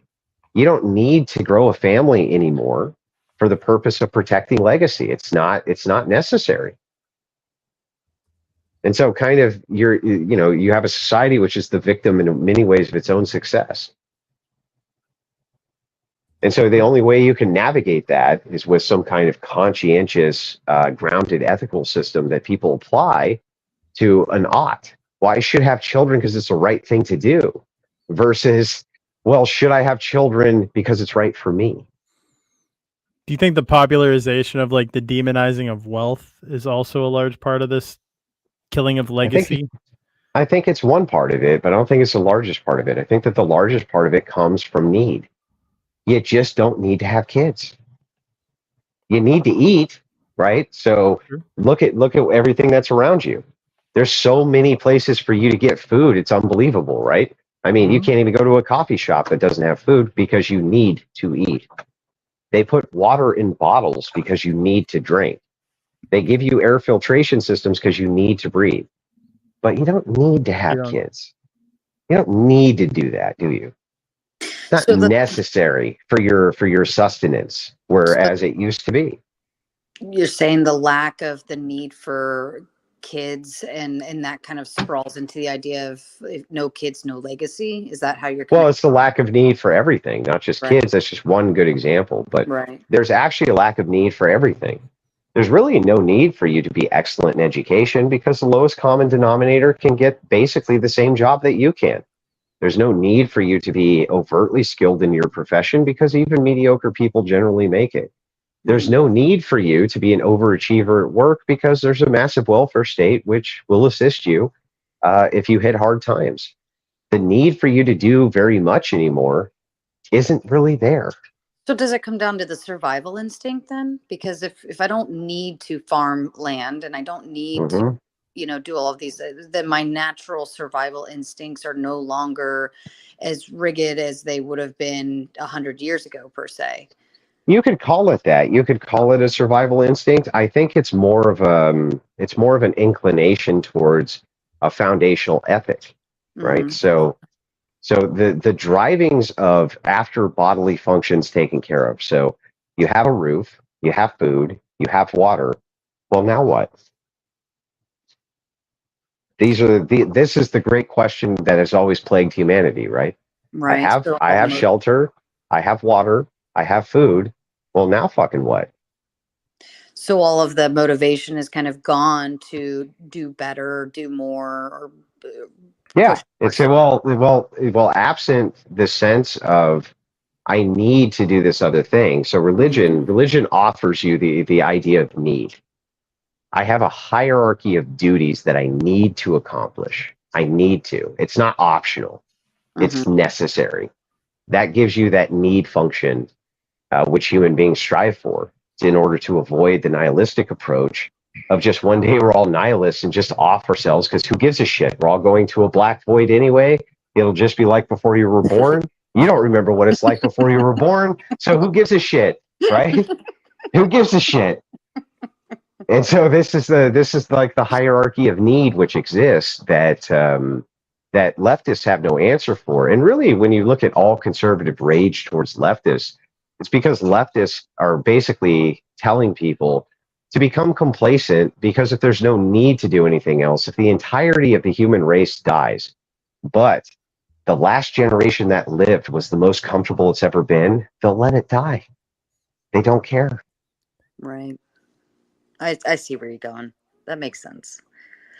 So because of that, it makes it kind of to connect it back to everything. It just makes it harder for everybody to find that agreement and even some of the most common sense concepts, in voting or agendas and so on and so forth. Because if we don't need anything, if we don't need anything, then we don't need to worry about the legacy. We don't need to worry about promoting the future, generations, so on and so forth. I just want to look at what's right now, what's for me, because I have no need to do anything else except for. Well, I want you to think about this, right? Objectively. So you have kids, right? Yeah. Okay. Can I ask, just roundabout, the oldest one's age? 14. 14. Okay.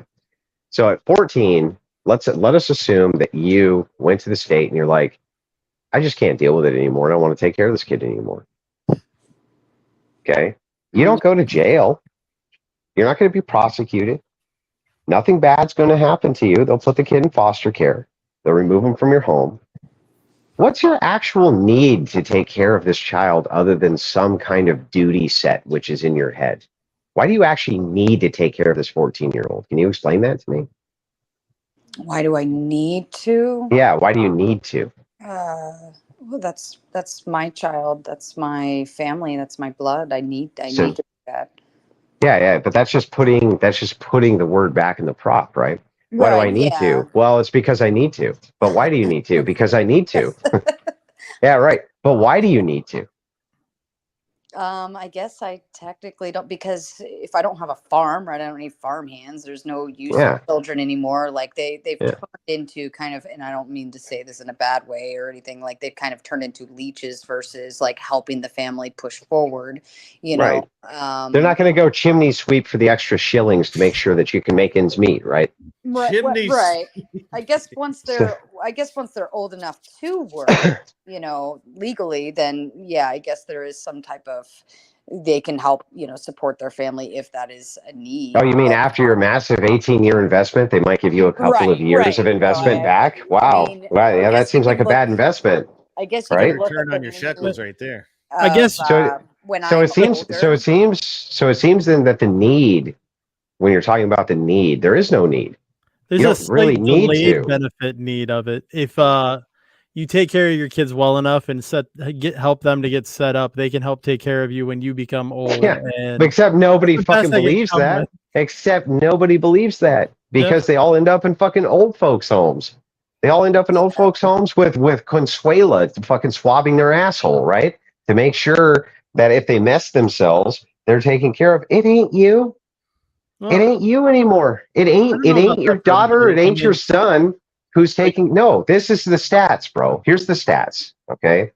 The stats are with intergenerational living, with grandpa living at home versus grandpa living in an old folks' home. It's not even fucking close. You're talking about somewhere between 5 to 7% who actually take care of their grandparent or parents versus putting them in some kind of assisted living home, assisted living space.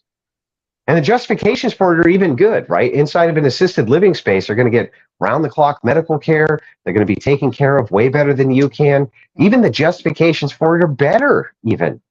So you don't even really need to do that, do you? You don't really even need to invest in a kid to get taken care of in your elder years because that's what the old folks' home is for. So then it comes down to this question of why, Sarah, do you take care of your kid? Why? Why do I, or why need? Yeah, why do you? Why do you? Well, I mean, that's my consequence, my responsibility, my accountability as a mother. I love them. I It's want a to duty. see them survive. So it's a duty. So it's some higher duty, some higher form of duty that you move towards, even though nobody's actually making you. So nobody's actually there with a gun being like, you need to feed this kid fucking Brussels sprouts and broccoli and make sure that they can read good. Okay. And make sure that they brush their teeth and that they have basic hygiene. No, there's nobody there making you do that, but you see it as a higher duty. So you enforce that duty. And so this is the disconnect.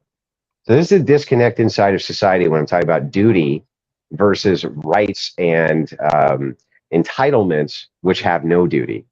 So you have this duty that you see as a duty, and so you take care of it. You're on the spot. You're taking care of your kid. You have some higher moral form that you feel it makes it necessary for you to do it. But there's no actual need. Right. And since there's no actual need, what is even the incentive for people to reproduce? Well, as you can see globally, with birth rates plummeting, I guess there isn't one, is there? Right. I mean, well, and I guess that kind of explains why we went from some families having like 9 kids down to they're barely pushing out 1. Because it became a financial burden to have children versus financial gain to have more hands, Well, let's just assume that that it isn't, that it's a financial gain. Let's say you make, I don't know, $5,000 more per year by having a kid. That still wouldn't be much of a need. Yeah, you can very easily scrape up $5,000 Yeah, doing other yeah, things. that's still not much of a need, is it? Right. So it's not really the idea even that it's a financial burden as much as it is. There's just no real duty that people feel compelled to have children. There's no overarching reasoning or duty or family legacy or anything like that that people feel the need to do this. And so when you're dealing with, like, let's say the Selfish Whores on Whatever podcast who are just like, well, I'm going to suck 100 dicks a day until I die, right? They are the kind of the epitome of the nihilist outlook. They're the natural end result of the nihilist outlook, which is do as thou wilt, absent any sort of duty whatsoever. As long as you don't infringe on somebody else doing as they wilt, then there's never going to really be any problems. But what happens if doing that leads to the entire extinction of your species? So there's an idea behind this called the Fermi's paradox. The Fermi's paradox says, why is it that there's billions of planets everywhere, but no fucking aliens? What's going on here? That's really weird. We can see all these planets everywhere, but no signs of life. There should be Dyson spheres and fucking internet, interdimensional travel and all sorts of shit. Where are all these civilizations who are grand in the great scheme of things and that we can see? Where's the Dyson spheres that take over the sun and harness the energy of the galaxy? Where is all this shit? They stopped by, saw us. Yeah. The postulation is, well, life became so comfortable for them that they just kind of whittled away and died. once you hit this kind of barrier where, well, now life is so comfortable and so easy and so simplistic that there's no other barriers to conquer, there's no real reason to fucking do anything except coom and die. So Just coom and die. question to that then, do you think with like what you would consider to be, I guess, the weakest links of our, I guess, culture or generation, even across the board, do you think it inevitably they'll end up kind of weeding themselves out and like becoming Well, they already are. right? They already So are, right? In lieu of the religious for the higher duties, that's going to be a natural phenomenon. But the thing is that even with the religious, eventually you're going to see the tick down there too, and it's going to be a natural consequence of the nihilist worldview. You, Sarah, when you go out at night, you don't have to worry about getting mauled by a fucking wolf. You don't have to worry about having enough pitch for a torch to go get well water. right. You don't have to worry. You have people guarding you 24 hours a day who are a phone call away, who can be there in 15 minutes to take care of whatever problems you have if there's an emergency, right? Everything which is around you is constructed for the purpose of comfort and safety. And so your incentive to do anything is basically self-motivated. And since most people, they can't find motivation past sense of self, why do anything at all? That's a really great. That was great. Yeah. Because So, oh, go ahead. I'm sorry. that's okay. Andrew, that was an excellent way of explaining all of that. Like really excellent. Very concise, to the point. It was a win all the way around. The 100 dick a day thing. So why do that's like well, I mean, the purpose the purpose of the extreme hyperbole is just to demonstrate that the natural outcome of nihilism, of why do anything at all if there's really nothing for you to do. The natural kind of end meat of this is, well, let's find stuff to do. Well, what can we do? Well, we can fuck. Well, what else can we do? Well, we can do drugs. What else can we do? I don't fucking know. But let's go do something. Let's go find some kind of purpose, right? That's kind of the end result of the Coomer nihilist.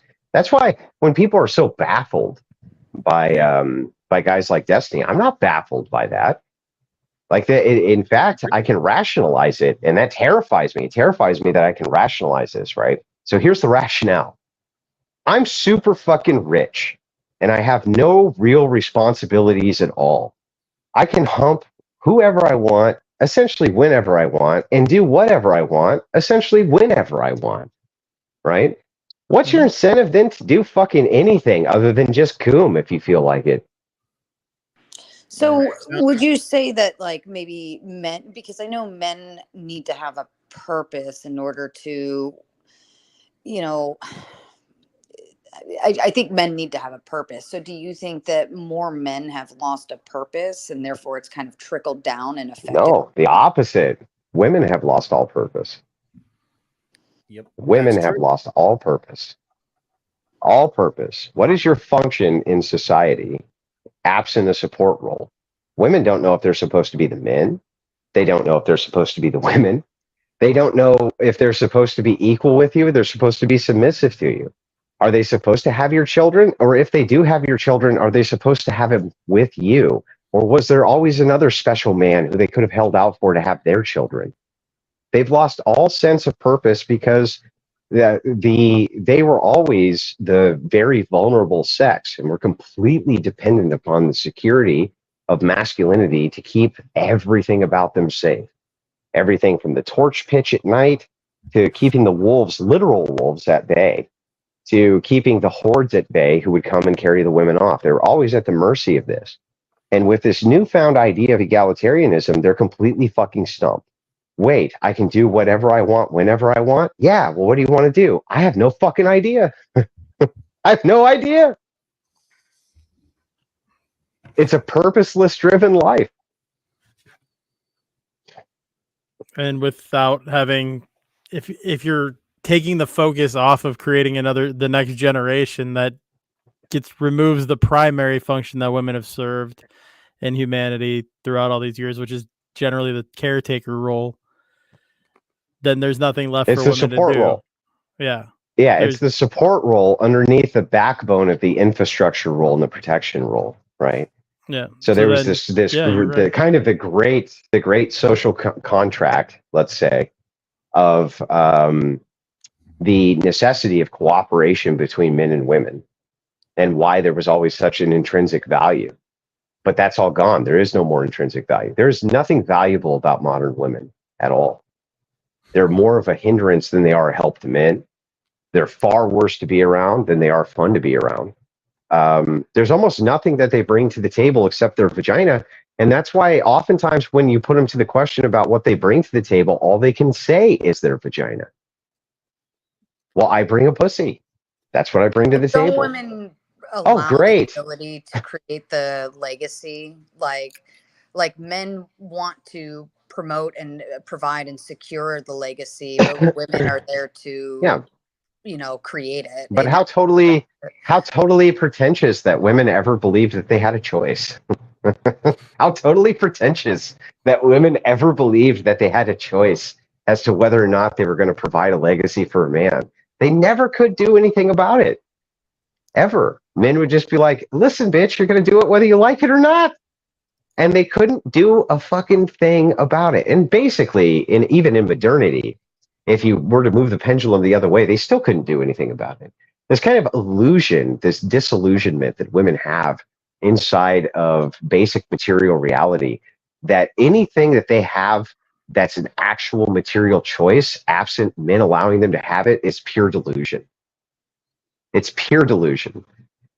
And so what's happened, though, is because they're essentially allowed to do whatever they want, whenever they want. They can't figure out what they want to do. There's no enforcement telling them what they should be moving towards. They basically just coon. There's not much else for them to do. They just coon. Like what else? Like what's your purpose? If I were to ask you, Sarah, for instance, what is your purpose? My purpose, my newfound purpose is to ensure my daughter's health maintains where it needs to be and she survives, and to raise my son in a way that his father would be proud. Right. Now let's assume, let's rewind in a time machine to the time before Sarah had children. What was your purpose then? Good question. I wouldn't. I don't know. That's a. Neither do any of you. I don't. Anytime the question is posed, neither do any of you. But if you were to go back 300 years, and ask the same question, is what is your purpose?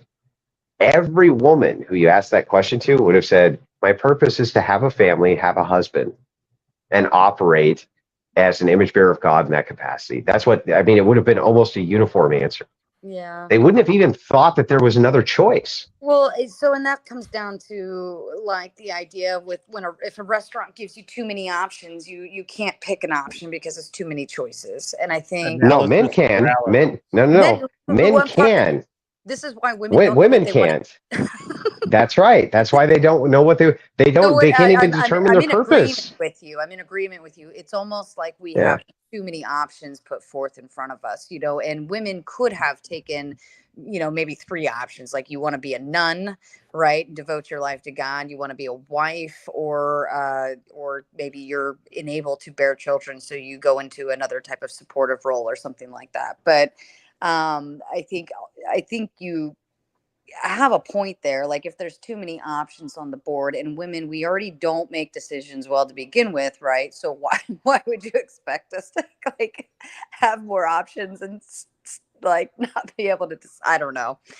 It's messy. So like after Dia in the comments is spurging out, super mad, right? Super mad says, did Mother Teresa have no purpose since she didn't have children? No, clearly Mother Teresa would be able to explain what her purpose was, which is as a servant of God, as a nun. But notice when I asked Sarah what her purpose would have been pre-children, she had no answer and recognized that most women don't have that answer. So that's great that you can answer the question as to what your purpose is. Just try to understand that most women cannot. You can be upset with me that that's the truth, but I don't see why. I'm just pointing out that it is the truth. Andrew, can you see you her, can be mad. You can be mad, Athrodea, or you can just accept that this is a truism. You see? Did you see that I highlighted her message that her purpose is to save lives left and right, and I daily show people God's love and try to bring them towards Him, and no kids here. Yeah, whatever. Athrodea under She- cross-examination, Athrodea crumbled just as much as all of them do because it's all bullshit. That's still when if I were to put Athrodea to the question of isn't this really just self-serving though because it makes you feel good? Probably the answer is yeah. So your purpose, your self-purpose is just to feel good. That's the kind of the Coomer ethos. Absent a religious purpose of a higher divine command to do a thing that you maybe don't want to do, there is no real purpose to doing it. That's the whole point.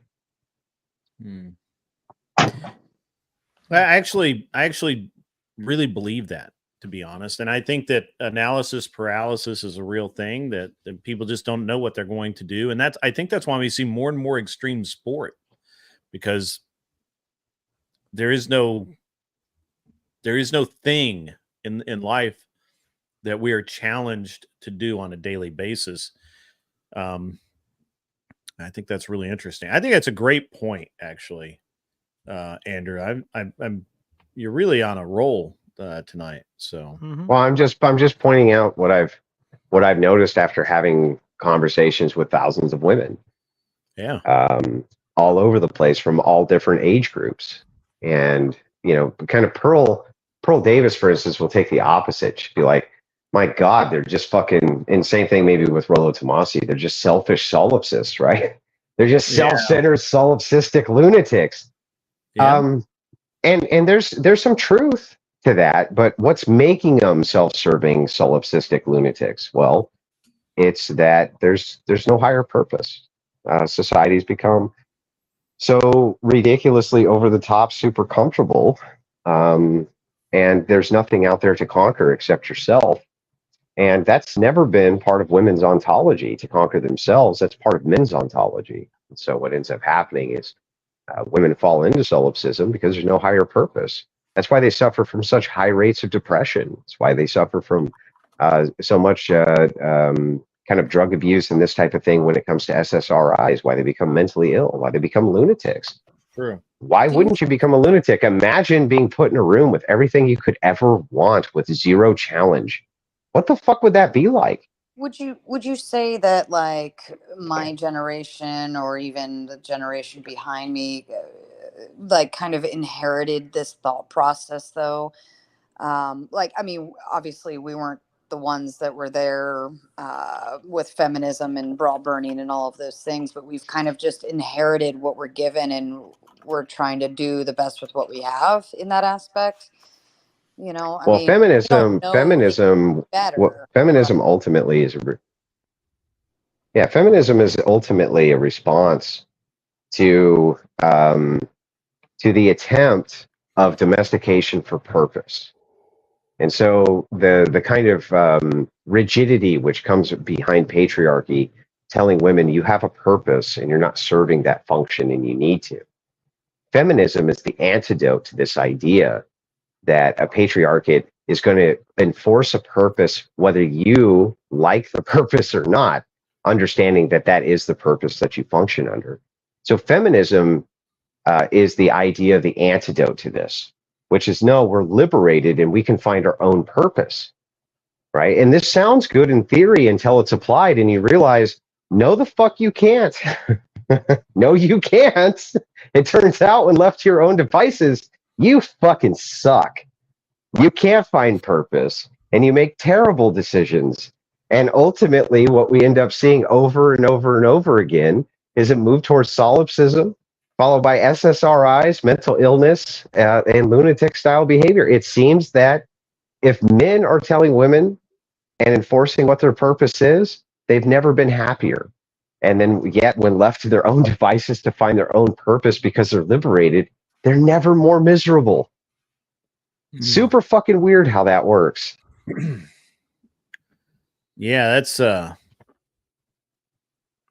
it's interesting because I've long thought along the similar lines, and I've always wondered why women could be so. Hang on. Let me respond to one in the chat from Sam. Yeah. So, except we have free will and we don't know his plan.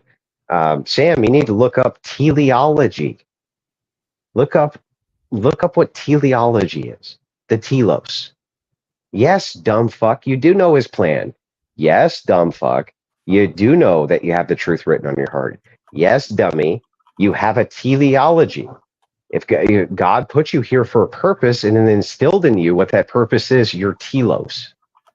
Learn this. This is part of your Christian tradition. So anyway, go ahead. I'm sorry. Yeah, I've long held this kind of belief, and I've talked about it several times. Not as many probably as I should, about how very interesting it is that women are never truly happy in most situations. Not all of them. I do believe that some women find things that make them truly happy in life and give them that sense of purpose. But the way you've expressed it is much better, honestly, than I have. So that's I'm gonna replay this later and borrow some of those. Yeah, comments. well, I mean, it's just my takes on. Well, I think you're just what I've observed. And now this does move into what I was talking to Sam about there, right? When I was ranting at him like a lunatic, is teleology, or the sense of purpose. And I think that ties into Christian ethics and the Christian worldview and why purpose is so necessary. But this is why I'm always debating with lunatic leftists, right? I'm always debating with lunatic leftists and crazy ass feminists, because feminists and lunatic leftists essentially reject teleology. Okay, well, purpose is just whatever you decide purpose is. Well, what if your purpose is nothing then? Well, then I guess it's not. I guess there isn't one then. Oh, sorry. Go ahead. I'm sorry, sir. What would you say is like truly allowing, like where does the crux come down to that's allowing women to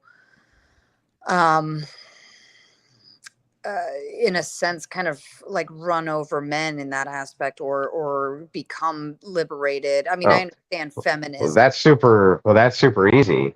It's just an application of entitlement with no duty. You can do whatever you want. You have no duty to do anything. Now, do you think that's across the board for men and women, or are men in a limited position? I think that it does. Yeah, nihilism affects both, but solipsism not so much. So the thing is when you're talking, yeah, go ahead. Oh, sorry, I was gonna wait. So would you say that if men are doing are kind of losing their purpose too, and women are naturally inclined to follow men, do you think that maybe that's kind of rolling downhill in that aspect? If we originally used to follow. Yeah, that's the opposite. That's the opposite of what I'm saying, though. Okay. Men aren't losing their purpose. They're not falling into solipsism nor nihilism. They're falling into traditionalism instead. So instead of falling into nihilism or solipsism, they're finding purpose instead. They're saying there's purpose external to whatever this material shit is. There's purpose external to that we see as part of our telos, as part of our teleology. We have some kind of foundational purpose beyond just materialism. Mm-hmm. So they're finding external purpose. Women are not. And this is the interesting dynamic, right? And this, you can tie this all the way back to Adam and Eve from a religious standpoint. Mm-hmm. You could say that Eve suffered originally from the first form of solipsism and selfish narcissism, and then took the temptation to Adam, right? You could frame it that way if you wanted to. I wouldn't, right? But you could, right, as kind of as just a guide stone so that you understand the different dynamic. Who was tempted in the tail first was the woman. And it's because the woman it's far easier to affect their teleology than it is the man. Their purpose is easier to pollute and dilute. It's easier for them to fall into solipsism than it is men. It's way easier for men to find external purpose, right? They're Right, always like working with their hands. They're always working with their body. They're always moving towards some kind of external goal. Not all, but most are. And so solipsism is kind of a side effect, right? They'll find great benefit in even simple things like going to the gym or breaking records or inventing new things. They are always finding a new way to engage with the world through their purpose, because women are not.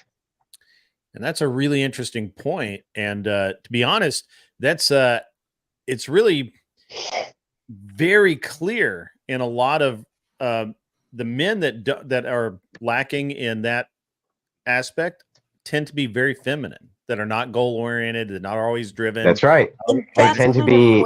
They tend to even have a correct physiognomy. Even their physiognomy seems to reflect this. So ultimately, as much as women don't want to hear this, their ultimate purpose is to have men's children and serve men. And men's ultimate purpose is to do every fucking thing else.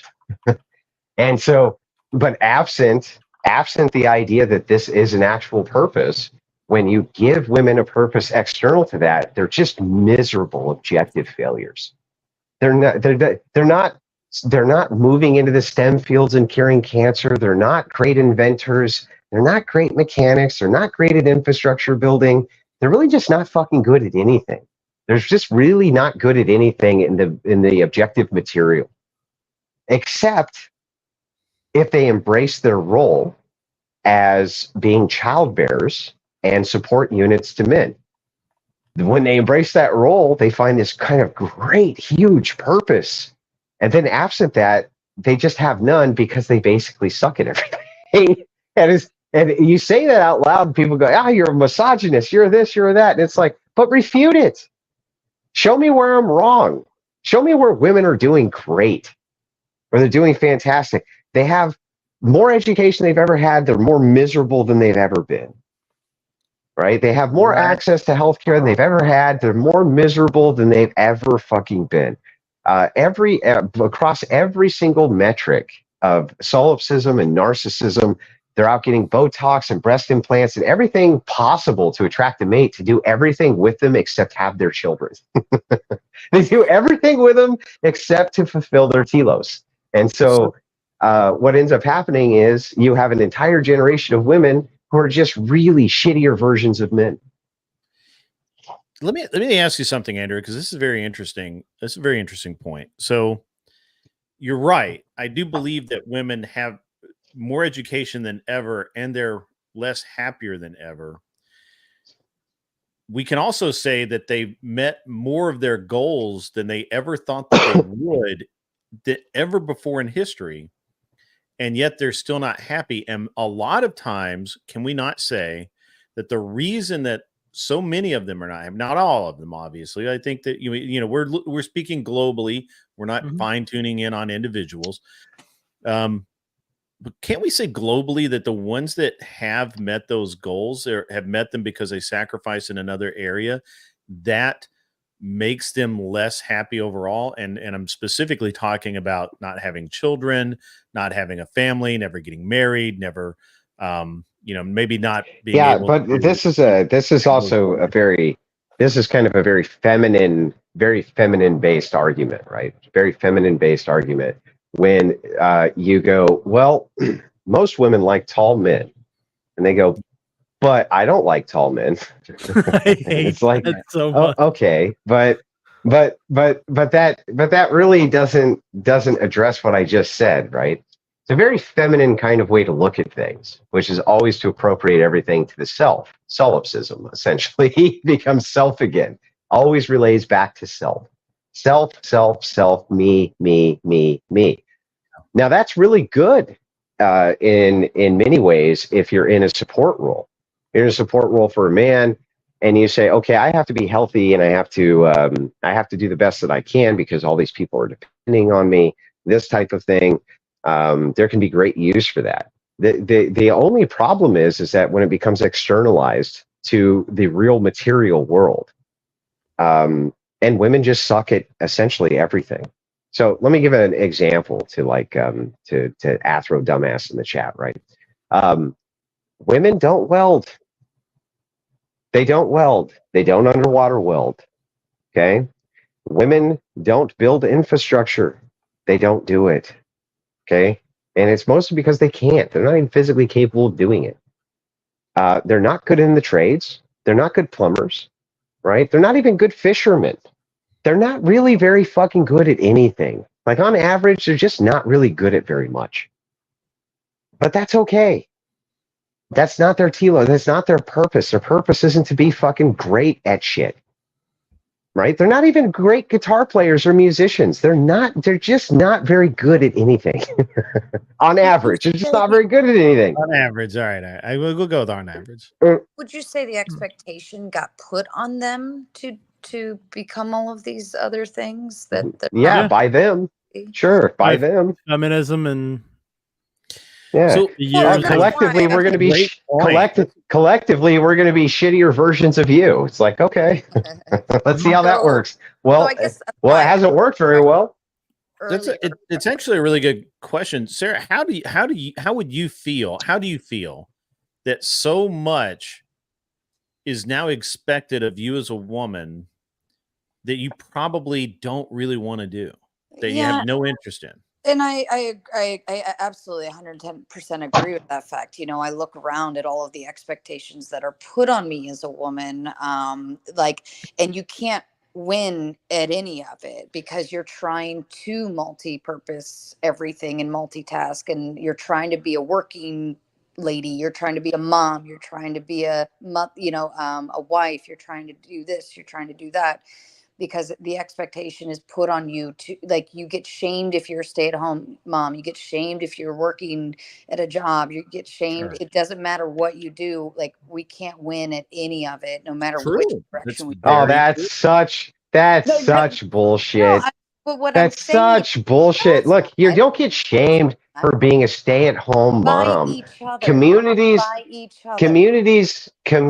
glorify stay-at-home moms for the most part, especially religious communities glorify that. They love it, they adore it. You get shamed or women get shamed for being stay-at-home single moms, or they get shamed for being bad women in support roles to their husband, or they get shamed by women who are promiscuous, who say, oh, you could have done so much more with your life. But the thing is that you're in this case, you're your own worst enemies again. If it's women shaming you for being stay-at-home moms, not in disagreement. That's what I'm saying is like from like it's you know, just so many different ways. You just have to do everything, or sometimes somehow the expectation is put on you to do it all and to be it all, and you can't just pick one or find your purpose or whatever it is that's that would be just a stay-at-home wife. I did that role. It was a very nice role. And then now I have to work and do all of these other things. But I think that the expectation has just like, you have to go to college, you have to get an education, then you have to find a husband, then you have to have kids, and like all of these things. And it's too much. It's too, because kind of to what you were saying a little bit is the education, the purpose, the finding a career and all of those things. Men do all of those things and they do them well.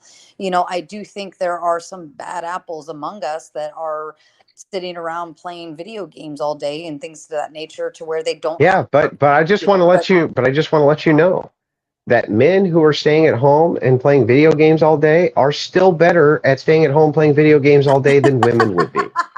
They're still better at even quick, I'm gonna doing jump down. that.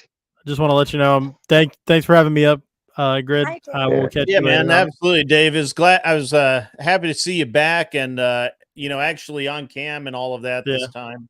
So I'll be in more. Well, I'm gonna just settling in. I'm gonna go too, guys. It's almost 3 a.m, but I enjoyed the convo. And yeah, I'm actually you guys not too far off of that. I was gonna. Yeah, you guys take care. But never mind. I appreciate it. It was very, very nice convo. You guys have a great night. All right, you too. Yeah. Enjoy. Thanks, Andrew.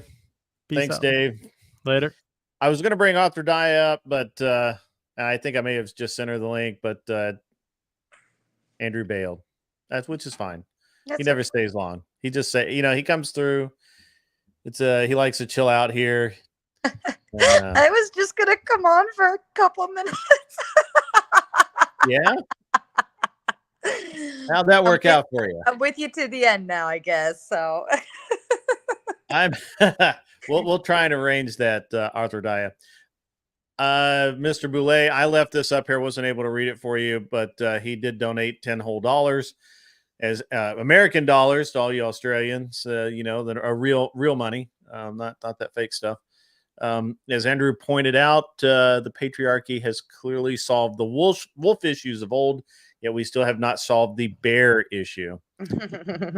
We've solved it to my. I want them to pick the bear. That way we weed out the stupid. Mr. Boulay, actually, just a quick shout out to him because he was dropping everybody's channels earlier. So thank you. I appreciate that. Well, that's how this channel works, Sarah. If you come on my panel, if I have you up here and and you're not an ass, then we appreciate the fact that you have joined us and taken the time out of your life to be a part of the show. And so as a part of that, anytime that you're on in chat or up on the screen, the mods will spam your channel so that people will go and like and subscribe you. And we just think that that's the right way to do things around here because, it helps everyone out. And people need to be able to find the people that are on the, that come on the show. So that's a standing order, and it will always be so. Yeah. No, I agree. Yeah. So at some point we're going to train the bot to do it. The bot's not smart yet. It's new. He's only been here a week. He's still trying to figure out where the coffee room is, Yeah, Nightbot's pretty nice. I do have it drop likes. Arthur Daya, apparently Andrew is willing to come back on. Let's do let's do it. Let's roll up. The bathroom. That's funny. Should I make more coffee? I've got it. Unfortunately, I'm not the one shooting. My son's going to be shooting tomorrow. I just have to drive. I can do that with my eyes closed. I've done that many, many times. That's what I love about panels is you just never know what's going to happen, Yeah, it's awesome. All right, Andrew's back. Author Daya, you have the link, I believe, so you have no excuse. You need to be in here. And then another shout out. Yeah, it's in Discord. I sent it to you. And then Wyatt, another shout out to your chat because they were so nice when my mom came in and everybody was very pleasant with her. So thank you to that. We try to have a polite chat here. I tend not to like unruly folk. Oh, I mean, I don't mind taking the lashings, but they were kind. Yeah. That's all that counts to me. No, that's there's no excuse for that kind of thing, really. It's not. No, I agree, especially if they're not a part of whatever they think about me. So. Yeah. Yeah. But so Andrew, we're standing by for Arthur Daya. Yeah, I wouldn't hold your breath. Oh, she'll come up. We'll see. This is fun. She's been on the show a couple of times before. So I don't know if she's up for a debate. I think she wants to discuss, which is how that always works. This is why I just like asking questions. Like I'm not going to get into debates over things and yada, yada, yada. I just like to learn what people's thoughts are. It's thought invoking, which I probably should be thinking. You just click the link. It's in your private messages on Discord. But somehow I can't figure it out suddenly. That's so weird. Let me it's right there. I see it. Yeah, but I can't figure it out though. So it's super hard.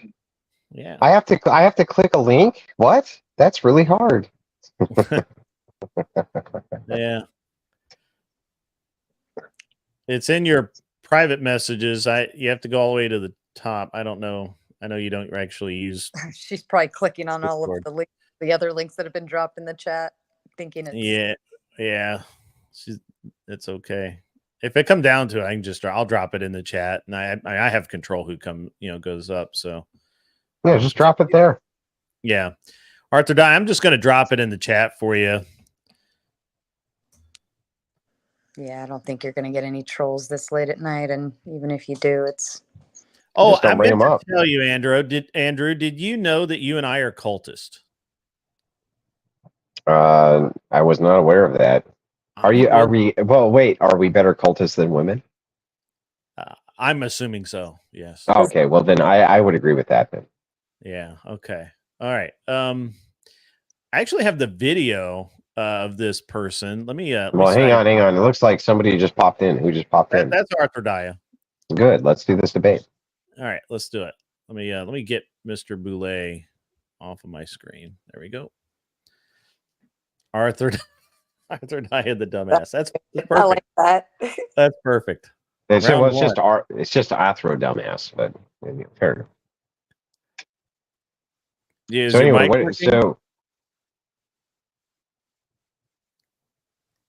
hello, Arthur Daya.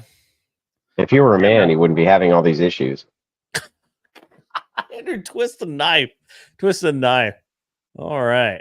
That's great. It might be because I know it makes you now. If you're coming on mobile, it makes you download the mobile app. So we can't hear you, Arthur Daya.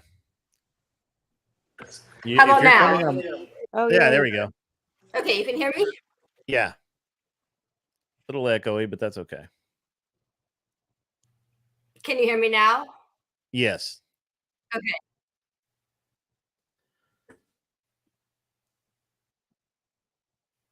Go. you're the challenger author today, so you There's have a to. significant delay on this. I'm not sure why. Do you have other tabs open or anything like that? Maybe you have it up twice. Oh yeah. You yeah, if you're listening on YouTube, that's always a problem. How about YouTube, now? That's I think good. it was my I still had YouTube running as well as the thing. Okay, we're good now though, I think, right? Yeah. Sorry, Andrew. We females take a little bit of time to figure out this complex technical stuff. I'm not shocked.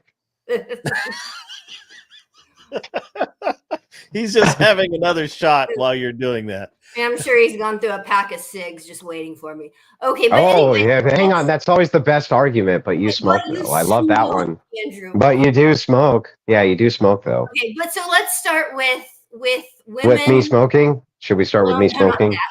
Let's start with where shall we start? With women being Sucking at essentially everything. Okay, sucking yeah, let's at start with that. everything. Okay, yeah, at essentially everything. Yeah.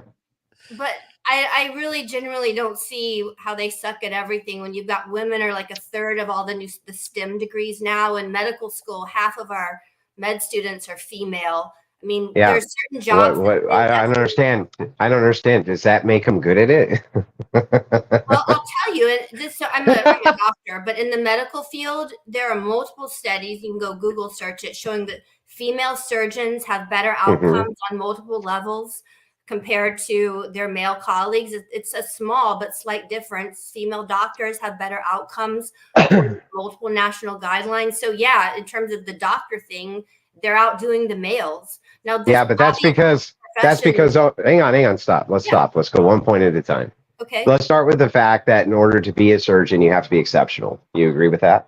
Yes. And that there's a smaller pool of women who are applying to a smaller pool of exceptional women. So it stands to reason that if that is the case, that there would still be exceptional women who are in that field, even though there was far less of them who could have better outcomes. Totally stands to reason. And it still would not in any way defeat the argument that most women suck at most everything. You are always going to have certain jobs that men excel at, such as you pointed out, like oil rigging and. You mean all of them? You mean essentially all of them? So let's go through. Let's go through and see if we can name the jobs that women are going to be better at than men, shall we? Who do you think is going to come out on top? So we already said physicians, but we'll go beyond that. I mean, nursing, you've got Nope. occupational No. Wait. They're not better at nursing than men. There's just more of them. Yeah, that they're actually. I don't think they're better. They generally need the help of a man to. Yeah, they're not. Okay, so are women or men better firefighters? Well, there you're again going to something that requires physical strength. So Yeah. So anyway, so we're gonna go like nursing. Nursing requires physical strength. That's why nurses are always looking for men. They're trying to recruit men. Most of their flyers and propaganda from hospitals are towards recruiting male nurses because of what? Why do they want male nurses so bad? Why? Aside from turning a patient, a female nurse can do everything just as good as a man can. Except move them out of bed.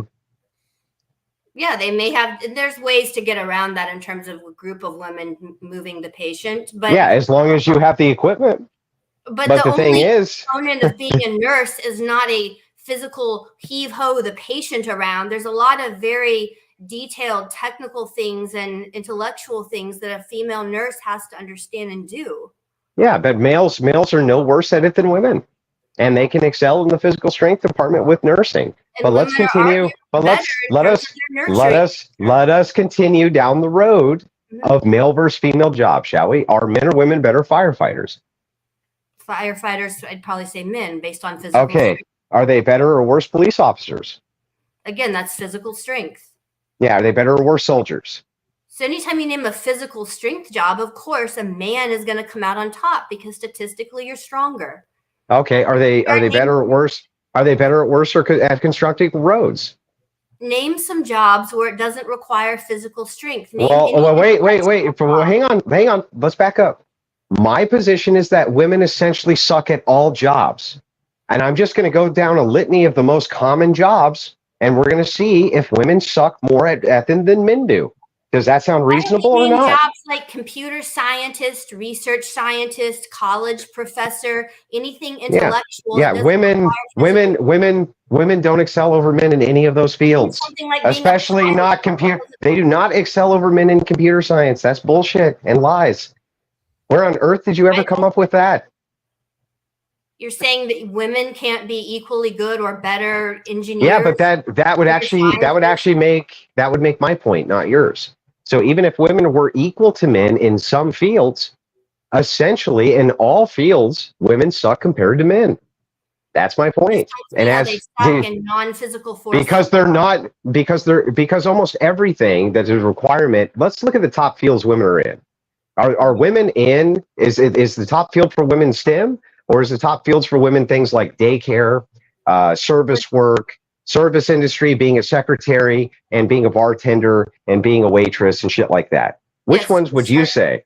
Service industry, nursing, teaching, yes. Mm-hmm. So are you saying that you think that women are better teachers than men? In many cases, yes. I've had a lot. Okay, which cases? Yeah, which cases? Statistically.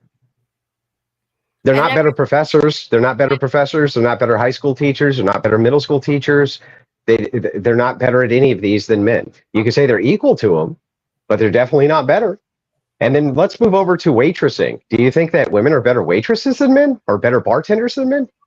I think they're equal in those jobs. Oh, okay, great. So then when we take the top fields of women and men, or that women do, men are equal to them in those jobs. You agree to that?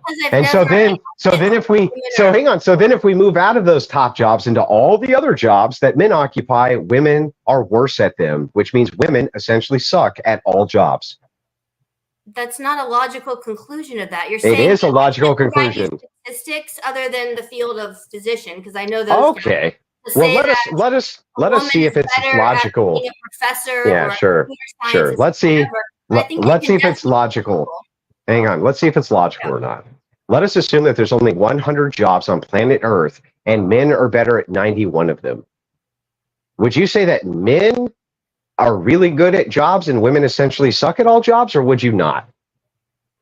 So if we have the hypothetical where men are better at 91% of the available jobs, then men No. Yeah. I mean, yes, that would be 91%. But if men were better at 91 jobs out of the 100 which were available, would you say that women essentially sucked at all jobs? What's that? In that hypothetical, yes. Yeah, okay, well then that's my hypothetical that I'm applying onto the real world. That out of all the available jobs, which are available to all of humanity inside of the United States, the ones that the women mostly occupy, they're only equal with men, never on top of them. And then all the other job, of which there's an insurmountable amount in comparison to the ones that women generally occupy, men are far superior to them. Did you have another argument? Yeah, I think it's a fallacy to conclude that because I would make a suck-ass construction worker that I'm not an excellent physician. I just don't buy that argument. But wait, I don't care if you buy it. It's just math. Do you buy math as an argument? Yeah, but like let's take my sister's a aerospace engineer. The fact that she can't work on an oil rig doesn't make her unequal to any other male in that career or women in general in that career field. Okay, so Yeah, again, if we take, I just want to make sure. Yeah. This makes no sense. So let me logically demonstrate it to you. If 8 of the jobs which are left out of the 91, right? So we have 91 jobs, right? 9 left. Right? We have 9 jobs left, and the men and women are equal in those fields of those 9 jobs. Right. Would you say then that women essentially suck at all jobs? I would not say they suck at all jobs when they're able to. I didn't say that. That's not what I said. When you say that they essentially suck at all jobs. Out of the 91% available, they suck at those. They're only good at the 8%, and even those are mostly only matching men. How can you come to any other logical conclusion? Yeah, in the hypothetical you've created where women are only physically capable of doing 9% of jobs, then yes, on average, they're going to suck at all jobs in the job pool. Yeah, but what I'm saying is that in the real world, when you map it on, this is equal to this. Women external to a few career fields in a very small percentile suck in comparison to men at all others, which are the majority of other jobs. So all the service work, all of this, very small percentage of jobs, very small percentage. And if they're only equal to men in those jobs and they suck at all infrastructure, all policing, all governmental, all infrastructure, all of it, then they essentially suck at all jobs. Sorry to be the bearer of bad news. But that's the truth. I just don't buy your statistics, though, that the majority of jobs require so much physical force that women suck in all jobs in general just because they can't do a select number of jobs that require. Yeah, but that's okay. So instead of giving me your fallacious argumentation, why don't you steel man my position for me? So you are saying that because women are unable to do jobs that require physical strength. Nope, that's not my position. Steel man my actual position, or ask me to repeat it and I'll repeat it again and then you can steel man it. Well, maybe I'm not understanding then. You're saying that women. Yeah, great. So then let me give the position and then you steel man it so I know you understand it. Okay. My position is that you only have X amount of jobs available on the job market. Right. Women only take up a small percentage of the field of jobs which are widely available for both sexes. And if men and women are equal in the smaller field, which women enter into, and they suck worse than men do in all of the other various jobs which are available at a much higher percentage, then that means that women essentially suck at all jobs. Can you repeat that back to me? Okay, so you're taking a global average of women who suck at the percent of jobs requiring physical strength. No, I'm done. Listen, this is the most bad face shit ever. Did I ever say the word physical strength once? We'll say that. Is there jobs that women can't? Did I say yes? I just gave you. There's a whole host. Servers, for instance, men are not worse. Men are not worse bartenders than women. It doesn't require a lot of physical strength. You keep on smuggling that in because you can't make an argument. Steel man my actual position. I Okay. think she's trying to take. Oh, I apologize. I think you're trying to take it personally. He's not saying like you suck at your job. Like you're still up to par, but you're up to par with what the men are doing in that same role. You know, whether it's one way or the other. But then you have, addition to that, the other jobs that men are doing. And if you have these small places where we are kind of overlapping in jobs with men. Men are, even if they're the minority in that role, they're still doing better, which makes it even more so that we're like not doing anything better than what they're doing. I think. Let me try to see if I can understand what Andrea is saying. Is that in the jobs that women are physically able to do, we'll pretend they're equal to men in those jobs. And the jobs that men are physically better able to do, obviously women suck at those jobs. No, you don't. Okay, let me ask you. So let me just ask you this: how would you feel if you didn't eat breakfast this morning? If I did not eat breakfast this morning, I would be very hungry. I know this. Okay, great. So I understand that you can follow a hypothetical, and I understand that you can follow abstract reasoning now. So all I'm asking you to do, without smuggling in physical strength, which this argument has zero to do with, has zero. You keep smuggling that in. Can you just steel man the actual argument? Okay, so you're saying of the percent of jobs women, what's the right way to word it? Women can do. They're equal to men. And then there's a percent of jobs that women cannot do, and obviously men are better at those jobs. And so the overall average of all those is that women are overall worse at jobs in general. Is that how you're structuring your argument? Yes. Okay. But wouldn't it be more reasonable just to look at each individual career field and say, are women able to do this job or not? No. Why would that be more reasonable? That seems more unreasonable. If the proposition is that women are generally worse at jobs than men, right? Or what I would say essentially suck at all jobs. But if they're, it would actually, hang on, it's actually a more unreasonable position to say, but what about the jobs that women are in? Okay, we've already established that women are in jobs, but if we can't establish that they're better at those jobs than men are, but they're worse at all of the jobs that men generally occupy, then they suck at more jobs than men. It's very simple. Basically, we haven't mastered. Okay, I can see what you're saying. Yeah. We haven't come ahead to master anything. We're just here doing the job up to par, but not any better than. I guess even this if you is have an outlier, what I would like to see from, I guess, a feminist standpoint, though, or I wouldn't consider myself a feminist really, but you're never going to have egalitarian outcomes where you have an exact percentage of women and African Americans and blah, blah, in every career field. Just we are biologically different. That's right. You are. And so I say, biologically and mentally. So I say that these biological differences are part of your ontology, and that ontology leads to your teleology or your purpose. And clearly your purpose isn't to do shit that men do. That clearly isn't it. However, it seems that men are just fine and dandy capable of doing all the shit you do. So there must be a different purpose for the two of us. Now, hang on, bear with me here, but there is this one thing I can think of that women can do that men can't. What do you think that is? Obviously, we can have babies. Right.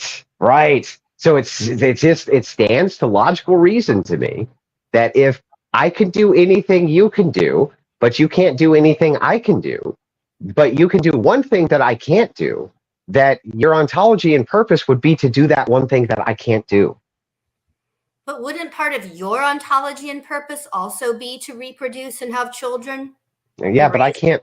Yeah, but I can't. I don't have the necessary, oven baking capability that you have, and yet I do have an ability to do these other things that you can't.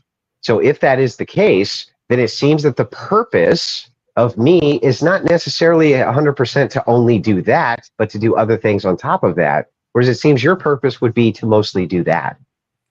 I just don't understand why you think men would only have the purpose to be out there having a career, leading the charge, whatever, and that women wouldn't also find purpose in their particular career, relationships, whatever, aside from only having kids, and that part of men's purpose wouldn't also be to reproduce, which is why you guys have I such did. You're making my argument for me, and you don't even realize it. Yes, there are some women who could find some purpose in a career. Nobody's disputing that that's true. My argument is that if men are essentially better at everything and can do anything women can do, they just tend to do it better, and women tend to do what men do worse. But there is one thing that women can always do that men cannot, that it seems that their purpose is fairly clear from a teleological standpoint. From a purpose-driven standpoint, if you suck worse at laying asphalt than me and almost every other man who exists, then why the fuck would I want you to lay asphalt? But if you can have babies and I can't, but if you can have babies and I can't, that seems like that's a much greater purpose to me. But so I can pop out a kid and you can't, but they also need a father to raise them for the next 18 plus Yeah, years. nobody's arguing that. Nobody's arguing that. But the laying of the asphalt is how I support the child, right? Part of how you support the child, yes. I don't understand why it wouldn't be part of a woman's role, though, to also support the child by perhaps having a career in some fashion. Well, because would you say that a child is going to do better if their mother stays at home with them, or if they outsource the parenting to other people who aren't the mother?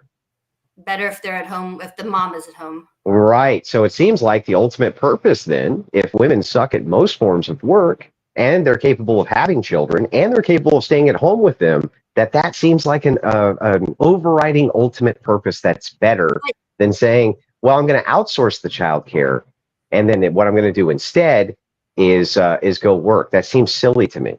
So what about this red pill space stat they always quote that single dads do better than single moms? Since you guys are obviously better at child raising as well. This is a whataboutism. It's a whataboutism. It's a whataboutism. It has nothing to do with my argument. Can we stay focused on my argument?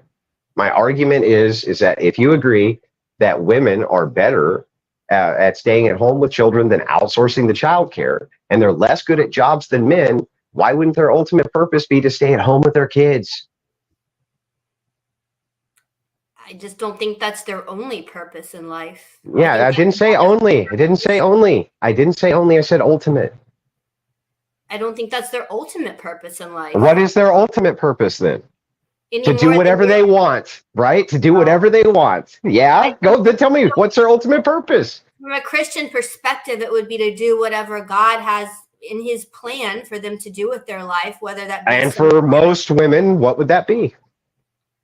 For that may be having a child, but could it also be having maybe wait, hang on. Ultimate purpose, do you think teleologically from God for most women would be what? For most women it's going to be being a mother, but that doesn't apply okay, never said it did. That you're doing the old red pill trope of most women like tall men. I don't like tall men. This is the same form of argumentation. Very, very low tier. I'm very disappointed in you. So let's try this again. If the ultimate purpose of most women from a Christian perspective is to have children, stay at home with them, what are you fucking arguing with me about? Because I don't think that's the ultimate purpose or their only purpose. Okay, so what's their ultimate purpose? Their ultimate purpose is to glorify God and serve him through whatever means he has in mind for them. Well, then that means that they have a teleology. So what you're talking about is God's purpose for you. That's a telos. Right. So what do you think the ultimate purpose of God for most women is? But on the other side of this... No, answer my question without obfuscating. Okay, so I'm sure for most women, God intends for them to raise children. Okay. In addition to serving him through whatever, activities they do on a daily basis. But that is serving him. How's that not serving him? How's that not serving him? Your ultimate purpose is laying asphalt. I think your ultimate purpose is raising all the kids that you've created into beautiful human beings and good adults, not just laying asphalt. Oh, I see. So hang on. So am I going to have to feed those kids? and clothe them and pay their bills? And I think a woman could equally be working and contributing. I'm not saying that they couldn't. I'm talking about the ultimate purpose, not what they could do. If the ultimate purpose is to, like you said, be a mother and have children and raise them, then the ultimate purpose of the father would be to make sure that they could support them, for his family, right? Yes. So then you're not arguing with me about shit. You're literally agreeing with me. You're just taking your contrarian point because you probably suffer from a little bit of female narcissism, a little bit. It's really hard to admit when a man is right about literally everything, but in this case, I just am. I just don't agree that having children is the ultimate purpose. And You've agreed to it 15 times. You've agreed to it so many times now. I can't even look. If you have a telos, a purpose from God, what do you think that the ultimate purpose is for most women other than motherhood and raising their kids? I actually want to hear the answer. I think that from a broader perspective, the purpose of a woman is to serve God in whatever capacity he commands her to be serving. And did he command women to be fruitful and multiply? He said that to both Adam and Eve. All right, so men have to participate in this multiplication. I agree. But ultimately, for women, they need to be fruitful and multiply. Their ultimate telos, as the only people who can do that, is to have children and raise them, right? And they're going to do better by your logic staying at home with those children, right? So then we can end up with a logical outcome, if A then B, if B then C, that if A, you must have children, you're commanded to do so. If B, you have better outcomes with them if you stay at home versus going to work. If C, women suck at most jobs that men don't suck at, then we can kind of, through a teleological standpoint of purpose, make this kind of incredible determination very simply that women are best staying at home while men fucking work, right? I don't think that that's the ultimate purpose of a woman. Oh, okay. Well, then what is the ultimate purpose? I can't think of any. Okay, then I'll tell you what. Let's just take the average woman, 2 average women. Okay, just average, normal women. Okay. Right. Can you tell me what this average woman's ever going to do in her life that's more important than having children and raising them well? I think there's any number of just scientific discoveries or contributions. Oh, so wait, I said average women. Do you think that average women go out and make scientific discoveries? That's really weird. Well, you could say the same thing about a man. What is his contribution? That's right. You can say the same thing about a man. That's right. So their ultimate purpose must not be scientific discovery, but something else. So when I ask you this question of the 2 average women, right? Okay, they have average IQs. They're average across the board. They're Joe average. They're Lisa average. Okay, they're Lisa average. What do you think that Lisa average, a purpose for Lisa average that's more important than her having children and raising them well? What? Well, let's pretend Lisa average doesn't have a uterus for some reason. I think she Okay. Just to answer my question before you give me a counter hypothetical. I think for most average women, they are going to, among other things, be having children and raising them. Yes, and there also should also be. Okay, no. Here's my question. I'll give you the question again because you literally sidestepped it. Very bad faith of you. So I'll give it to you directly. Yeah. Okay, one more time. Lisa average. There's 2 Lisa averages, right? They have 93 fucking IQs. Okay. What in the world could possibly be in a more important function for Lisa average, a greater purpose than having children and raising them well? Just name one thing. I think she could make a lot of contributions in her church and her community that would help other people as well. That would not be greater than having children and raising them well. There's no way you could ever say that would be a greater contribution than having children and raising them well. There wouldn't be a church community to help if Lisa average wasn't having children and raising them well. But couldn't you say the same thing about a man? If a man isn't raising his kids well, that he's not doing much for society. Yes, I would say that a man's ultimate purpose. I would say a man's ultimate purpose also is to be the head of a family and raise his children well. Yes, perfect. We're on the exact same page. So if that's true, but we know that men are better in the workforce than women, and women are better at staying home, take care of their children, then it sounds like we understand the ultimate purpose now, Athro. Well, then we're saying that that both of our main purpose is to raise godly children, right? Yeah, so you would agree with me that that's the ultimate purpose? Right? Right? I think for most people, probably. I'm sure there's Okay, so great. outliers Then that we we're have gonna be making then we great have nothing to disagree on. Then we have nothing to disagree on. I agree. The ultimate purpose of men and women is to have children and raise them well. Thank you. I'm glad that we were able to sort that out. Day, I think you have to be mindful as well that it doesn't mean there aren't exceptions to the rule, but he's saying like in an overall, that's why he keeps bringing you back down to the average woman.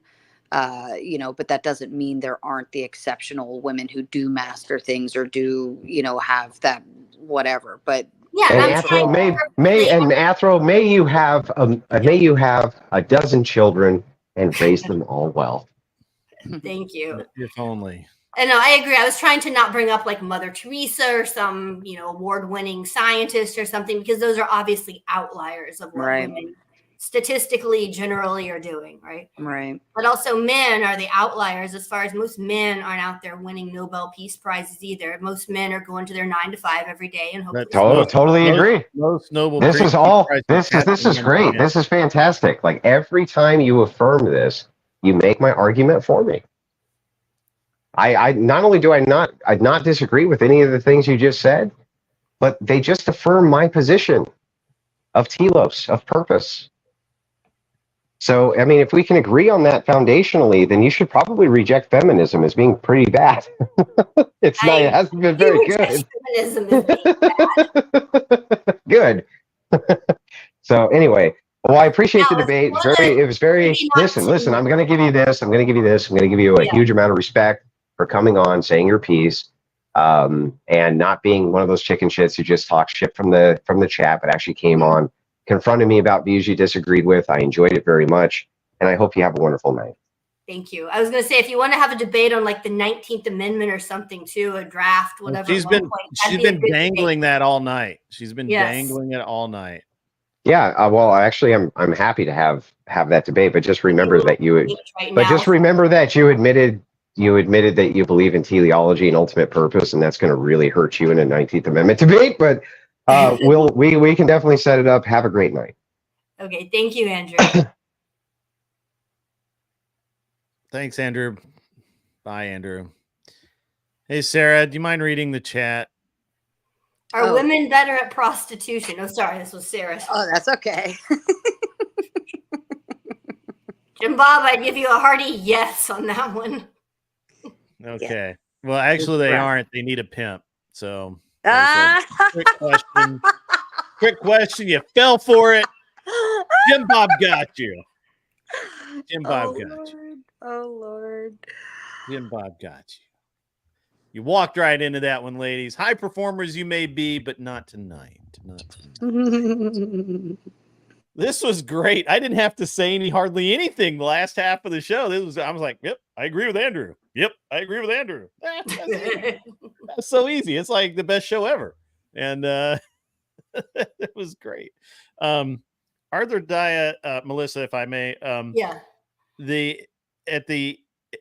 I think what you get wrapped up in, and I know that you and I have talked about this before, and we will talk about it again. I'm positive. No one is saying that you are not exceptional at your career. It's just you are not most women, and you're not most women, and you should be more on Andrew's side, I think, than you are. I think you have a hard time disconnecting yourself from that dynamic, and it hurts you a little bit because I think that it leads you down a feminist path that I don't think you really want to go down. So, but it's just No, an I agree. opinion. I generally like what Andrew says. Obviously, I probably agree with him on 90%. Oh, you get your dander up when people start talking about women can't do this, women shouldn't do that, women can't, men are better, men are better at teaching children than women, and that's been Look, true it's throughout really history. hard to accept that we suck at everything. What I was trying to say with Andrew is that there are definitely jobs women can't do because it requires physical strength. But when you get into the jobs that are more intellectually based, like teaching, for example, women do excel at those jobs. I don't think they do. I think that their emotions get in the way of being able to do a good job and to be judgmental in grading, and to not just give great. I think that I don't agree with that at all, and I think that that's why in ancient times women never did the teaching past maybe what we would consider kindergarten. All throughout history, pretty much every civilization up until ours, and all of a I sudden don't women. think that's accurate though, because most of the You old don't? schoolhouses. Well, that's where you were- separated. As the children got older, the young boys would go with the men, and the young girls would stay with the women. And you're teaching something that's like a skill set, or how to housekeeper, kneading the bread and things like that. So they are still teaching, but they're teaching like how to be a woman per se, or how to be a mother. Well, the reality is that most of our education was done in the home. It was homeschooling for centuries. And then as you started to get into higher, like college level, university level, then yes, it was men, and they were teaching the boys in the higher levels of education there. But then most men would go and apprentice to a profession of some type. Well, I don't think you're going back quite far enough. So if we look at like ancient Greece, ancient Rome, ancient Mongol, ancient China, ancient any country except this one, men taught young men how to write and read in various languages. Women did not. Women also did not teach men philosophy. They didn't. Now there was one. There's a very famous, and I cannot remember her name. It bugs me to no end that I cannot remember her name because I should. But she was, I believe, the daughter of Socrates, maybe something like that. And she was a female teacher, and she actually they built statues in her honor, and I can't remember who the hell she was. And I apologize for that lack of clarity. It is it's very late, and I'm just not there. So, but there was one, but otherwise, when men went to learn how to create poetry, they didn't go to women; they went to men. Are you talking about? Is it Hypatia was like a mathematician in ancient Greece? Was a female. It might have been Hypatia, whatever. Might have been. No, but I think it was like she was a daughter of a famous philosopher, and they taught together, and she was nearly burned at the stake or something in some country somewhere. I don't know. Anyway, it's too late for me to. A lot of that was not that women Greece. like could not intellectually do it. It was that they just were not educated because of the way the society was structured. Also true, but they never sent women to schools. They never allowed women to do any of that. Whereas now in society, we mandate that all the girls go to school through 12th grade, and then they have an equal opportunity to go to college if they want to. Did I get sent a picture of a sandwich? Where did I get sent a picture of a sandwich? A sandwich? Somebody sent me a picture of a sandwich. Is that a suggestion I should be making sandwiches? I don't know.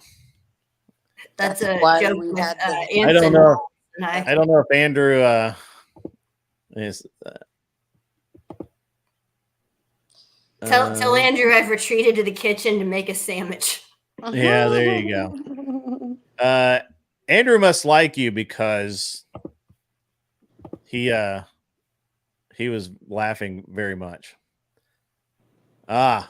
Grid, my wife made that for me to fulfill her telos. Oh, there it is. Just beat. Fulfill her telos. It is a delicious look. Man, now I'm hungry. I can't eat like that this late, though. Rachel is a phenomenal wife. I will hand that to her, as well as a good debater. Yeah. All right, guys. I'm calling it a night. I'm going to send you guys over to Glenn. Hopefully he's still streaming. He usually streams for like 30 hours. So you guys just go over there, hang out with him for a while. Sarah, it was great having you on. You are always welcome on the show. Melissa, Arthur Daya, you also did very well. Thank you. Chat, you guys were really good. Jack, just another Canadian dude. I don't know what's going on with you, man. You need to calm down. I will look into what you talked about, but don't get your hopes up because I believe most people know what they're doing, and whatever. Anyway, it's really late. I'm going to bed. You guys get off my lawn.